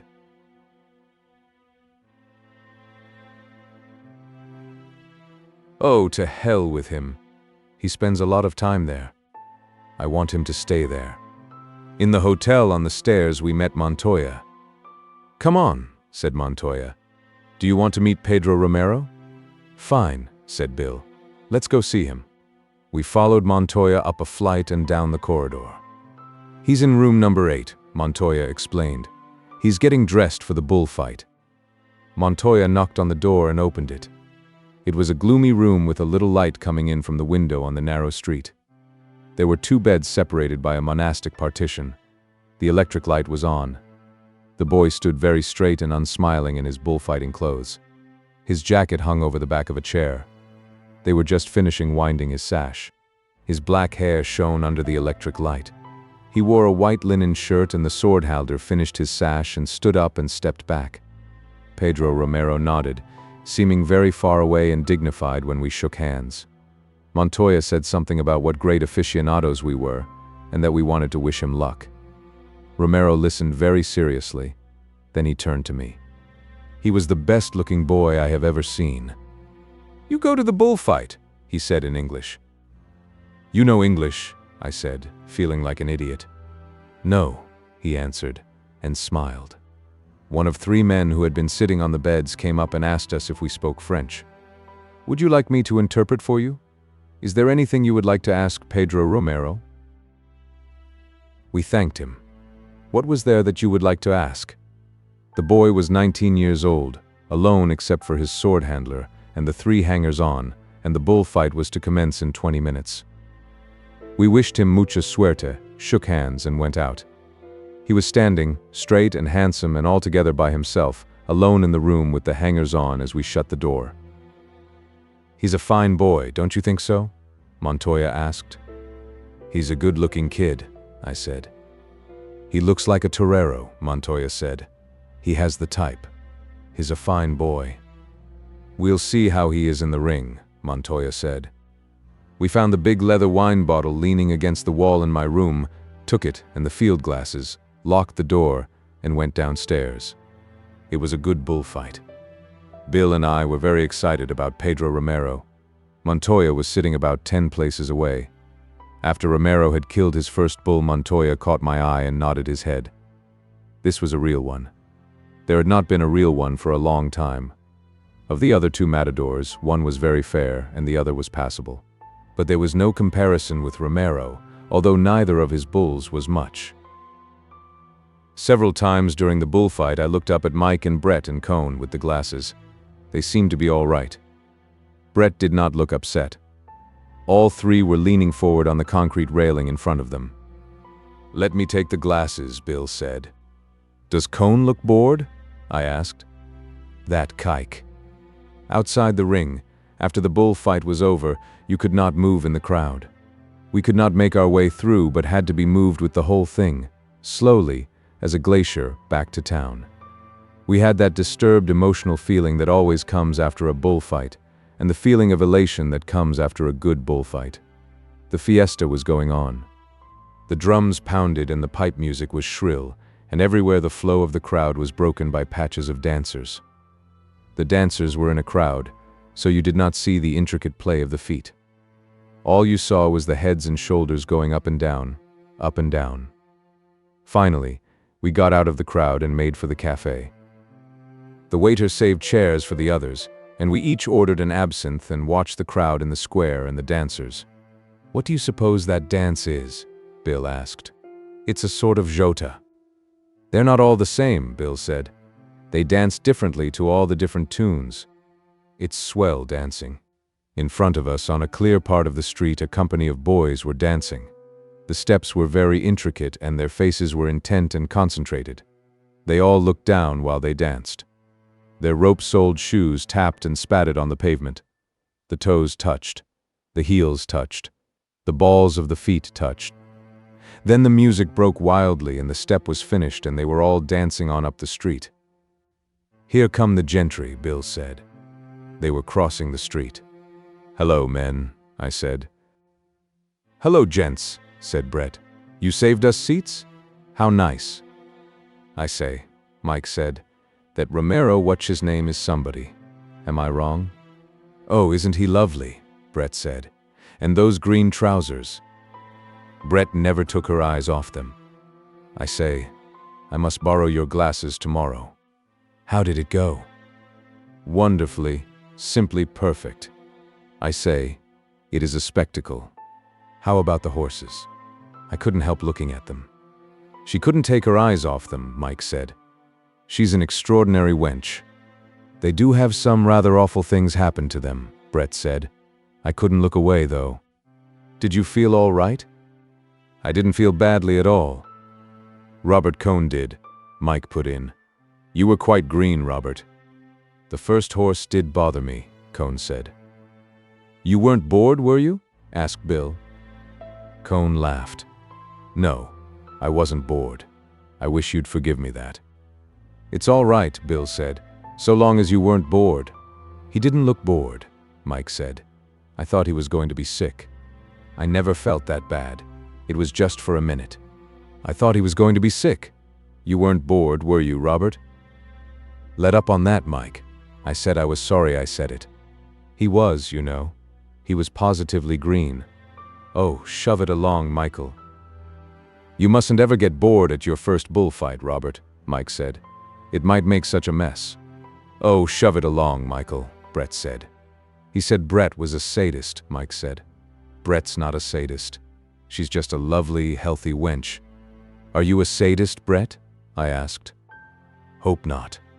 He said Brett was a sadist just because she has a good, healthy stomach. Won't be healthy long. Bill got Mike started on something else than Cohn. The waiter brought the absinthe glasses. "Did you really like it?" Bill asked Cohn. "No, I can't say I liked it. I think it's a wonderful show." "Gad, yes. What a spectacle," Brett said. "I wish they didn't have the horse part," Cohn said. "They're not important," Bill said. "After a while you never notice anything disgusting." "It is a bit strong just at the start," Brett said. "There's a dreadful moment for me just when the bull starts for the horse." "The bulls were fine," Cohn said. "They were very good," Mike said. "I want to sit down below next time." Brett drank from her glass of absinthe. "She wants to see the bullfighters close by," Mike said. "They are something," Brett said. "That Romero lad is just a child." "He's a damned good-looking boy," I said. "When we were up in his room, I never saw a better-looking kid." "How old do you suppose he is?" 19 or 20. Just imagine it. The bullfight on the second day was much better than on the first. Brett sat between Mike and me at the Barrera, and Bill and Cohn went up above. Romero was the whole show. I do not think Brett saw any other bullfighter. No one else did either except the hard-shelled technicians. It was all Romero. There were 2 other matadors, but they did not count. I sat beside Brett and explained to Brett what it was all about. I told her about watching the bull, not the horse, when the bulls charged the picadors, and got her to watching the picador place the point of his pick so that she saw what it was all about, so that it became more something that was going on with a definite end, and less of a spectacle with unexplained horrors. I had her watch how Romero took the bull away from a fallen horse with his cape, and how he held him with the cape and turned him, smoothly and suavely, never wasting the bull. She saw how Romero avoided every brusque movement and saved his bulls for the last when he wanted them, not winded and discomposed, but smoothly worn down. She saw how close Romero always worked to the bull, and I pointed out to her the tricks the other bullfighters used to make it look as though they were working closely. She saw why she liked Romero's cape work and why she did not like the others. Romero never made any contortions, always it was straight and pure and natural in line. The others twisted themselves like corkscrews, their elbows raised and leaned against the flanks of the bull after his horns had passed, to give a faked look of danger. Afterward, all that was faked turned bad and gave an unpleasant feeling. Romero's bullfighting gave real emotion, because he kept the absolute purity of line in his movements and always quietly and calmly let the horns pass him close each time. He did not have to emphasize their closeness. Brett saw how something that was beautiful done close to the bull was ridiculous if it were done a little way off. I told her how since the death of Joselito all the bullfighters had been developing a technique that simulated this appearance of danger in order to give a fake emotional feeling, while the bullfighter was really safe. Romero had the old thing, the holding of his purity of line through the maximum of exposure, while he dominated the bull by making him realize he was unattainable, while he prepared him for the killing. "I've never seen him do an awkward thing," Brett said. "You won't until he gets frightened," I said. "He'll never be frightened," Mike said. "He knows too damned much. He knew everything when he started. The others can't ever learn what he was born with. And God, what looks," Brett said. "I believe, that she's falling in love with this bullfighter chap," Mike said. "I wouldn't be surprised. Be a good chap, Jake. Don't tell her anything more about him. Tell her how they beat their old mothers. Tell me what drunks they are." "Oh, frightful," Mike said. "Drunk all day and spend all their time beating their poor old mothers." "He looks that way," Brett said. "Doesn't he?" I said. They had hitched the mules to the dead bull, and then the whips cracked. The men ran, and the mules, straining forward, their legs pushing, broke into a gallop, and the bull, one horn up, his head on its side, swept a swath smoothly across the sand and out the red gate. "This next is the last one." "Not really," Brett said. She leaned forward on the Barrera. Romero waved his picadors to their places, then stood, his cape against his chest, looking across the ring to where the bull would come out. After it was over, we went out and were pressed tight in the crowd. "These bullfights are hell on one," Brett said. "I'm limp as a rag." "Oh, you'll get a drink," Mike said. The next day, Pedro Romero did not fight. It was Miura bulls and a very bad bullfight. The next day, there was no bullfight scheduled, but all day and all night the fiesta kept on. Chapter 16. In the morning it was raining. A fog had come over the mountains from the sea. You could not see the tops of the mountains. The plateau was dull and gloomy, and the shapes of the trees and the houses were changed. I walked out beyond the town to look at the weather. The bad weather was coming over the mountains from the sea. The flags in the square hung wet from the white poles, and the banners were wet and hung damp against the front of the houses, and in between the steady drizzle the rain came down and drove everyone under the arcades and made pools of water in the square, and the streets wet and dark and deserted. Yet the fiesta kept up without any pause. It was only driven under cover. The covered seats of the bull ring had been crowded with people sitting out of the rain watching the concourse of Basque and Navarrese dancers and singers, and afterward the Val Carlos dancers in their costumes danced down the street in the rain, the drums sounding hollow and damp, and the chiefs of the bands riding ahead on their big, heavy-footed horses, their costumes wet. The horses' coats wet in the rain. The crowd was in the cafes, and the dancers came in too, and sat, their tight-wound white legs under the tables, shaking the water from their belled caps, and spreading their red and purple jackets over the chairs to dry. It was raining hard outside. I left the crowd in the cafe and went over to the hotel to get shaved for dinner. I was shaving in my room when there was a knock on the door. "Come in," I called. Montoya walked in. "How are you?" he said. "Fine," I said. "No bulls today." "No," I said. "Nothing but rain." "Where are your friends?" "Over at the Aruña." Montoya smiled his embarrassed smile. "Look," he said. "Do you know the American ambassador?" "Yes," I said. "Everybody knows the American ambassador. He's here in town now." "Yes," I said. "Everybody's seen them?" "I've seen them too," Montoya said. He didn't say anything. I went on shaving. "Sit down," I said. "Let me send for a drink."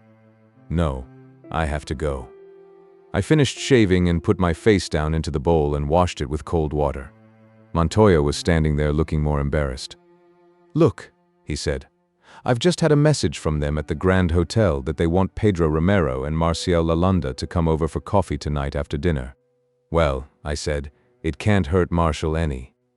Marcial has been in San Sebastian all day. He drove over in a car this morning with Marquez. I don't think they'll be back tonight." Montoya stood embarrassed.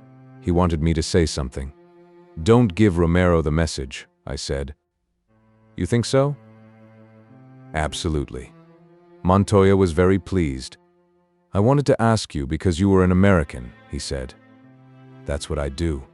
"Look," said Montoya, "people take a boy like that. They don't know what he's worth. They don't know what he means. Any foreigner can flatter him." They start this grand hotel business and in 1 year they're through. Like Algabano, I said. Yes, like Algabano. They're a fine lot, I said. There's one American woman down here now that collects bullfighters. I know. They only want the young ones. Yes, I said. The old ones get fat, or crazy like Gallo. Well, I said, it's easy. All you have to do is not give him the message. He's such a fine boy, said Montoya. He ought to stay with his own people. He shouldn't mix in that stuff. Won't you have a drink? I asked. No, said Montoya. I have to go. He went out. I went downstairs and out the door and took a walk around through the arcades around the square. It was still raining. I looked in at the Aruña for the gang and they were not there, so I walked on around the square and back to the hotel. They were eating dinner in the downstairs dining room. They were well ahead of me and it was no use trying to catch them. Bill was buying shoe shines for Mike. Bootblacks opened the street door and each one Bill called over and started to work on Mike. This is the 11th time my boots have been polished, Mike said. I say, Bill is an ass. The bootblacks had evidently spread the report. Another came in. Limpia botas? He said to Bill. No, said Bill. For this senor. The bootblack knelt down beside the one at work and started on Mike's free shoe that shone already in the electric light. Bill's a yell of laughter, Mike said.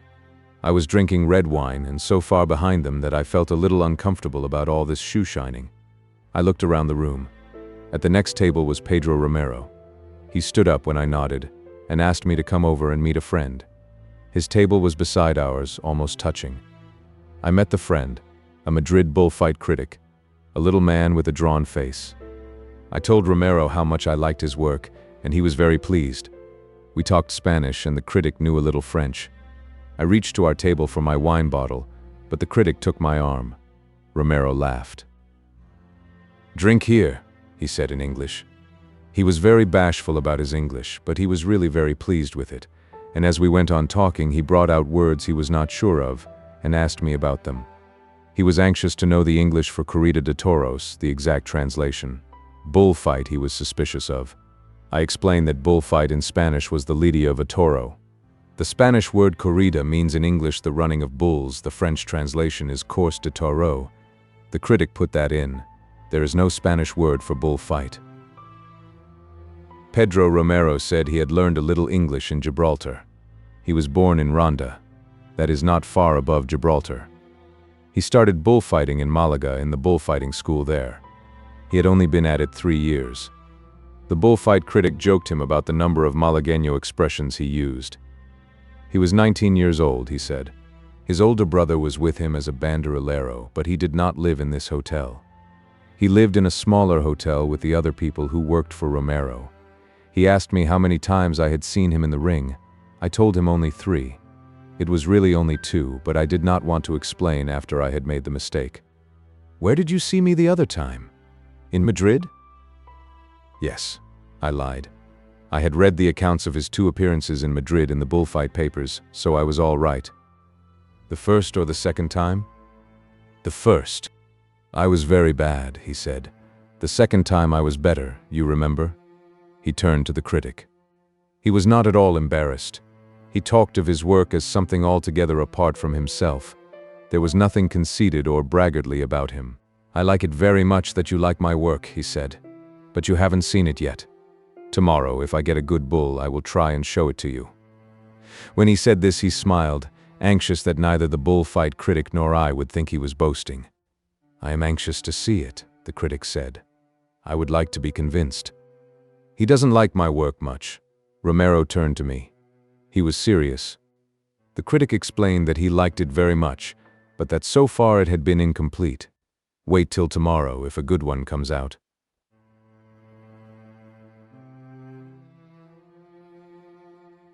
Have you seen the bulls for tomorrow? The critic asked me. Yes, I saw them unloaded. Pedro Romero leaned forward. What did you think of them? Very nice, I said. About 26 arrobas. Very short horns. Haven't you seen them? Oh yes, said Romero. They won't weigh 26 arrobas, said the critic. No, said Romero. They've got bananas for horns, the critic said. You call them bananas? Asked Romero. He turned to me and smiled. You wouldn't call them bananas? No, I said. They're horns all right. They're very short, said Pedro Romero. Very, very short. Still, they aren't bananas. I say, Jake, Brett called from the next table. You have deserted us. Just temporarily, I said. We're talking bulls. You are superior. Tell him that bulls have no balls, Mike shouted. He was drunk. Romero looked at me inquiringly. Drunk, I said. Borracho. Muy borracho. You might introduce your friends, Brett said. She had not stopped looking at Pedro Romero. I asked them if they would like to have coffee with us. They both stood up. Romero's face was very brown. He had very nice manners. I introduced them all around and they started to sit down, but there was not enough room, so we all moved over to the big table by the wall to have coffee. Mike ordered a bottle of Fundador and glasses for everybody. There was a lot of drunken talking. Tell him I think writing is lousy, Bill said. Go on, tell him. Tell him I'm ashamed of being a writer. Pedro Romero was sitting beside Brett and listening to her. Go on, tell him, Bill said. Romero looked up smiling. This gentleman, I said, is a writer. Romero was impressed. This other one too, I said, pointing at Cone. He looks like Vialta, Romero said, looking at Bill. Raphael, doesn't he look like Vialta? I can't see it, the critic said. Really? Romero said in Spanish. He looks a lot like Vilalta. What does the drunken one do? Nothing. Is that why he drinks? No. He's waiting to marry this lady. Tell him bulls have no balls, Mike shouted, very drunk, from the other end of the table. What does he say? He's drunk. Jake, Mike called. Tell him bulls have no balls. You understand? I said. Yes. I was sure he didn't, so it was all right. Tell him Brett wants to see him put on those green pants. Pipe down, Mike. Tell him Brett is dying to know how he can get into those pants. Pipe down. During this, Romero was fingering his glass and talking with Brett. Brett was talking French and he was talking Spanish and a little English and laughing. Bill was filling the glasses. Tell him Brett wants to come into.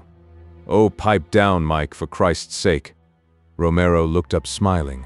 Pipe down. I know that, he said. Just then Montoya came into the room. He started to smile at me. Then he saw Pedro Romero with a big glass of cognac in his hand, sitting laughing between me and a woman with bare shoulders at a table full of drunks. He did not even nod. Montoya went out of the room. Mike was on his feet proposing a toast. Let's all drink too, he began. Pedro Romero, I said. Everybody stood up. Romero took it very seriously, and we touched glasses and drank it down, I rushing it a little because Mike was trying to make it clear that that was not at all what he was going to drink to. But it went off all right, and Pedro Romero shook hands with everyone and he and the critic went out together. My God, he's a lovely boy, Brett said. And how I would love to see him get into those clothes. He must use a shoehorn. I started to tell him, Mike began, and Jake kept interrupting me. Why do you interrupt me? Do you think you talk Spanish better than I do? Oh, shut up, Mike. Nobody interrupted you. No, I'd like to get this settled.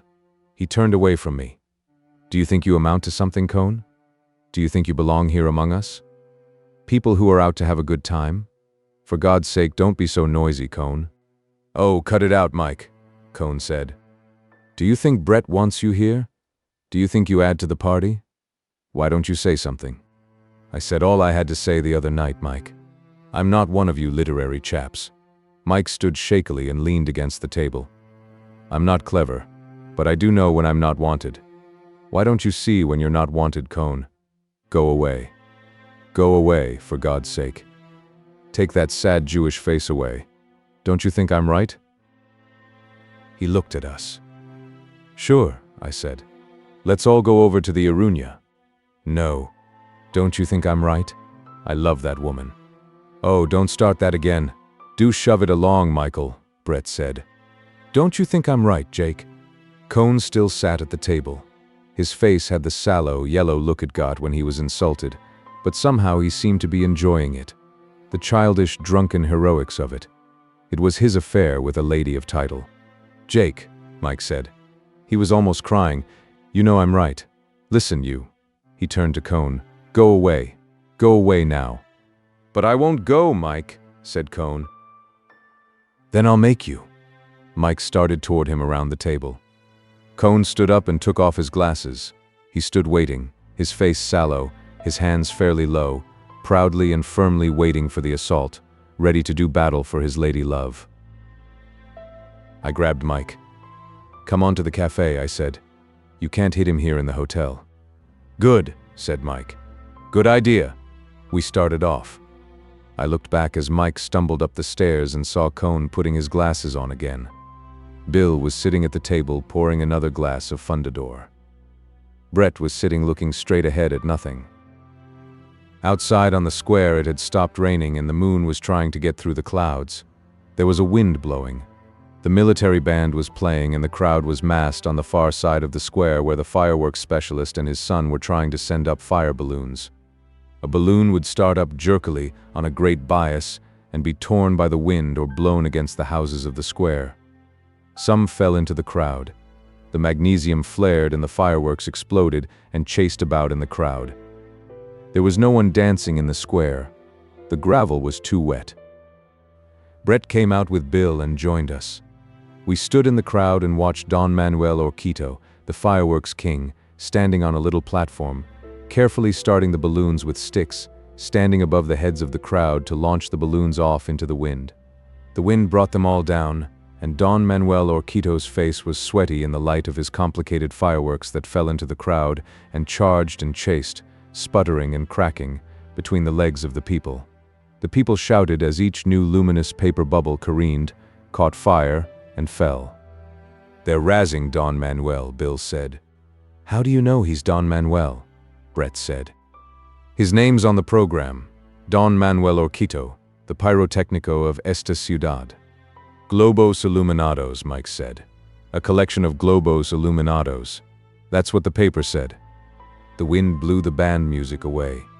I say, I wish one would go up, Brett said. That Don Manuel chap is furious. He's probably worked for weeks fixing them to go off, spelling out Hail to San Fermin, Bill said. Globos Illuminados, Mike said. A bunch of bloody globos illuminados. Come on, said Brett. We can't stand here. Her ladyship wants a drink, Mike said. How you know things, Brett said. Inside, the cafe was crowded and very noisy.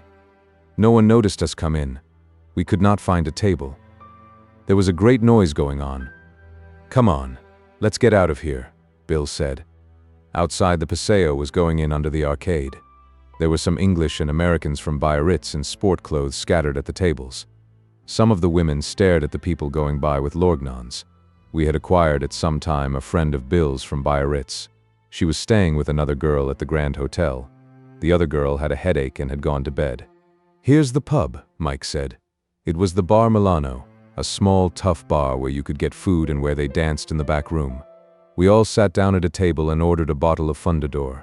The bar was not full. There was nothing going on. This is a hell of a place, Bill said. It's too early. Let's take the bottle and come back later, Bill said. I don't want to sit here on a night like this. Let's go and look at the English, Mike said. I love to look at the English. They're awful, Bill said. Where did they all come from? They come from Biarritz, Mike said. They come to see the last day of the quaint little Spanish fiesta. I'll festa them, Bill said. You're an extraordinarily beautiful girl. Mike turned to Bill's friend. When did you come here? Come off it, Michael. I say, she is a lovely girl. Where have I been? Where have I been looking all this while? You're a lovely thing. Have we met? Come along with me and Bill. We're going to festa the English. I'll festa them, Bill said. What the hell are they doing at this fiesta? Come on, Mike said. Just us three. We're going to festa the bloody English. I hope you're not English? I'm Scotch. I hate the English. I'm going to festa them. Come on, Bill. Through the window we saw them, all three arm in arm, going toward the cafe. Rockets were going up in the square. I'm going to sit here, Brett said. I'll stay with you, Cone said. Oh, don't, Brett said. For God's sake, go off somewhere. Can't you see Jake and I want to talk? I didn't, Cone said. I thought I'd sit here because I felt a little tight. What a hell of a reason for sitting with anyone. If you're tight, go to bed. Go on to bed. Was I rude enough to him? Brett asked. Cone was gone. My God, I'm so sick of him. He doesn't add much to the gaiety. He depresses me so. He's behaved very badly. Damned badly. He had a chance to behave so well. He's probably waiting just outside the door now. Yes, he would. You know, I do know how he feels. He can't believe it didn't mean anything. I know. Nobody else would behave as badly. Oh, I'm so sick of the whole thing. And Michael. Michael's been lovely too. It's been damned hard on Mike. Yes, but he didn't need to be a swine.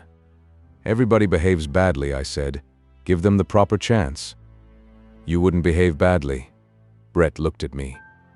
I'd be as big an ass as Cone, I said.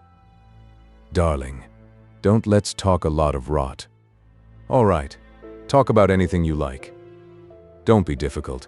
You're the only person I've got, and I feel rather awful tonight. You've got Mike. Yes, Mike. Hasn't he been pretty? Well, I said, it's been damned hard on Mike, having Cone around and seeing him with you. Don't I know it, darling? Please don't make me feel any worse than I do. Brett was nervous as I had never seen her before. She kept looking away from me and looking ahead at the wall. Want to go for a walk? Yes. Come on. I corked up the Fundador bottle and gave it to the bartender. Let's have one more drink of that, Brett said. My nerves are rotten. We each drank a glass of the smooth Amontillado brandy. Come on, said Brett. As we came out the door, I saw Cone walk out from under the arcade. He was there, Brett said. He can't be away from you. Poor devil. I'm not sorry for him. I hate him, myself. I hate him too, she shivered. I hate his damned suffering. We walked arm in arm down the side street away from the crowd and the lights of the square. The street was dark and wet, and we walked along it to the fortifications at the edge of town. We passed wine shops with light coming out from their doors onto the black, wet street, and sudden bursts of music. Want to go in? No. We walked out across the wet grass and onto the stone wall of the fortifications. I spread a newspaper on the stone and Brett sat down. Across the plain it was dark and we could see the mountains. The wind was high up and took the clouds across the moon. Below us were the dark pits of the fortifications. Behind were the trees and the shadow of the cathedral, and the town silhouetted against the moon. Don't feel bad, I said. I feel like hell, Brett said. Don't let's talk. We looked out at the plain. The long lines of trees were dark in the moonlight. There were the lights of a car on the road climbing the mountain. Up on the top of the mountain we saw the lights of the fort. Below to the left was the river. It was high from the rain and black and smooth. Trees were dark along the banks. We sat and looked out. Brett stared straight ahead. Suddenly she shivered. It's cold. Want to walk back? Through the park. We climbed down. It was clouding over again. In the park it was dark under the trees. Do you still love me, Jake? Yes, I said. Because I'm a goner, Brett said. How? I'm a goner. I'm mad about the Romero boy. I'm in love with him, I think. I wouldn't be if I were you. I can't help it. I'm a goner. It's tearing me all up inside. Don't do it. I can't help it. I've never been able to help anything. You ought to stop it. How can I stop it? I can't stop things. Feel that? Her hand was trembling. I'm like that all through. You oughtn't to do it. I can't help it. I'm a goner now anyway. Don't you see the difference? No. I've got to do something. I've got to do something I really want to do. I've lost my self-respect. You don't have to do that. Oh, darling, don't be difficult. What do you think it's meant to have that damn Jew about, and Mike the way he's acted? Sure. I can't just stay tight all the time. No. Oh, darling, please stay by me. Please stay by me and see me through this. Sure. I don't say it's right. It is right, though, for me. God knows, I've never felt such a bitch. What do you want me to do? Come on, Brett said. Let's go and find him. Together we walked down the gravel path in the park in the dark, under the trees, and then out from under the trees and past the gate into the street that led into town. Pedro Romero was in the cafe. He was at a table with other bullfighters and bullfight critics. They were smoking cigars. When we came in, they looked up. Romero smiled and bowed. We sat down at a table halfway down the room. Ask him to come over and have a drink. Not yet. He'll come over. I can't look at him. He's nice to look at, I said. I've always done just what I wanted. I know. I do feel such a bitch. Well, I said. My God, said Brett. The things a woman goes through. Yes. Oh, I do feel such a bitch. I looked across at the table. Pedro Romero smiled. He said something to the other people at his table and stood up. He came over to our table. I stood up and we shook hands. Won't you have a drink? You must have a drink with me, he said. He seated himself, asking Brett's permission without saying anything. He had very nice manners, but he kept on smoking his cigar. It went well with his face. You like cigars? I asked. Oh, yes. I always smoke cigars. It was part of his system of authority. It made him seem older. I noticed his skin. It was clear and smooth and very brown. There was a triangular scar on his cheekbone. I saw he was watching Brett. He felt there was something between them. He must have felt it when Brett gave him her hand. He was being very careful. I think he was sure, but he did not want to make any mistake. You fight tomorrow? I said. Yes, he said. Algabeño was hurt today in Madrid. Did you hear? No, I said. Badly? He shook his head. Nothing. Here, he showed his hand. Brett reached out and spread the fingers apart. Oh, he said in English. You tell fortunes? Sometimes. Do you mind? No, I like it. He spread his hand flat on the table. Tell me I live for always and be a millionaire. He was still very polite, but he was surer of himself. Look, he said, do you see any bulls in my hand? He laughed. His hand was very fine and the wrist was small. There are thousands of bulls, Brett said. She was not at all nervous now. She looked lovely. Good, Romero laughed. At 1,000 duros apiece, he said to me in Spanish. Tell me some more. It's a good hand, Brett said. I think he'll live a long time. Say it to me, not to your friend. I said you'd live a long time. I know it, Romero said. I'm never going to die. I tapped with my fingertips on the table. Romero saw it. He shook his head. No, don't do that. The bulls are my best friends. I translated to Brett. You kill your friends? She asked. Always, he said in English and laughed. So they don't kill me. He looked at her across the table. You know English well. Yes, he said. Pretty well sometimes. But I must not let anybody know. It would be very bad. A torero who speaks English. Why? Asked Brett. It would be bad. The people would not like it. Not yet. Why not? They would not like it. Bullfighters are not like that. What are bullfighters like? He laughed and tipped his hat down over his eyes and changed the angle of his cigar and the expression of his face. Like at the table, he said.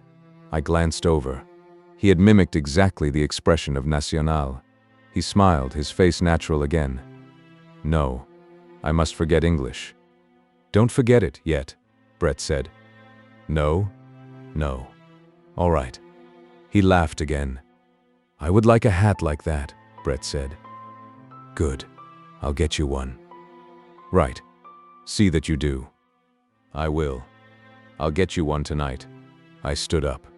Romero rose too. Sit down, I said. I must go and find our friends and bring them here. He looked at me.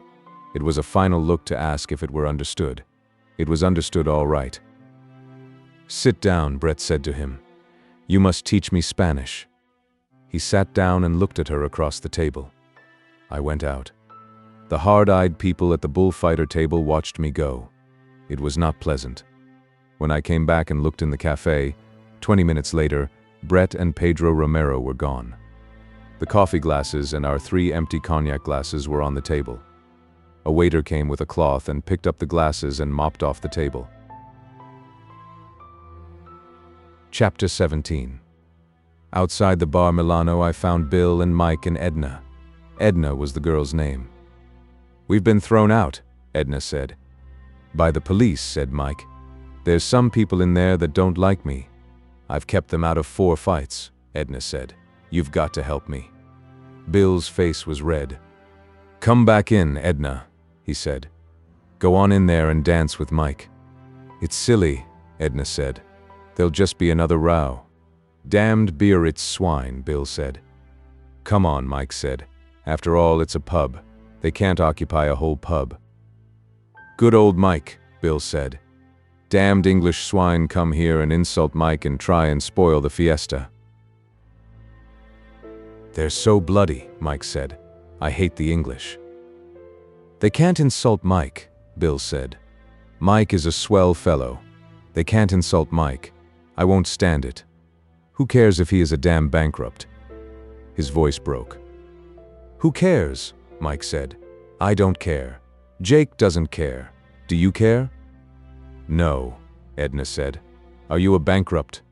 Of course I am. You don't care, do you, Bill? Bill put his arm around Mike's shoulder. I wish to hell I was a bankrupt. I'd show those bastards. They're just English, Mike said. It never makes any difference what the English say. The dirty swine, Bill said. I'm going to clean them out. Bill, Edna looked at me. Please don't go in again, Bill. They're so stupid. That's it, said Mike. They're stupid. I knew that was what it was. They can't say things like that about Mike, Bill said. Do you know them? I asked Mike. No, I never saw them. They say they know me. I won't stand it, Bill said. Come on, let's go over to the Suizo, I said. They're a bunch of Edna's friends from Biarritz, Bill said. They're simply stupid, Edna said. One of them's Charlie Blackman from Chicago, Bill said. I was never in Chicago, Mike said. Edna started to laugh and could not stop. Take me away from here, she said. You bankrupts. What kind of a row was it? I asked Edna. We were walking across the square to the Suizo. Bill was gone. I don't know what happened, but someone had the police called to keep Mike out of the back room. There were some people that had known Mike at Cannes. What's the matter with Mike? Probably he owes them money, I said. That's what people usually get bitter about. In front of the ticket booths out in the square, there were 2 lines of people waiting. They were sitting on chairs or crouched on the ground with blankets and newspapers around them. They were waiting for the wickets to open in the morning to buy tickets for the bullfight. The night was clearing and the moon was out. Some of the people in the line were sleeping. At the Café Suizo, we had just sat down and ordered Fundador when Robert Cohn came up. Where's Brett? He asked. I don't know. She was with you. She must have gone to bed.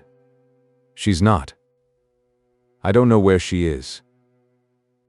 His face was sallow under the light. He was standing up. Tell me where she is. Sit down, I said. I don't know where she is. The hell you don't.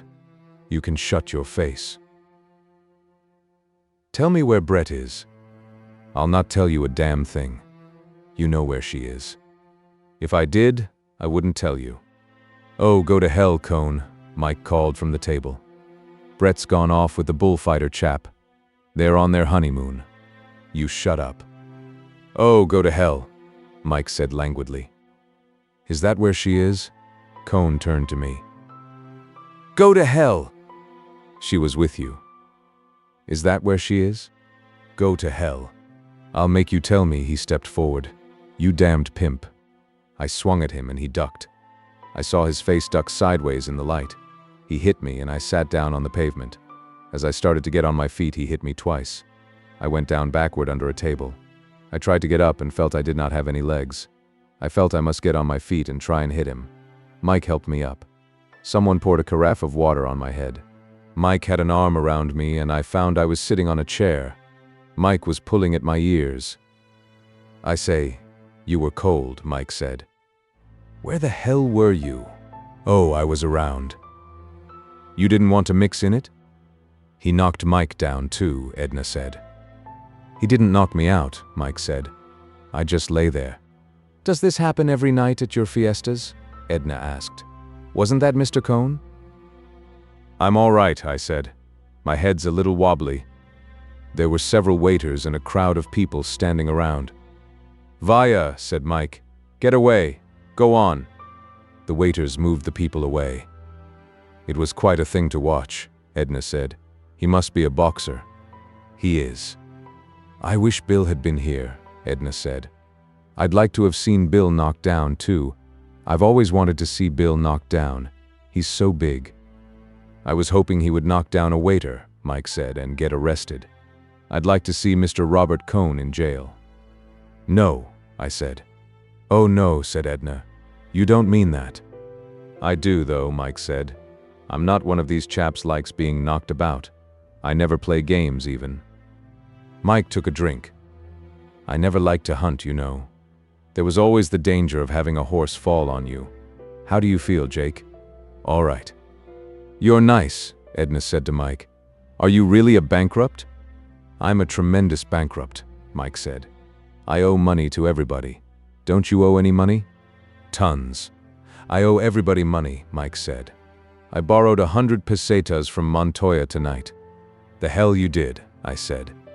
I'll pay it back, Mike said. I always pay everything back. That's why you're a bankrupt, isn't it? Edna said. I stood up. I had heard them talking from a long way away. It all seemed like some bad play. I'm going over to the hotel, I said. Then I heard them talking about me. Is he all right? Edna asked. We'd better walk with him. I'm all right, I said. Don't come. I'll see you all later. I walked away from the cafe. They were sitting at the table. I looked back at them and at the empty tables. There was a waiter sitting at one of the tables with his head in his hands. Walking across the square to the hotel, everything looked new and changed. I had never seen the trees before. I had never seen the flagpoles before, nor the front of the theater. It was all different. I felt as I felt once coming home from an out-of-town football game. I was carrying a suitcase with my football things in it, and I walked up the street from the station in the town I had lived in all my life, and it was all new. They were raking the lawns and burning leaves in the road, and I stopped for a long time and watched. It was all strange. Then I went on, and my feet seemed to be a long way off, and everything seemed to come from a long way off, and I could hear my feet walking a great distance away. I had been kicked in the head early in the game.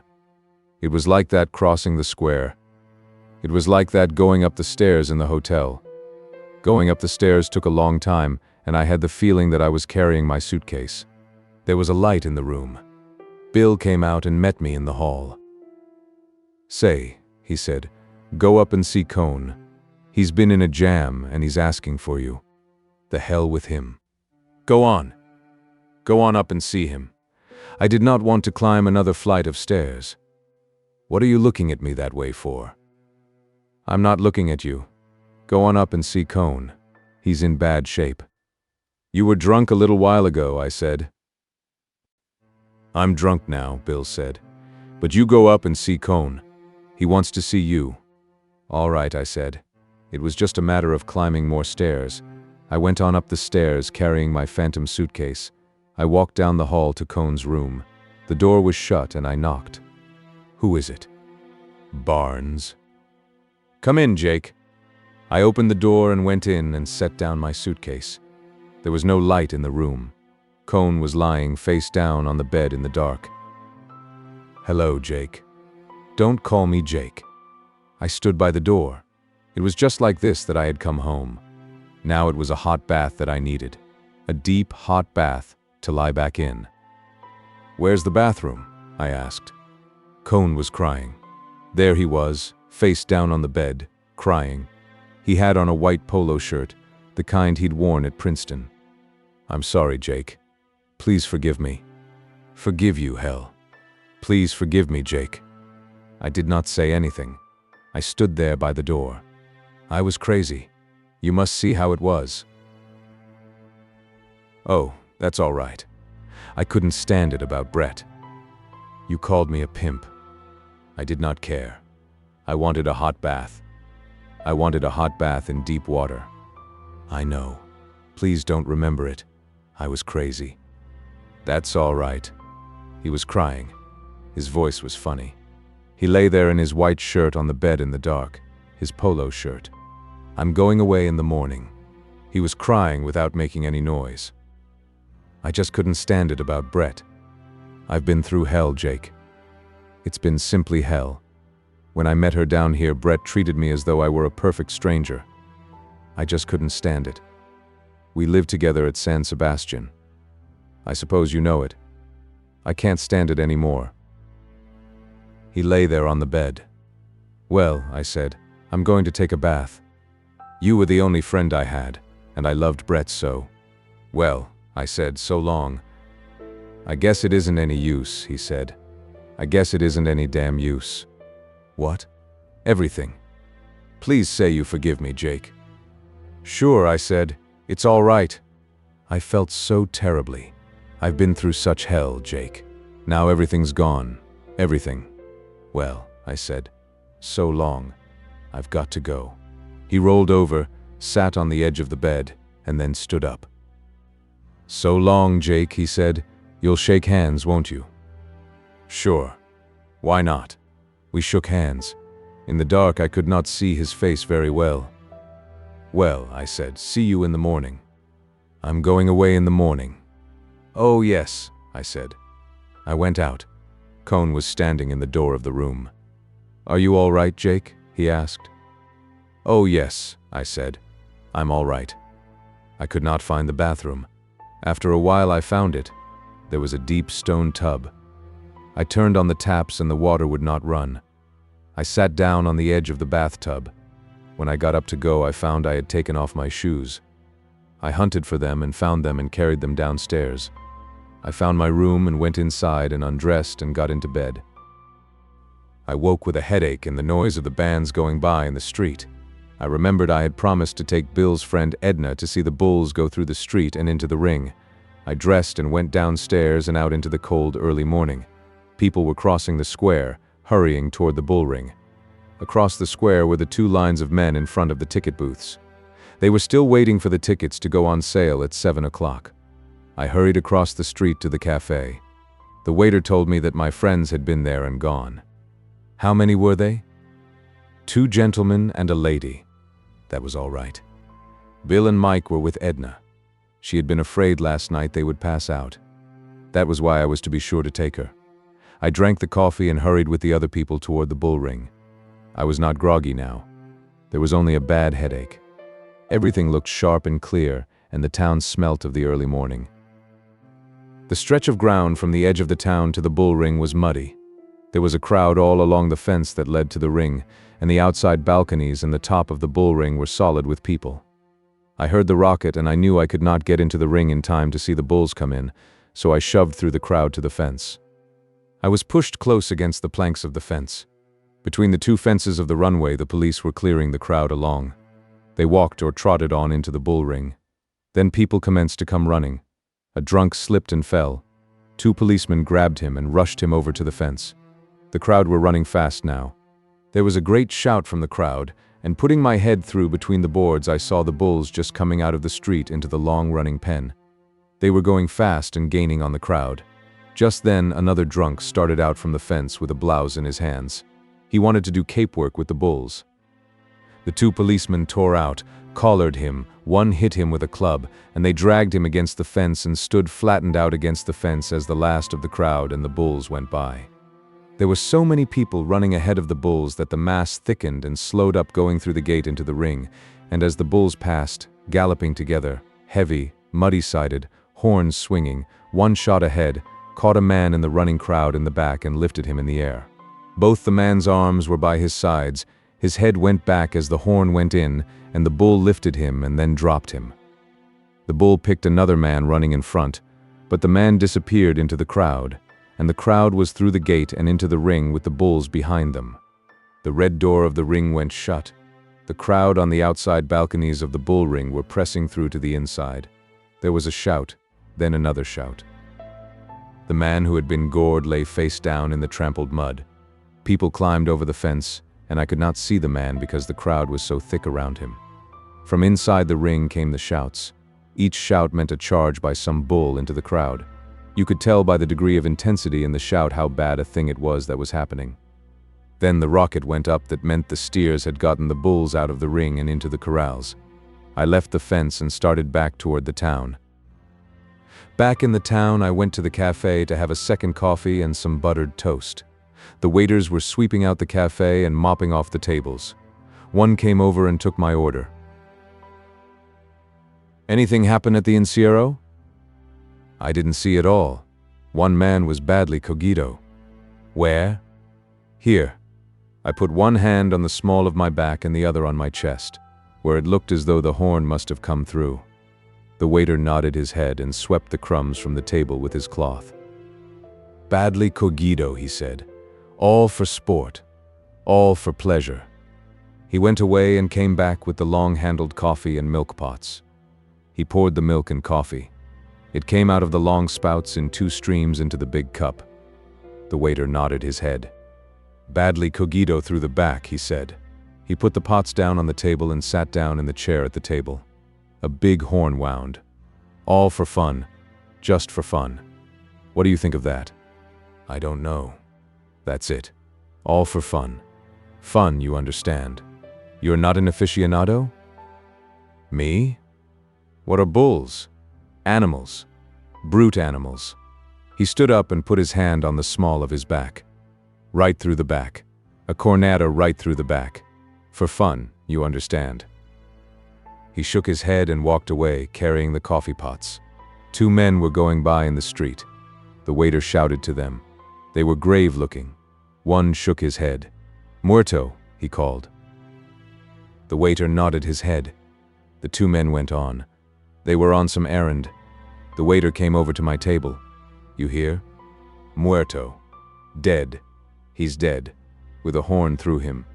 All for morning fun. Es muy flamenco. It's bad." "Not for me," the waiter said. "No fun in that for me." Later in the day we learned that the man who was killed was named Vicente Girones and came from near Tafalla. The next day in the paper we read that he was 28 years old and had a farm, a wife, and 2 children. He had continued to come to the fiesta each year after he was married. The next day his wife came in from Tafalla to be with the body, and the day after there was a service in the chapel of San Fermin, and the coffin was carried to the railway station by members of the Dancing and Drinking Society of Tafalla.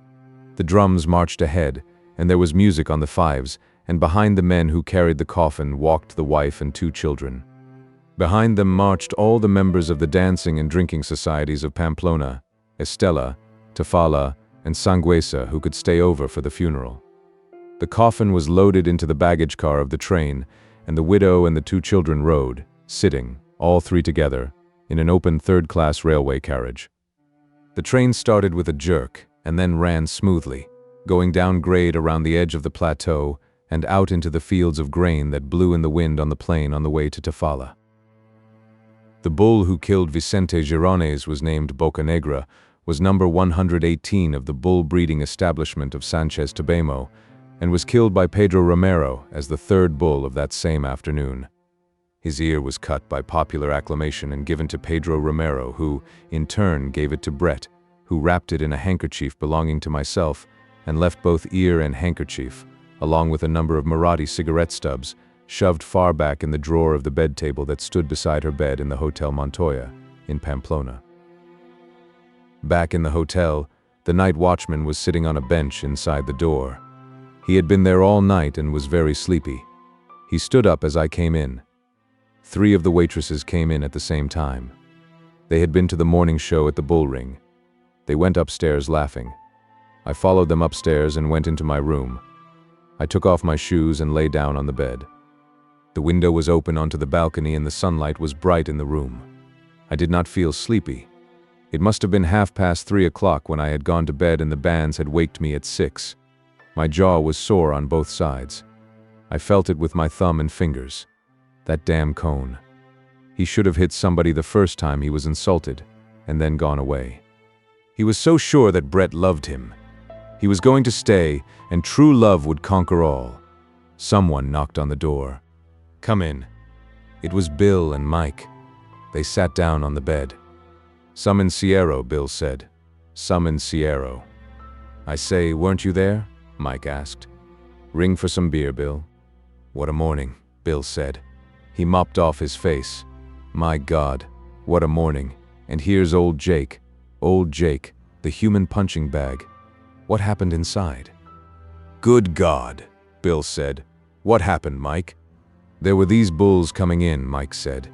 "Just ahead of them was the crowd, and some chap tripped and brought the whole lot of them down. And the bulls all came in right over them," Bill said. "I heard them yell." "That was Edna," Bill said.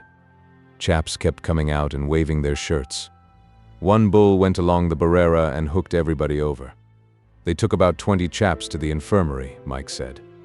"What a morning," Bill said. "The damn police kept arresting chaps that wanted to go and commit suicide with the bulls. The steers took them in the end," Mike said. "It took about an hour." "It was really about a quarter of an hour," Mike objected. "Oh, go to hell," Bill said. "You've been in the war. It was 2 hours and a half for me." "Where's that beer?" Mike asked. "What did you do with the lovely Edna? We took her home just now. She's gone to bed." "How did she like it?" "Fine. We told her it was just like that every morning." "She was impressed," Mike said. "She wanted us to go down in the ring too," Bill said. "She likes action." "I said it wouldn't be fair to my creditors," Mike said. "What a morning," Bill said. "And what a night." "How's your jaw, Jake?" Mike asked.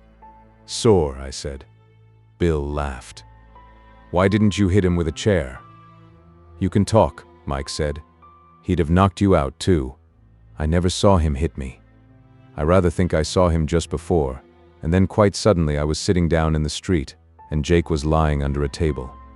"Where did he go afterward?" I asked. "Here she is," Mike said. "Here's the beautiful lady with the beer." The chambermaid put the tray with the beer bottles and glasses down on the table. "Now bring up 3 more bottles," Mike said. "Where did Cone go after he hit me?" I asked Bill.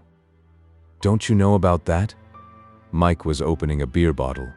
He poured the beer into one of the glasses, holding the glass close to the bottle. "Really?" Bill asked.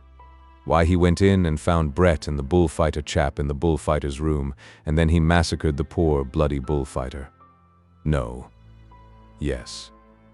"What a night," Bill said. "He nearly killed the poor, bloody bullfighter. Then Cone wanted to take Brett away. Wanted to make an honest woman of her, I imagine. Damned touching scene."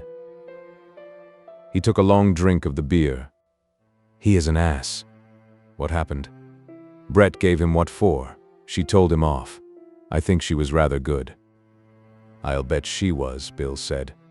Then Cone broke down and cried, and wanted to shake hands with the bullfighter fellow. He wanted to shake hands with Brett, too. "I know.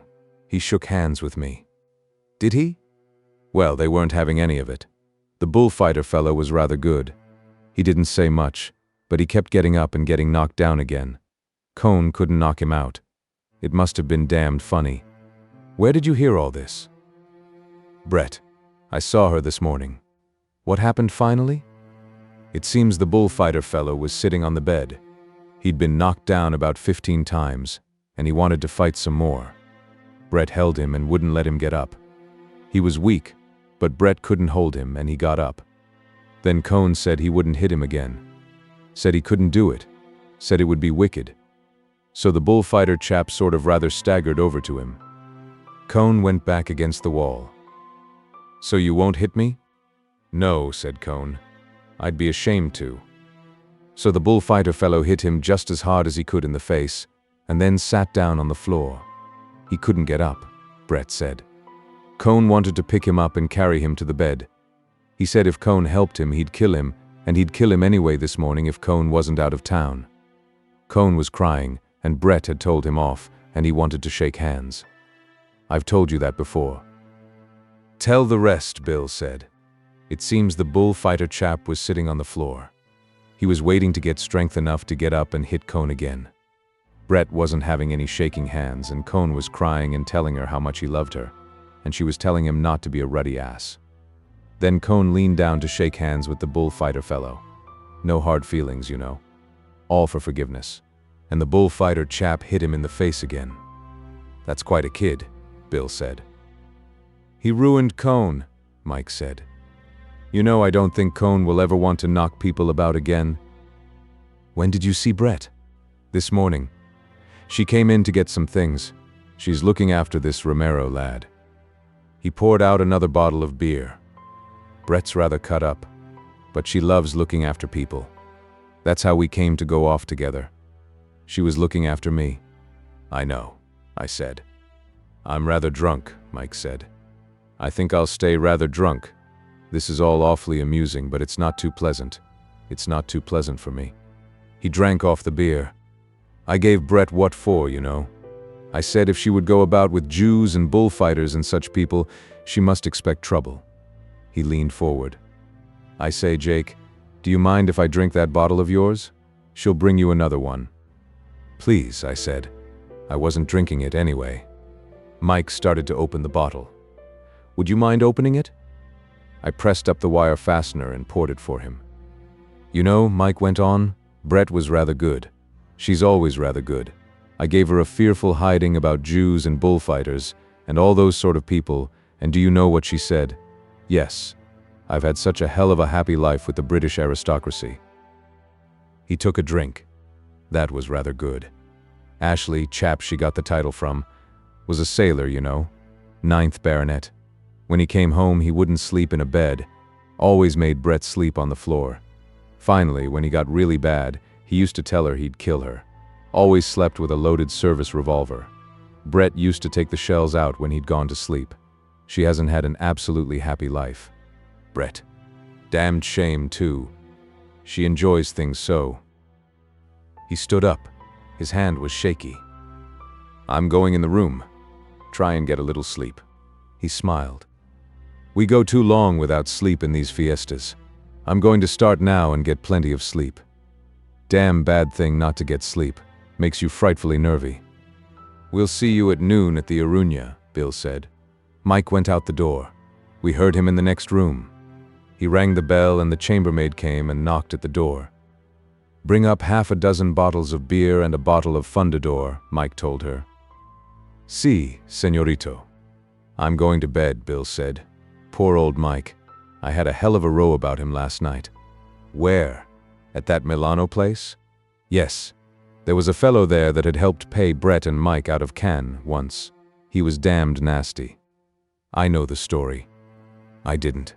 Nobody ought to have a right to say things about Mike. That's what makes it bad. They oughtn't to have any right. I wish to hell they didn't have any right. I'm going to bed. Was anybody killed in the ring? I don't think so. Just badly hurt.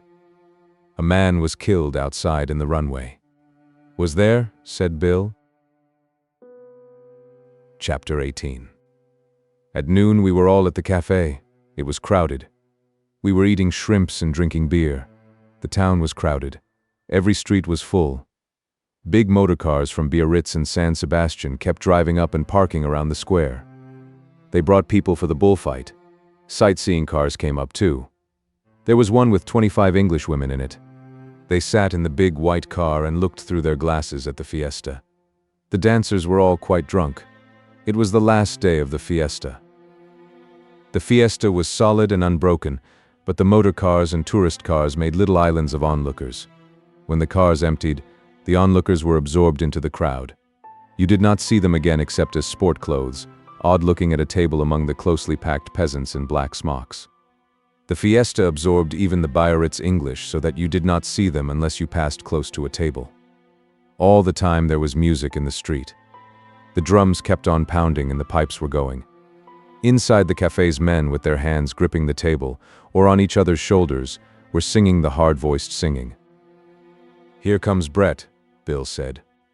I looked and saw her coming through the crowd in the square, walking, her head up, as though the fiesta were being staged in her honor, and she found it pleasant and amusing.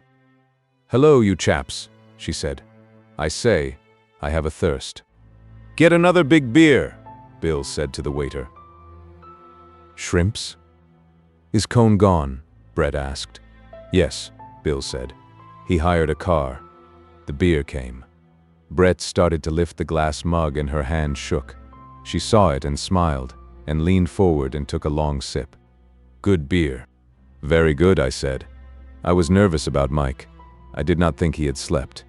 He must have been drinking all the time, but he seemed to be under control.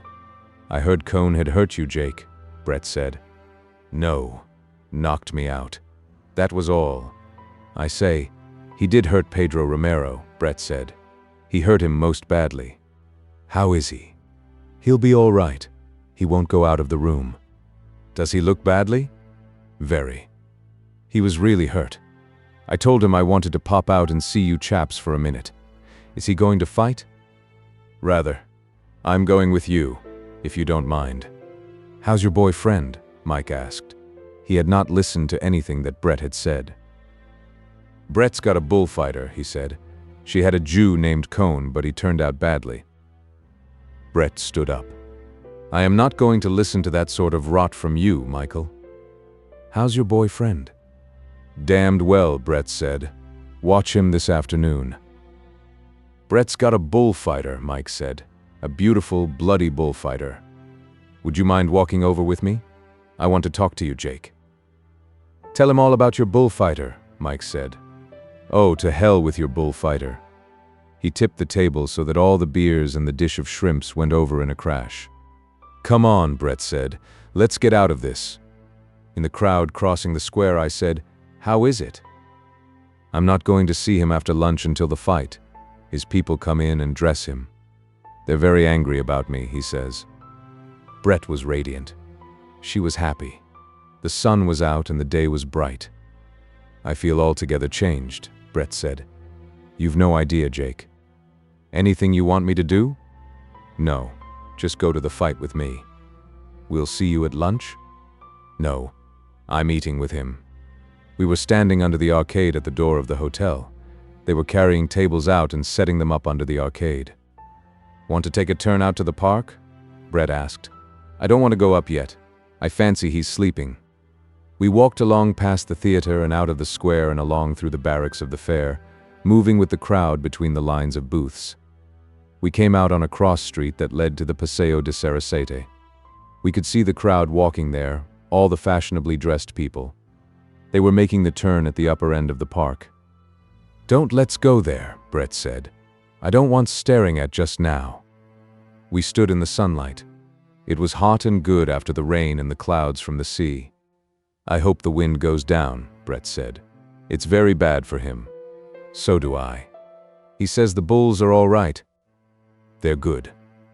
"Is that San Fermin's?" Brett looked at the yellow wall of the chapel. "Yes. Where the show started on Sunday." "Let's go in, do you mind? I'd rather like to pray a little for him or something." We went in through the heavy leather door that moved very lightly. It was dark inside. Many people were praying. You saw them as your eyes adjusted themselves to the half-light. We knelt at one of the long wooden benches.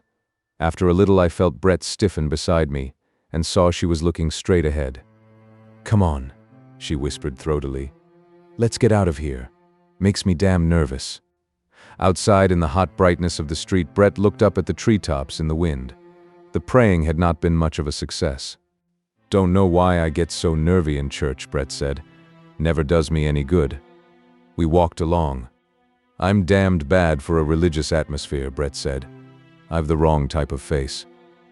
"You know," Brett said, "I'm not worried about him at all. I just feel happy about him." "Good. I wish the wind would drop, though." It's liable to go down by 5 o'clock. Let's hope. You might pray, I laughed. Never does me any good. I've never gotten anything I prayed for. Have you? Oh, yes. Oh, rot, said Brett. Maybe it works for some people, though. You don't look very religious, Jake. I'm pretty religious. Oh, rot, said Brett. Don't start proselyting today. Today's going to be bad enough as it is.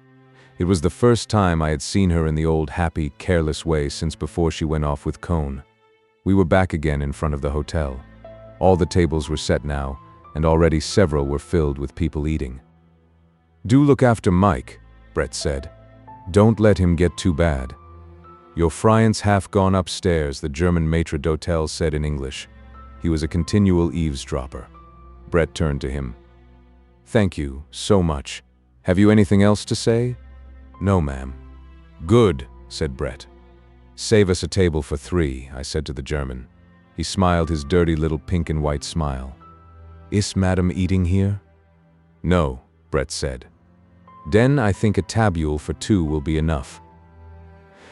Don't talk to him, Brett said. Mike must have been in bad shape, she said on the stairs.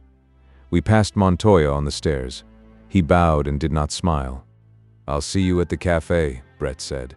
Thank you so much, Jake. We had stopped at the floor our rooms were on. She went straight down the hall and into Romero's room. She did not knock. She simply opened the door, went in, and closed it behind her. I stood in front of the door of Mike's room and knocked. There was no answer. I tried the knob and it opened. Inside the room was in great disorder. All the bags were opened and clothing was strewn around. There were empty bottles beside the bed. Mike lay on the bed looking like a death mask of himself. He opened his eyes and looked at me. Hello, Jake, he said very slowly. I'm getting a little sleep. I've wanted a little sleep for a long time. Let me cover you over. No, I'm quite warm. Don't go. I haven't got 10 to sleep yet. You'll sleep, Mike. Don't worry, boy. Brett's got a bullfighter, Mike said, but her Jew has gone away. He turned his head and looked at me. Damned good thing, what? Yes. Now go to sleep, Mike. You ought to get some sleep. I'm just starting. I'm going to get a little sleep. He shut his eyes. I went out of the room and turned the door to quietly. Bill was in my room reading the paper. See, Mike? Yes. Let's go and eat. I won't eat downstairs with that German head waiter. He was damned snotty when I was getting Mike upstairs. He was snotty to us too. Let's go out and eat in the town. We went down the stairs. On the stairs we passed a girl coming up with a covered tray. There goes Brett's lunch, Bill said. And the kids, I said. Outside on the terrace under the arcade, the German head waiter came up. His red cheeks were shiny. He was being polite. I half a tabule for 2 for you, gentlemen, he said. Go sit at it, Bill said. We went on out across the street. We ate at a restaurant in a side street off the square. They were all men eating in the restaurant. It was full of smoke and drinking and singing. The food was good and so was the wine. We did not talk much. Afterward, we went to the cafe and watched the fiesta come to the boiling point. Brett came over soon after lunch. She said she had looked in the room and that Mike was asleep. When the fiesta boiled over and toward the bull ring, we went with the crowd. Brett sat at the ringside between Bill and me. Directly below us was the collegion, the passageway between the stands and the red fence of the Barrera. Behind us, the concrete stands filled solidly. Out in front, beyond the red fence, the sand of the ring was smooth-rolled and yellow. It looked a little heavy from the rain, but it was dry in the sun and firm and smooth. The sword handlers and bull-ring servants came down the collegion carrying on their shoulders the wicker baskets of fighting capes and muletas. They were blood-stained and compactly folded and packed in the baskets. The sword handlers opened the heavy leather sword cases so the red-wrapped hilts of the sheaf of swords showed as the leather case leaned against the fence. They unfolded the dark-stained red flannel of the muletas and fixed batons in them to spread the stuff and give the matador something to hold. Brett watched it all. She was absorbed in the professional details. He's his name stenciled on all the capes and muletas, she said. Why do they call them muletas? I don't know. I wonder if they ever launder them. I don't think so. It might spoil the color. The blood must stiffen them, Bill said. Funny, Brett said, how one doesn't mind the blood. Below in the narrow passage of the Collège Jaune, the sword handlers arranged everything. All the seats were full. Above, all the boxes were full. There was not an empty seat except in the president's box. When he came in, the fight would start. Across the smooth sand, in the high doorway that led into the corrals, the bullfighters were standing, their arms furled in their capes, talking, waiting for the signal to march in across the arena. Brett was watching them with the glasses. Here, would you like to look? I looked through the glasses and saw the three matadors. Romero was in the center, Belmonte on his left, Marseille on his right. Back of them were their people, and behind the banderilleros, back in the passageway and in the open space of the corral, I saw the picadors. Romero was wearing a black suit. His tricornered hat was low down over his eyes. I could not see his face clearly under the hat, but it looked badly marked. He was looking straight ahead. Marshall was smoking a cigarette guardedly, holding it in his hand. Belmonte looked ahead, his face wan and yellow, his long wolf jaw out.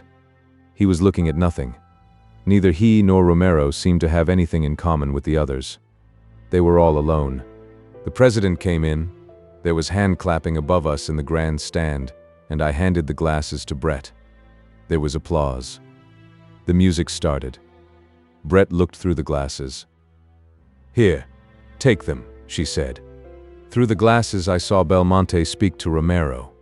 Marshall straightened up and dropped his cigarette, and looking straight ahead, their heads back, their free arms swinging, the three matadors walked out. Behind them came all the procession, opening out, all striding in step, all the capes furled, everybody with free arms swinging, and behind rode the picadors, their picks rising like lances. Behind all came the 2 trains of mules and the bullring servants. The matadors bowed, holding their hats on, before the president's box, and then came over to the barrera below us. Pedro Romero took off his heavy gold brocaded cape and handed it over the fence to his sword handler. He said something to the sword handler. Close below us we saw Romero's lips were puffed. Both eyes were discolored. His face was discolored and swollen.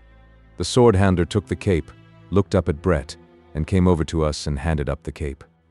Spread it out in front of you, I said. Brett leaned forward. The cape was heavy and smoothly stiff with gold. The sword handler looked back, shook his head, and said something. A man beside me leaned over toward Brett. He doesn't want you to spread it, he said. You should fold it and keep it in your lap. Brett folded the heavy cape. Romero did not look up at us. He was speaking to Belmonte. Belmonte had sent his formal cape over to some friends. He looked across at them and smiled, his wolf smile that was only with the mouth. Romero leaned over the barrera and asked for the water jug. The sword handler brought it and Romero poured water over the percale of his fighting cape, and then scuffed the lower folds in the sand with his slippered foot. What's that for? Brett asked. To give it weight in the wind. His face looks bad, Bill said. He feels very badly, Brett said. He should be in bed. The first bull was Belmonte's. Belmonte was very good. But because he got 30,000 pesetas and people had stayed in line all night to buy tickets to see him, the crowd demanded that he should be more than very good. Belmonte's great attraction is working close to the bull. In bullfighting, they speak of the terrain of the bull and the terrain of the bullfighter. As long as a bullfighter stays in his own terrain, he is comparatively safe. Each time he enters into the terrain of the bull, he is in great danger. Belmonte, in his best days, worked always in the terrain of the bull. This way he gave the sensation of coming tragedy. People went to the corrida to see Belmonte, to be given tragic sensations, and perhaps to see the death of Belmonte. 15 years ago they said if you wanted to see Belmonte you should go quickly, while he was still alive. Since then he has killed more than 1,000 bulls. When he retired, the legend grew up about how his bullfighting had been, and when he came out of retirement the public were disappointed because no real man could work as close to the bulls as Belmonte was supposed to have done, not of course, even Belmonte. Also Belmonte imposed conditions and insisted that his bulls should not be too large, nor too dangerously armed with horns, and so the element that was necessary to give the sensation of tragedy was not there, and the public, who wanted 3 times as much from Belmonte, who was sick with a fistula, as Belmonte had ever been able to give, felt defrauded and cheated, and Belmonte's jaw came further out in contempt, and his face turned yellower, and he moved with greater difficulty as his pain increased, and finally the crowd were actively against him, and he was utterly contemptuous and indifferent.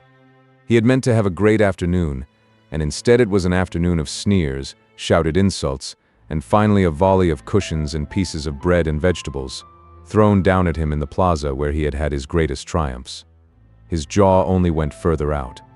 Sometimes he turned to smile that toothed, long-jawed, lipless smile when he was called something particularly insulting, and always the pain that any movement produced grew stronger and stronger, until finally his yellow face was parchment color, and after his second bull was dead, and the throwing of bread and cushions was over.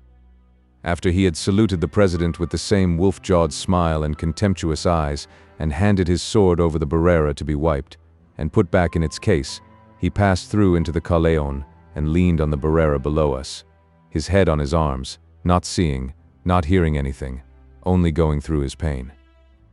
When he looked up, finally, he asked for a drink of water. He swallowed a little, rinsed his mouth, spat the water, took his cape, and went back into the ring. Because they were against Belmonte, the public were for Romero. From the moment he left the barrera and went toward the bull, they applauded him. Belmonte watched Romero too, watched him always without seeming to. He paid no attention to Marcial. Marcial was the sort of thing he knew all about. He had come out of retirement to compete with Marcial, knowing it was a competition gained in advance. He had expected to compete with Marcial and the other stars of the decadence of bullfighting, and he knew that the sincerity of his own bullfighting would be so set off by the false aesthetics of the bullfighters of the decadent period that he would only have to be in the ring. His return from retirement had been spoiled by Romero. Romero did always, smoothly, calmly, and beautifully, what he, Belmonte, could only bring himself to do now sometimes. The crowd felt it, even the people from Biarritz, even the American ambassador saw it, finally. It was a competition that Belmonte would not enter because it would lead only to a bad horn wound or death. Belmonte was no longer well enough. He no longer had his greatest moments in the bull ring. He was not sure that there were any great moments. Things were not the same, and now life only came in flashes. He had flashes of the old greatness with his bulls, but they were not of value because he had discounted them in advance when he had picked the bulls out for their safety, getting out of a motor and leaning on a fence, looking over at the herd on the ranch of his friend the bull breeder. So he had 2 small, manageable bulls without much horns, and when he felt the greatness again coming, just a little of it through the pain that was always with him, it had been discounted and sold in advance, and it did not give him a good feeling. It was the greatness, but it did not make bullfighting wonderful to him anymore. Pedro Romero had the greatness. He loved bullfighting, and I think he loved the bulls, and I think he loved Brett. Everything of which he could control the locality he did in front of her all that afternoon. Never once did he look up. He made it stronger that way and did it for himself too, as well as for her. Because he did not look up to ask if it pleased, he did it all for himself inside, and it strengthened him, and yet he did it for her too. But he did not do it for her at any loss to himself. He gained by it all through the afternoon. His first quite was directly below us. The 3 matadors take the bull in turn after each charge he makes at a picador. Belmonte was the first. Marcial was the second. Then came Romero. The 3 of them were standing at the left of the horse. The picador, his hat down over his eyes, the shaft of his pick angling sharply toward the bull, kicked in the spurs and held them, and with the reins in his left hand walked the horse forward toward the bull. The bull was watching. Seemingly he watched the white horse, but really he watched the triangular steel point of the pick. Romero, watching, saw the bull start to turn his head. He did not want to charge. Romero flicked his cape so the color caught the bull's eye. The bull charged with the reflex, charged, and found not the flash of color but a white horse, and a man leaned far over the horse, shot the steel point of the long hickory shaft into the hump of muscle on the bull's shoulder, and pulled his horse sideways as he pivoted on the pick, making a wound. enforcing the iron into the bull's shoulder, making him bleed for Belmonte. The bull did not insist under the iron. He did not really want to get at the horse. He turned and the group broke apart and Romero was taking him out with his cape.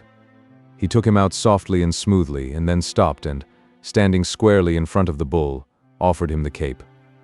The bull's tail went up and he charged, and Romero moved his arms ahead of the bull, wheeling, his feet firmed. The dampened, mud-weighted cape swung open and full as a sail fills, and Romero pivoted with it just ahead of the bull. At the end of the pass they were facing each other again. Romero smiled. The bull wanted it again, and Romero's cape filled again, this time on the other side. Each time he let the bull pass so close that the man and the bull and the cape that filled and pivoted ahead of the bull were all one sharply etched mass. It was all so slow and so controlled. It was as though he were rocking the bull to sleep. He made 4 Veronicas like that, and finished with a half Veronica that turned his back on the bull and came away toward the applause, his hand on his hip, his cape on his arm, and the bull watching his back going away. In his own bulls he was perfect. His first bull did not see well. After the first 2 passes with the cape, Romero knew exactly how bad the vision was impaired. He worked accordingly. It was not brilliant bullfighting. It was only perfect bullfighting. The crowd wanted the bull changed. They made a great row. Nothing very fine could happen with a bull that could not see the lures, but the president would not order him replaced. "Why don't they change him?" Brett asked. "They've paid for him. They don't want to lose their money. It's hardly fair to Romero. Watch how he handles a bull that can't see the color. It's the sort of thing I don't like to see." It was not nice to watch if you cared anything about the person who was doing it. With the bull who could not see the colors of the capes or the scarlet flannel of the muleta, Romero had to make the bull consent with his body. He had to get so close that the bull saw his body and would start for it, and then shift the bull's charge to the flannel and finish out the pass in the classic manner. The Biarritz crowd did not like it. They thought Romero was afraid, and that was why he gave that little sidestep each time as he transferred the bull's charge from his own body to the flannel. They preferred Belmonte's imitation of himself or Martial's imitation of Belmonte. There were 3 of them in the row behind us. "What's he afraid of the bull for? The bull's so dumb he only goes after the cloth. He's just a young bullfighter. He hasn't learned it yet. But I thought he was fine with the cape before. Probably he's nervous now." Out in the center of the ring, all alone, Romero was going on with the same thing, getting so close that the bull could see him plainly, offering the body, offering it again a little closer, the bull watching dully, then so close that the bull thought he had him, offering again and finally drawing the charge, and then, just before the horns came, giving the bull the red cloth to follow with that little, almost imperceptible, jerk that so offended the critical judgment of the Biarritz bullfight experts. "He's going to kill now," I said to Brett. "The bull's still strong. He wouldn't wear himself out." Out in the center of the ring, Romero profiled in front of the bull, drew the sword out from the folds of the muleta, rose on his toes, and sighted along the blade. The bull charged as Romero charged. Romero's left hand dropped the muleta over the bull's muzzle to blind him. His left shoulder went forward between the horns as the sword went in, and for just an instant he and the bull were one, Romero way out over the bull, the right arm extended high up to where the hilt of the sword had gone in between the bull's shoulders. Then the figure was broken. There was a little jolt as Romero came clear, and then he was standing, one hand up, facing the bull, his shirt ripped out from under his sleeve, the white blowing in the wind, and the bull, the red sword hilt tight between his shoulders, his head going down and his legs settling. "There he goes," Bill said. Romero was close enough so the bull could see him. His hands still up, he spoke to the bull. The bull gathered himself, then his head went forward and he went over slowly, then all over, suddenly, 4 feet in the air. They handed the sword to Romero, and carrying it blade down, the muleta in his other hand, he walked over to in front of the president's box, bowed, straightened, and came over to the Barrera and handed over the sword and muleta. "Bad one," said the sword-hander. "He made me sweat," said Romero. He wiped off his face. The sword-hander handed him the water jug. Romero wiped his lips. It hurt him to drink out of the jug. He did not look up at us. Marshall had a big day. They were still applauding him when Romero's last bull came in. It was the bull that had sprinted out and killed the man in the morning running. During Romero's first bull, his hurt face had been very noticeable. Everything he did showed it. All the concentration of the awkwardly delicate working with the bull that could not see well brought it out. The fight with Cohn had not touched his spirit, but his face had been smashed and his body hurt. He was wiping all that out now. Each thing that he did with this bull wiped that out a little cleaner. It was a good bull, a big bull, and with horns, and it turned and recharged easily and surely. He was what Romero wanted in bulls. When he had finished his work with the muleta and was ready to kill, the crowd made him go on. They did not want the bull killed yet. They did not want it to be over. Romero went on. It was like a course in bullfighting. All the passes he linked up, all completed, all slow, templed, and smooth. There were no tricks and no mystifications. There was no brusqueness, and each pass as it reached the summit gave you a sudden ache inside. The crowd did not want it ever to be finished. The bull was squared on all 4 feet to be killed, and Romero killed directly below us. He killed not as he had been forced to by the last bull, but as he wanted to. He profiled directly in front of the bull, drew the sword out of the folds of the muleta and sighted along the blade. The bull watched him. Romero spoke to the bull and tapped one of his feet. The bull charged and Romero waited for the charge, the muleta held low, sighting along the blade, his feet firm. Then, without taking a step forward, he became one with the bull. The sword was in high between the shoulders. The bull had followed the low-swung flannel that disappeared as Romero lurched clear to the left, and it was over. The bull tried to go forward. His legs commenced to settle. He swung from side to side, hesitated, then went down on his knees, and Romero's older brother leaned forward behind him and drove a short knife into the bull's neck at the base of the horns. The first time he missed. He drove the knife in again, and the bull went over, twitching and rigid. Romero's brother, holding the bull's horn in one hand, the knife in the other, looked up at the president's box. Handkerchiefs were waving all over the bull ring. The president looked down from the box and waved his handkerchief. The brother cut the notched black ear from the dead bull and trotted over with it to Romero. The bull lay heavy and black on the sand, his tongue out. Boys were running toward him from all parts of the arena, making a little circle around him. They were starting to dance around the bull. Romero took the ear from his brother and held it up toward the president. The president bowed, and Romero, running to get ahead of the crowd, came toward us. He leaned up against the barrera and gave the ear to Brett. He nodded his head and smiled. The crowd were all about him. Brett held down the cape. "You liked it?" Romero called. Brett did not say anything. They looked at each other and smiled. Brett had the ear in her hand. "Don't get bloody," Romero said and grinned. The crowd wanted him. Several boys shouted at Brett. The crowd was the boys, the dancers, and the drunks. Romero turned and tried to get through the crowd. They were all around him, trying to lift him and put him on their shoulders.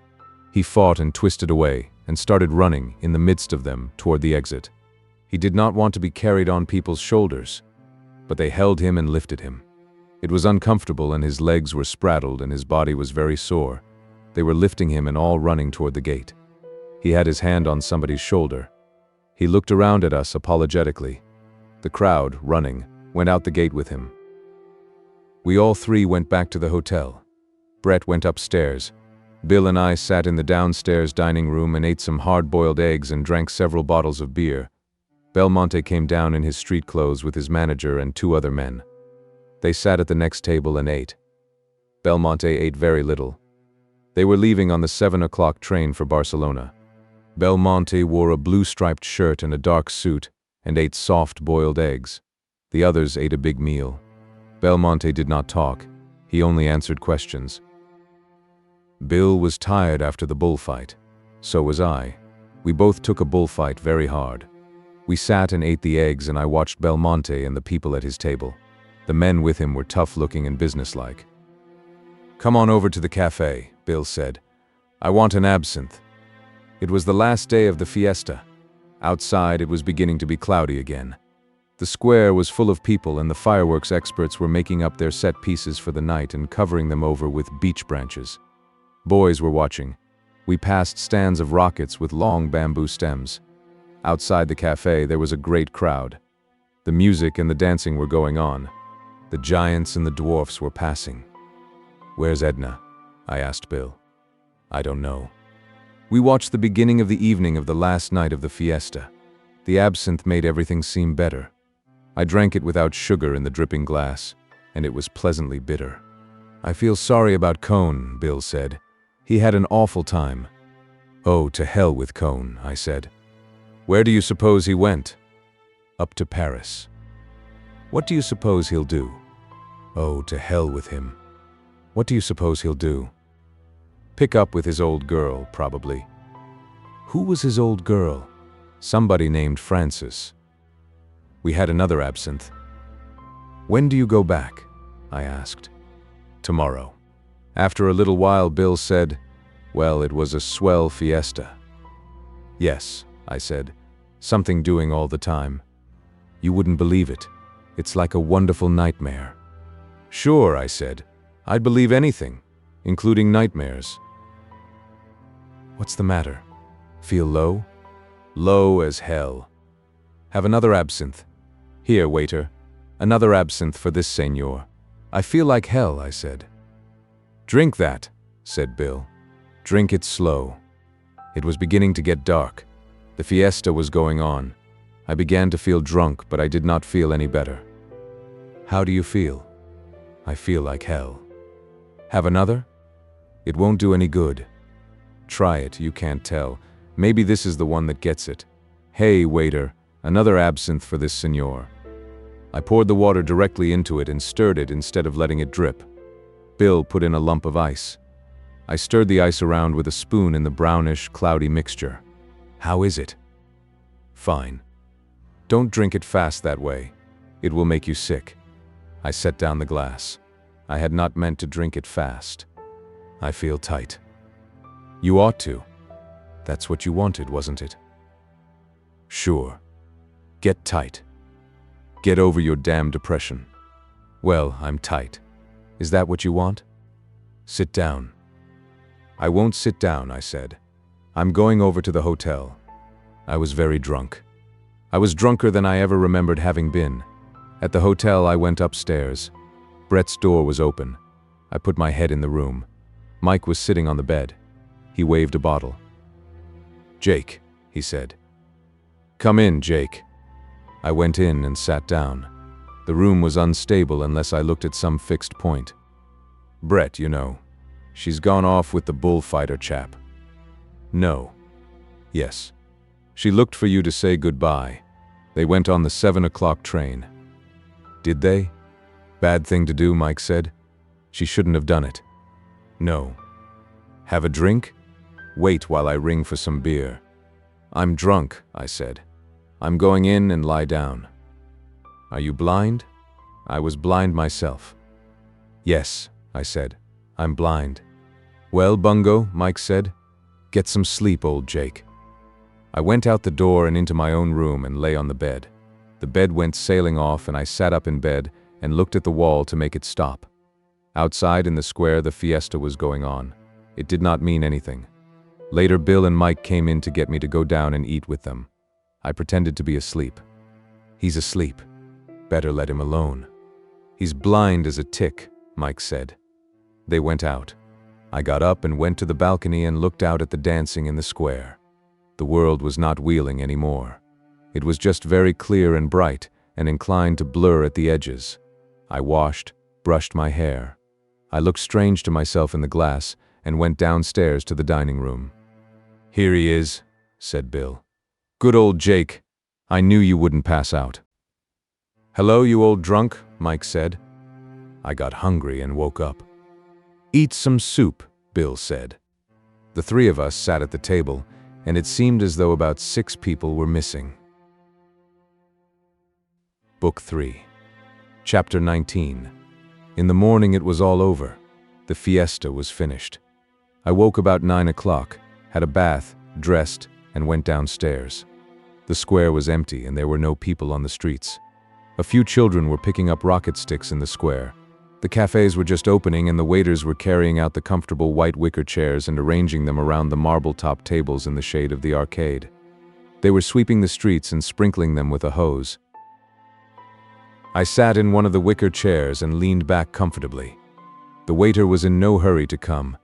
The white paper announcements of the unloading of the bulls and the big schedules of special trains were still up on the pillars of the arcade. A waiter wearing a blue apron came out with a bucket of water and a cloth, and commenced to tear down the notices, pulling the paper off in strips and washing and rubbing away the paper that stuck to the stone. The fiesta was over. I drank a coffee, and after a while Bill came over. I watched him come walking across the square.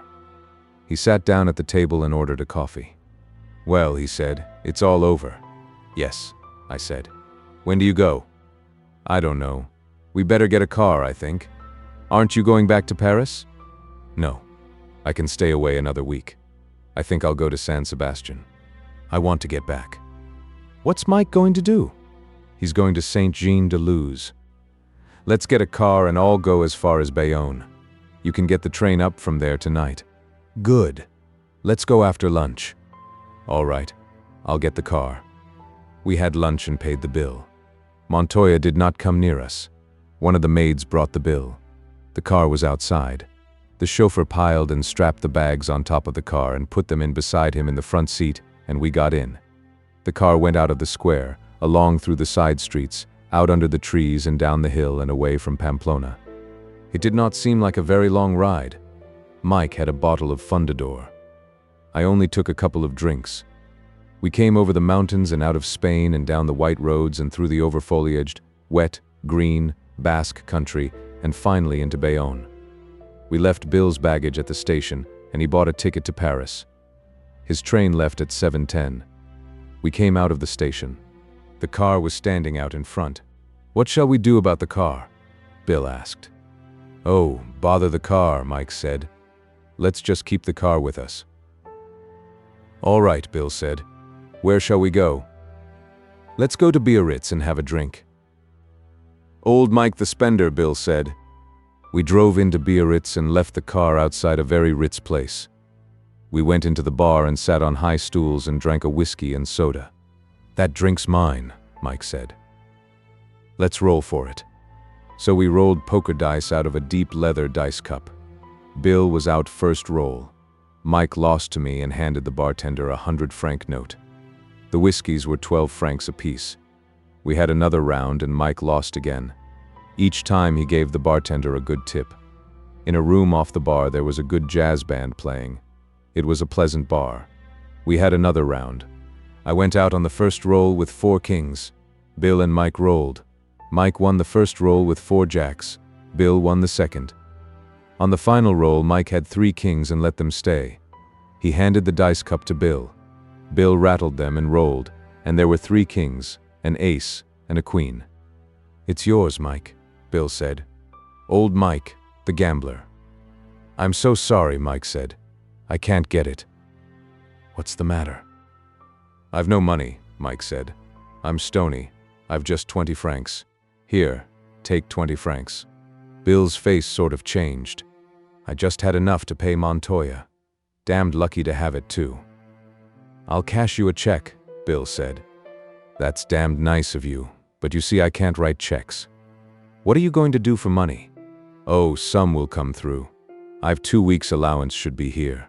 I can live on tick at this pub in St. Jean." "What do you want to do about the car?" Bill asked me. "Do you want to keep it on?" "It doesn't make any difference. Seems sort of idiotic." "Come on, let's have another drink," Mike said. "Fine. This one is on me," Bill said. "Has Brett any money?" He turned to Mike. "I shouldn't think so. She put up most of what I gave to old Montoya." "She hasn't any money with her?" I asked. "I shouldn't think so. She never has any money. She gets 500 quid a year and pays 350 of it in interest to Jews." "I suppose they get it at the source," said Bill. "Quite. They're not really Jews. We just call them Jews. They're Scotsmen, I believe." "Hasn't she any at all with her?" I asked. "I hardly think so. She gave it all to me when she left." "Well," Bill said, We might as well have another drink." "Damned good idea," Mike said. "One never gets anywhere by discussing finances." "No," said Bill. Bill and I rolled for the next 2 rounds. Bill lost and paid. We went out to the car. "Anywhere you'd like to go, Mike?" Bill asked. "Let's take a drive. It might do my credit good. Let's drive about a little." "Fine. I'd like to see the coast. Let's drive down toward Henday. I haven't any credit along the coast." "You can't ever tell," said Bill. We drove out along the coast road. There was the green of the headlands, the white, red-roofed villas, patches of forest, and the ocean very blue with the tide out, and the water curling far out along the beach. We drove through Saint-Jean-de-Luz and passed through villages farther down the coast. Back of the rolling country we were going through, we saw the mountains we had come over from Pamplona. The road went on ahead. Bill looked at his watch. It was time for us to go back. He knocked on the glass and told the driver to turn around. The driver backed the car out into the grass to turn it. In back of us were the woods, below a stretch of meadow, then the sea. At the hotel where Mike was going to stay in St. Jean, we stopped the car and he got out. The chauffeur carried in his bags. Mike stood by the side of the car. "Goodbye, you chaps," Mike said. "It was a damned fine fiesta." "So long, Mike," Bill said. "I'll see you around," I said. "Don't worry about money," Mike said. "You can pay for the car, Jake, and I'll send you my share." "So long, Mike." "So long, you chaps. You've been damned nice." We all shook hands. We waved from the car to Mike. He stood in the road watching. We got to Bayonne just before the train left. A porter carried Bill's bags in from the consigne. I went as far as the inner gate to the tracks. "So long, fella," Bill said. "So long, kid. It was swell. I've had a swell time." "Will you be in Paris?" "No, I have to sail on the 17th. So long, fella." "So long, old kid." He went in through the gate to the train. The porter went ahead with the bags. I watched the train pull out. Bill was at one of the windows. The window passed, the rest of the train passed, and the tracks were empty. I went outside to the car. "How much do we owe you?" I asked the driver. The price to Bayonne had been fixed at 150 pesetas. 200 pesetas. How much more will it be if you drive me to San Sebastian on your way back? 50 pesetas. Don't kid me. 35 pesetas. It's not worth it, I said. Drive me to the Hotel Panier Fleury. At the hotel, I paid the driver and gave him a tip. The car was powdered with dust. I rubbed the rod case through the dust. It seemed the last thing that connected me with Spain and the fiesta. The driver put the car in gear and went down the street. I watched it turn off to take the road to Spain. I went into the hotel and they gave me a room. It was the same room I had slept in when Bill and Cone and I were in Bayonne. That seemed a very long time ago. I washed, changed my shirt, and went out in the town. At a newspaper kiosk, I bought a copy of the New York Herald and sat in a cafe to read it. It felt strange to be in France again. There was a safe, suburban feeling. I wished I had gone up to Paris with Bill, except that Paris would have meant more fiesting. I was through with fiestas for a while. It would be quiet in San Sebastian. The season does not open there until August.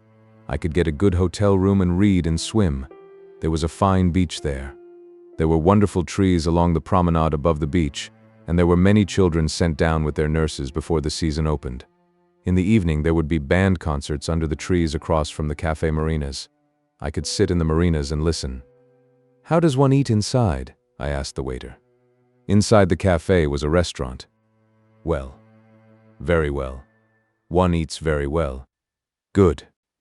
I went in and ate dinner. It was a big meal for France, but it seemed very carefully apportioned after Spain. I drank a bottle of wine for company. It was a Chateau Margaux. It was pleasant to be drinking slowly and to be tasting the wine and to be drinking alone. A bottle of wine was good company. Afterward, I had coffee. The waiter recommended a Basque liqueur called Izara. He brought in the bottle and poured a liqueur glass full. He said Izara was made of the flowers of the Pyrenees, the veritable flowers of the Pyrenees. It looked like hair oil and smelled like Italian strega.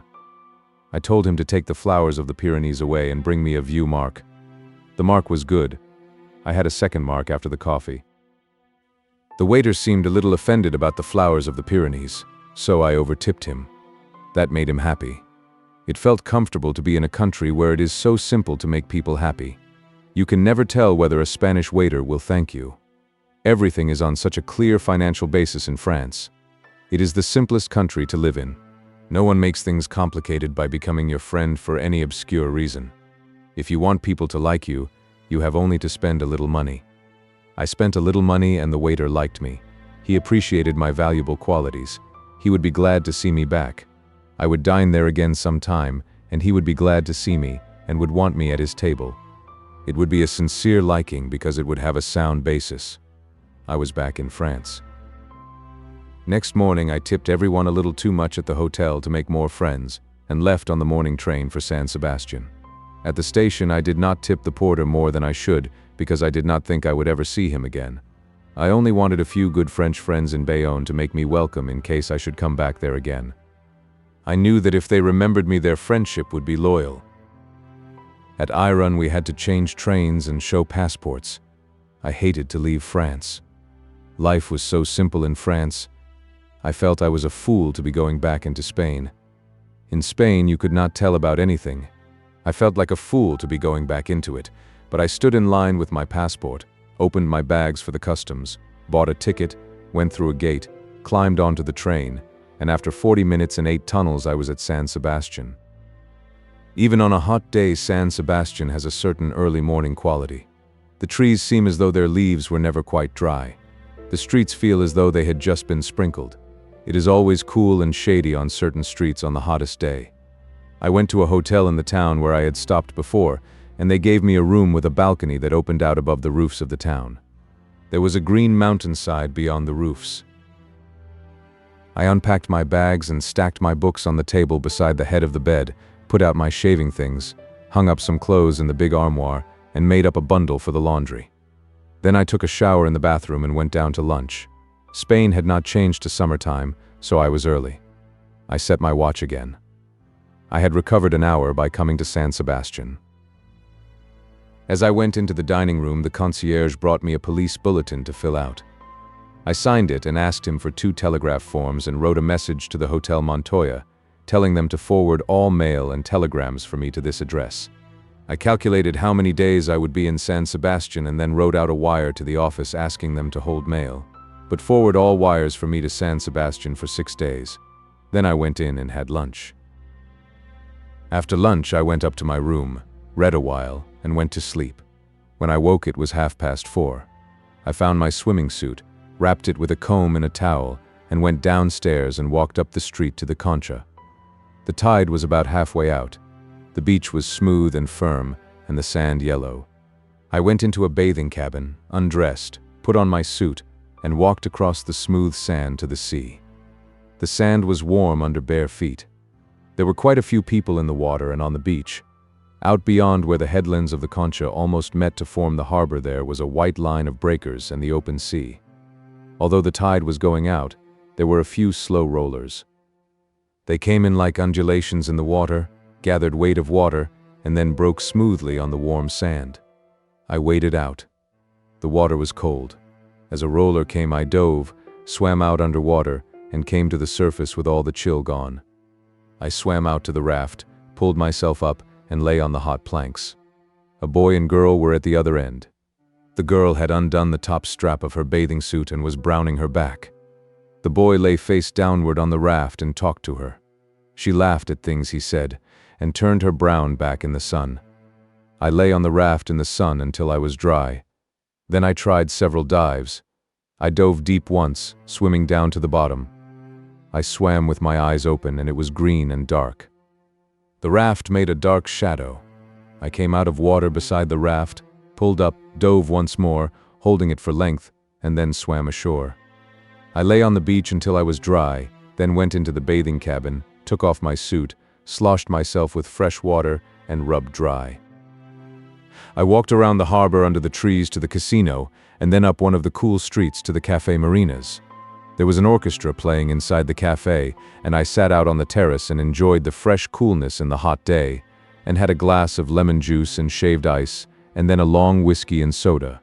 I sat in front of the marinas for a long time and read and watched the people, and listened to the music. Later, when it began to get dark, I walked around the harbor and out along the promenade, and finally back to the hotel for supper. There was a bicycle race on, the Tour du Pays Basque, and the riders were stopping that night in San Sebastian. In the dining room at one side there was a long table of bicycle riders, eating with their trainers and managers. They were all French and Belgians and paid close attention to their meal, but they were having a good time. At the head of the table were two good-looking French girls, with much Rue du Faubourg Montmartre chic. I could not make out whom they belonged to.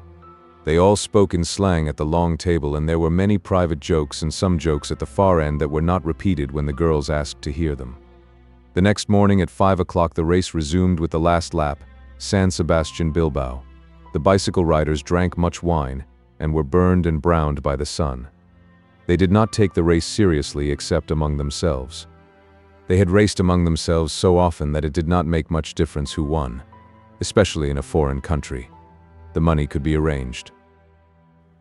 The man who had a matter of 2 minutes lead in the race had an attack of boils which were very painful. He sat on the small of his back. His neck was very red, and the blonde hairs were sunburned. The other riders joked him about his boils. He tapped on the table with his fork. "Listen," he said, "tomorrow my nose is so tight on the handlebars that the only thing touches those boils is a lovely breeze." One of the girls looked at him down the table, and he grinned and turned red. The Spaniards, they said, did not know how to pedal. I had coffee out on the terrace with the team manager of one of the big bicycle manufacturers. He said it had been a very pleasant race and would have been worth watching if Bottecchia had not abandoned it at Pamplona. The dust had been bad, but in Spain the roads were better than in France. Bicycle road racing was the only sport in the world, he said. Had I ever followed the Tour de France? Only in the papers. The Tour de France was the greatest sporting event in the world. Following and organizing the road races had made him know France. Few people know France.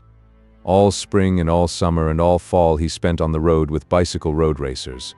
Look at the number of motor cars now that followed the riders from town to town in a road race. It was a rich country and more sportive every year. It would be the most sportive country in the world.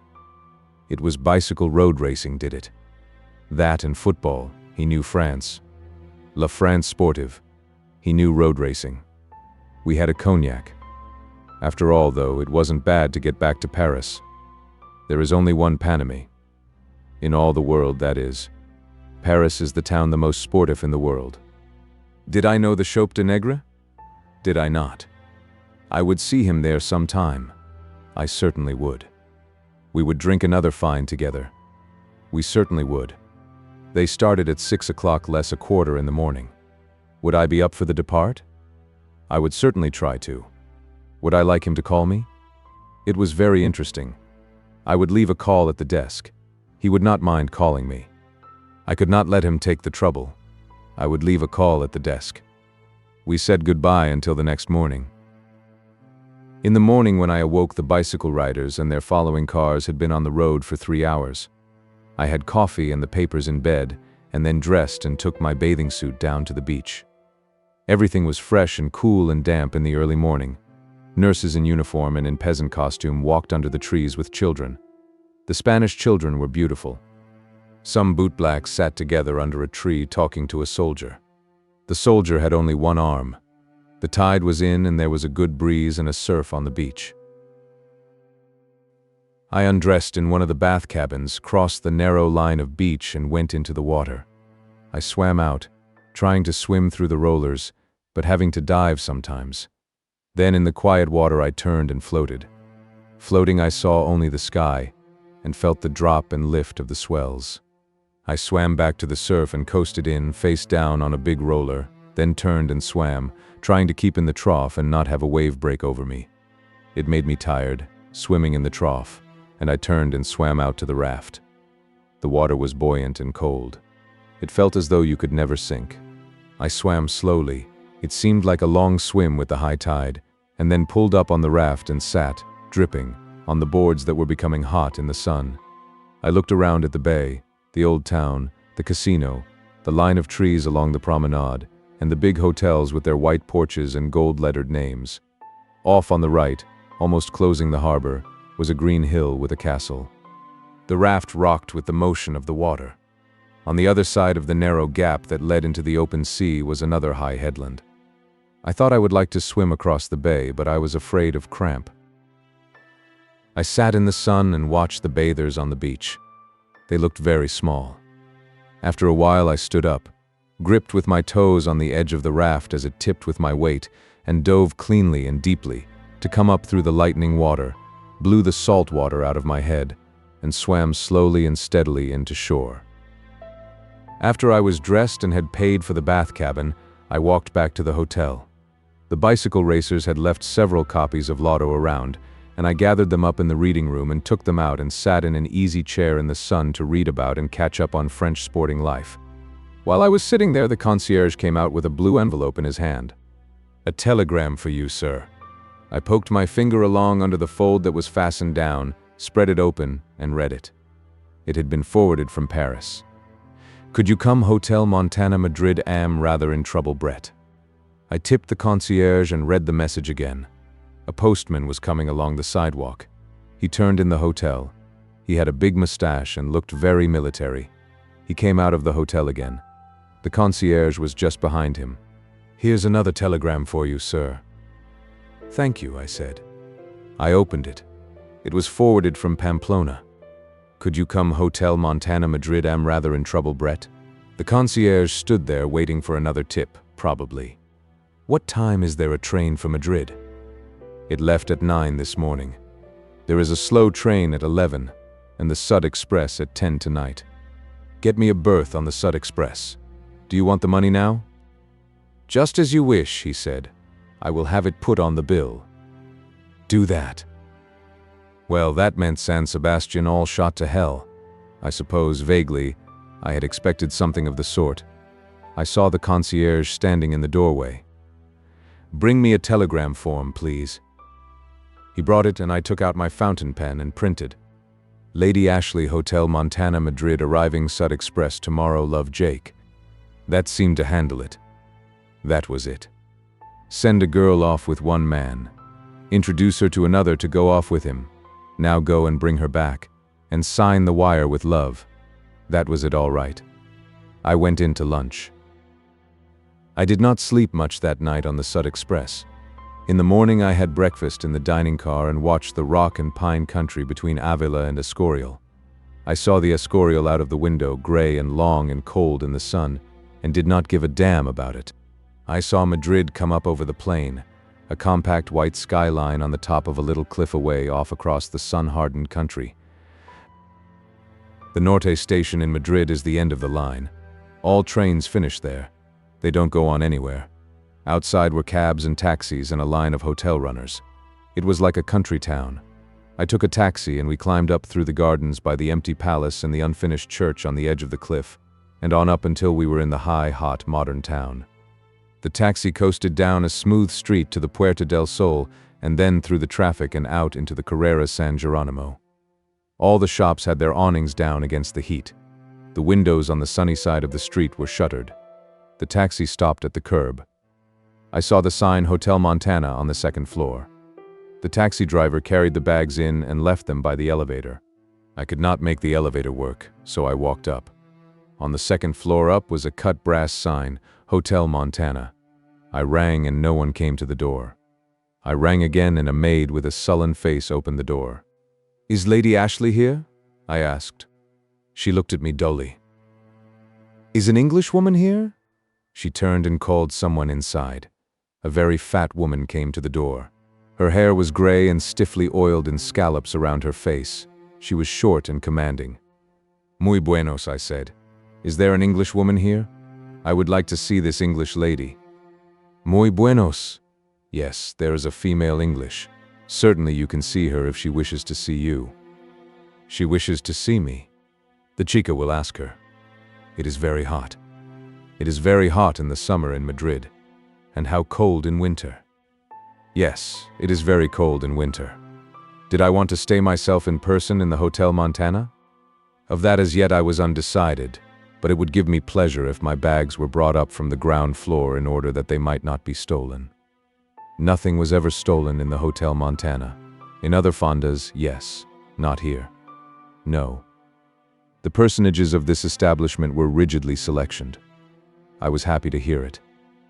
Nevertheless, I would welcome the upbringing of my bags. The maid came in and said that the female English wanted to see the male English now, at once. Good, I said. You see, it is as I said. Clearly. I followed the maids back down a long, dark corridor. At the end, she knocked on a door. Hello, said Brett. Is it you, Jake? It's me. Come in. Come in. I opened the door. The maid closed it after me. Brett was in bed. She had just been brushing her hair and held the brush in her hand. The room was in that disorder produced only by those who have always had servants. Darling, Brett said. I went over to the bed and put my arms around her. She kissed me, and while she kissed me, I could feel she was thinking of something else. She was trembling in my arms. She felt very small. Darling, I've had such a hell of a time. Tell me about it. Nothing to tell. He only left yesterday. I made him go. Why didn't you keep him? I don't know. It isn't the sort of thing one does. I don't think I hurt him any. You were probably damn good for him. He shouldn't be living with anyone. I realized that right away. No. Oh, hell, she said. Let's not talk about it. Let's never talk about it. All right. It was rather a knock his being ashamed of me. He was ashamed of me for a while, you know. No. Oh, yes. They ragged him about me at the cafe, I guess. He wanted me to grow my hair out. Me, with long hair. I'd look so like hell. It's funny. He said it would make me more womanly. I'd look a fright. What happened? Oh, he got over that. He wasn't ashamed of me long. What was it about being in trouble? I didn't know whether I could make him go, and I didn't have a sou to go away and leave him. He tried to give me a lot of money, you know. I told him I had scads of it. He knew that was a lie. I couldn't take his money, you know. No. Oh, let's not talk about it. There were some funny things, though. Do give me a cigarette. I lit the cigarette. He learned his English as a waiter in Gib. Yes. He wanted to marry me, finally. Really? Of course, I can't even marry Mike. Maybe he thought that would make him Lord Ashley. No, it wasn't that. He really wanted to marry me, so I couldn't go away from him, he said. He wanted to make it sure I could never go away from him. After I'd gotten more womanly, of course. You ought to feel set up. I do. I'm all right again. He's wiped out that damned cone. Good. You know I'd have lived with him if I hadn't seen it was bad for him. We got along damned well. Outside of your personal appearance. Oh, he'd have gotten used to that. She put out the cigarette. I'm 34, you know. I'm not going to be one of these bitches that ruins children. No. I'm not going to be that way. I feel rather good, you know. I feel rather set up. Good. She looked away. I thought she was looking for another cigarette. Then I saw she was crying. I could feel her crying. Shaking and crying. She wouldn't look up. I put my arms around her. Don't let's ever talk about it. Please don't let's ever talk about it. Dear Brett, I'm going back to Mike. I could feel her crying as I held her close. He's so damned nice and he's so awful. He's my sort of thing. She would not look up. I stroked her hair. I could feel her shaking. I won't be one of those bitches, she said. But oh, Jake, please let's never talk about it. We left the Hotel Montana. The woman who ran the hotel would not let me pay the bill. The bill had been paid. Oh well, let it go, Brett said. It doesn't matter now. We rode in a taxi down to the Palace Hotel, left the bags, arranged for berths on the Sud Express for the night, and went into the bar of the hotel for a cocktail. We sat on high stools at the bar while the barman shook the martinis in a large nickeled shaker. It's funny what a wonderful gentility you get in the bar of a big hotel, I said. Barmen and jockeys are the only people who are polite anymore. No matter how vulgar a hotel is, the bar is always nice.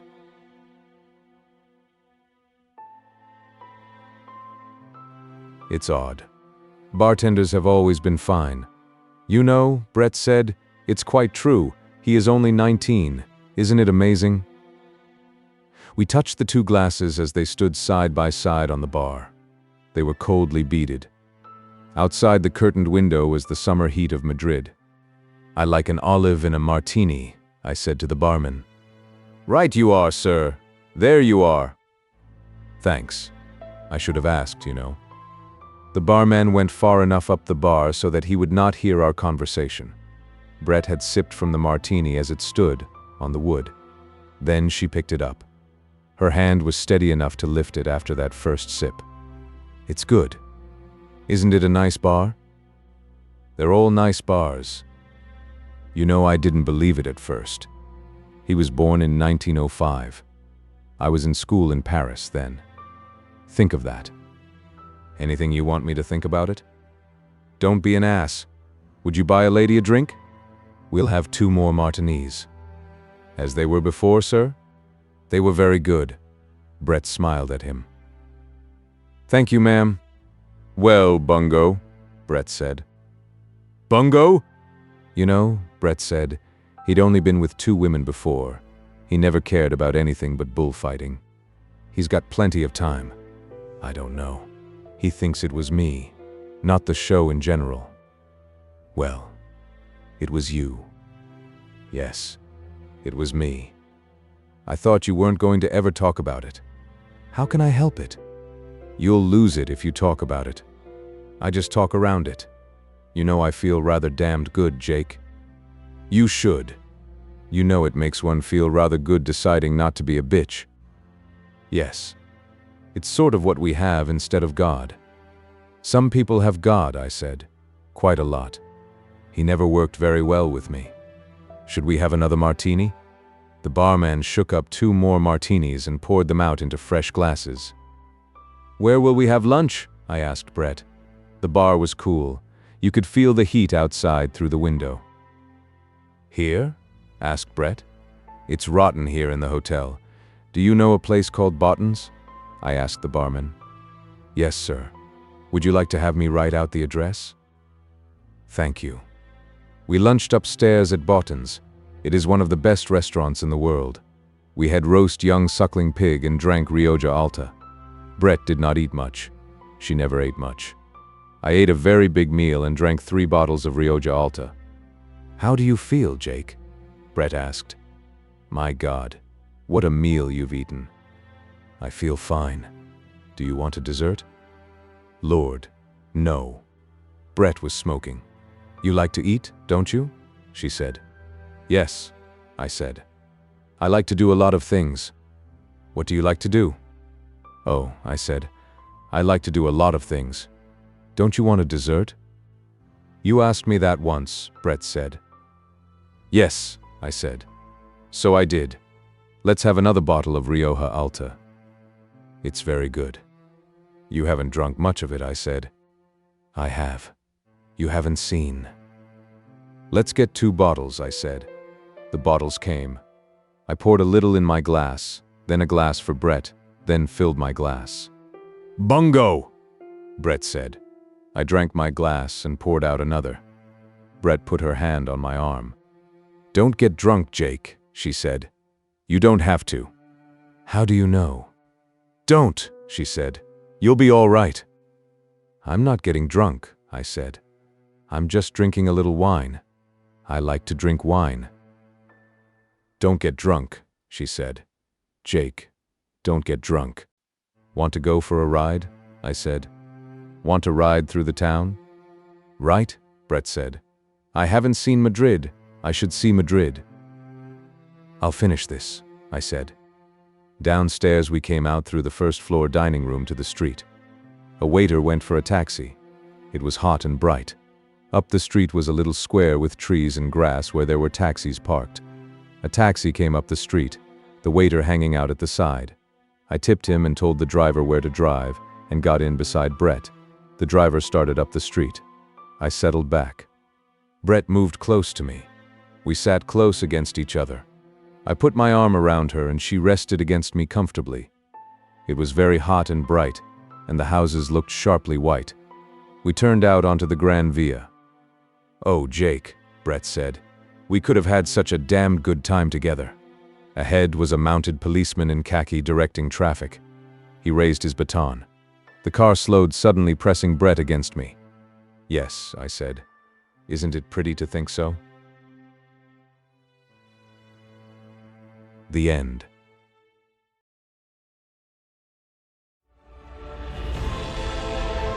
A whole galaxy to go.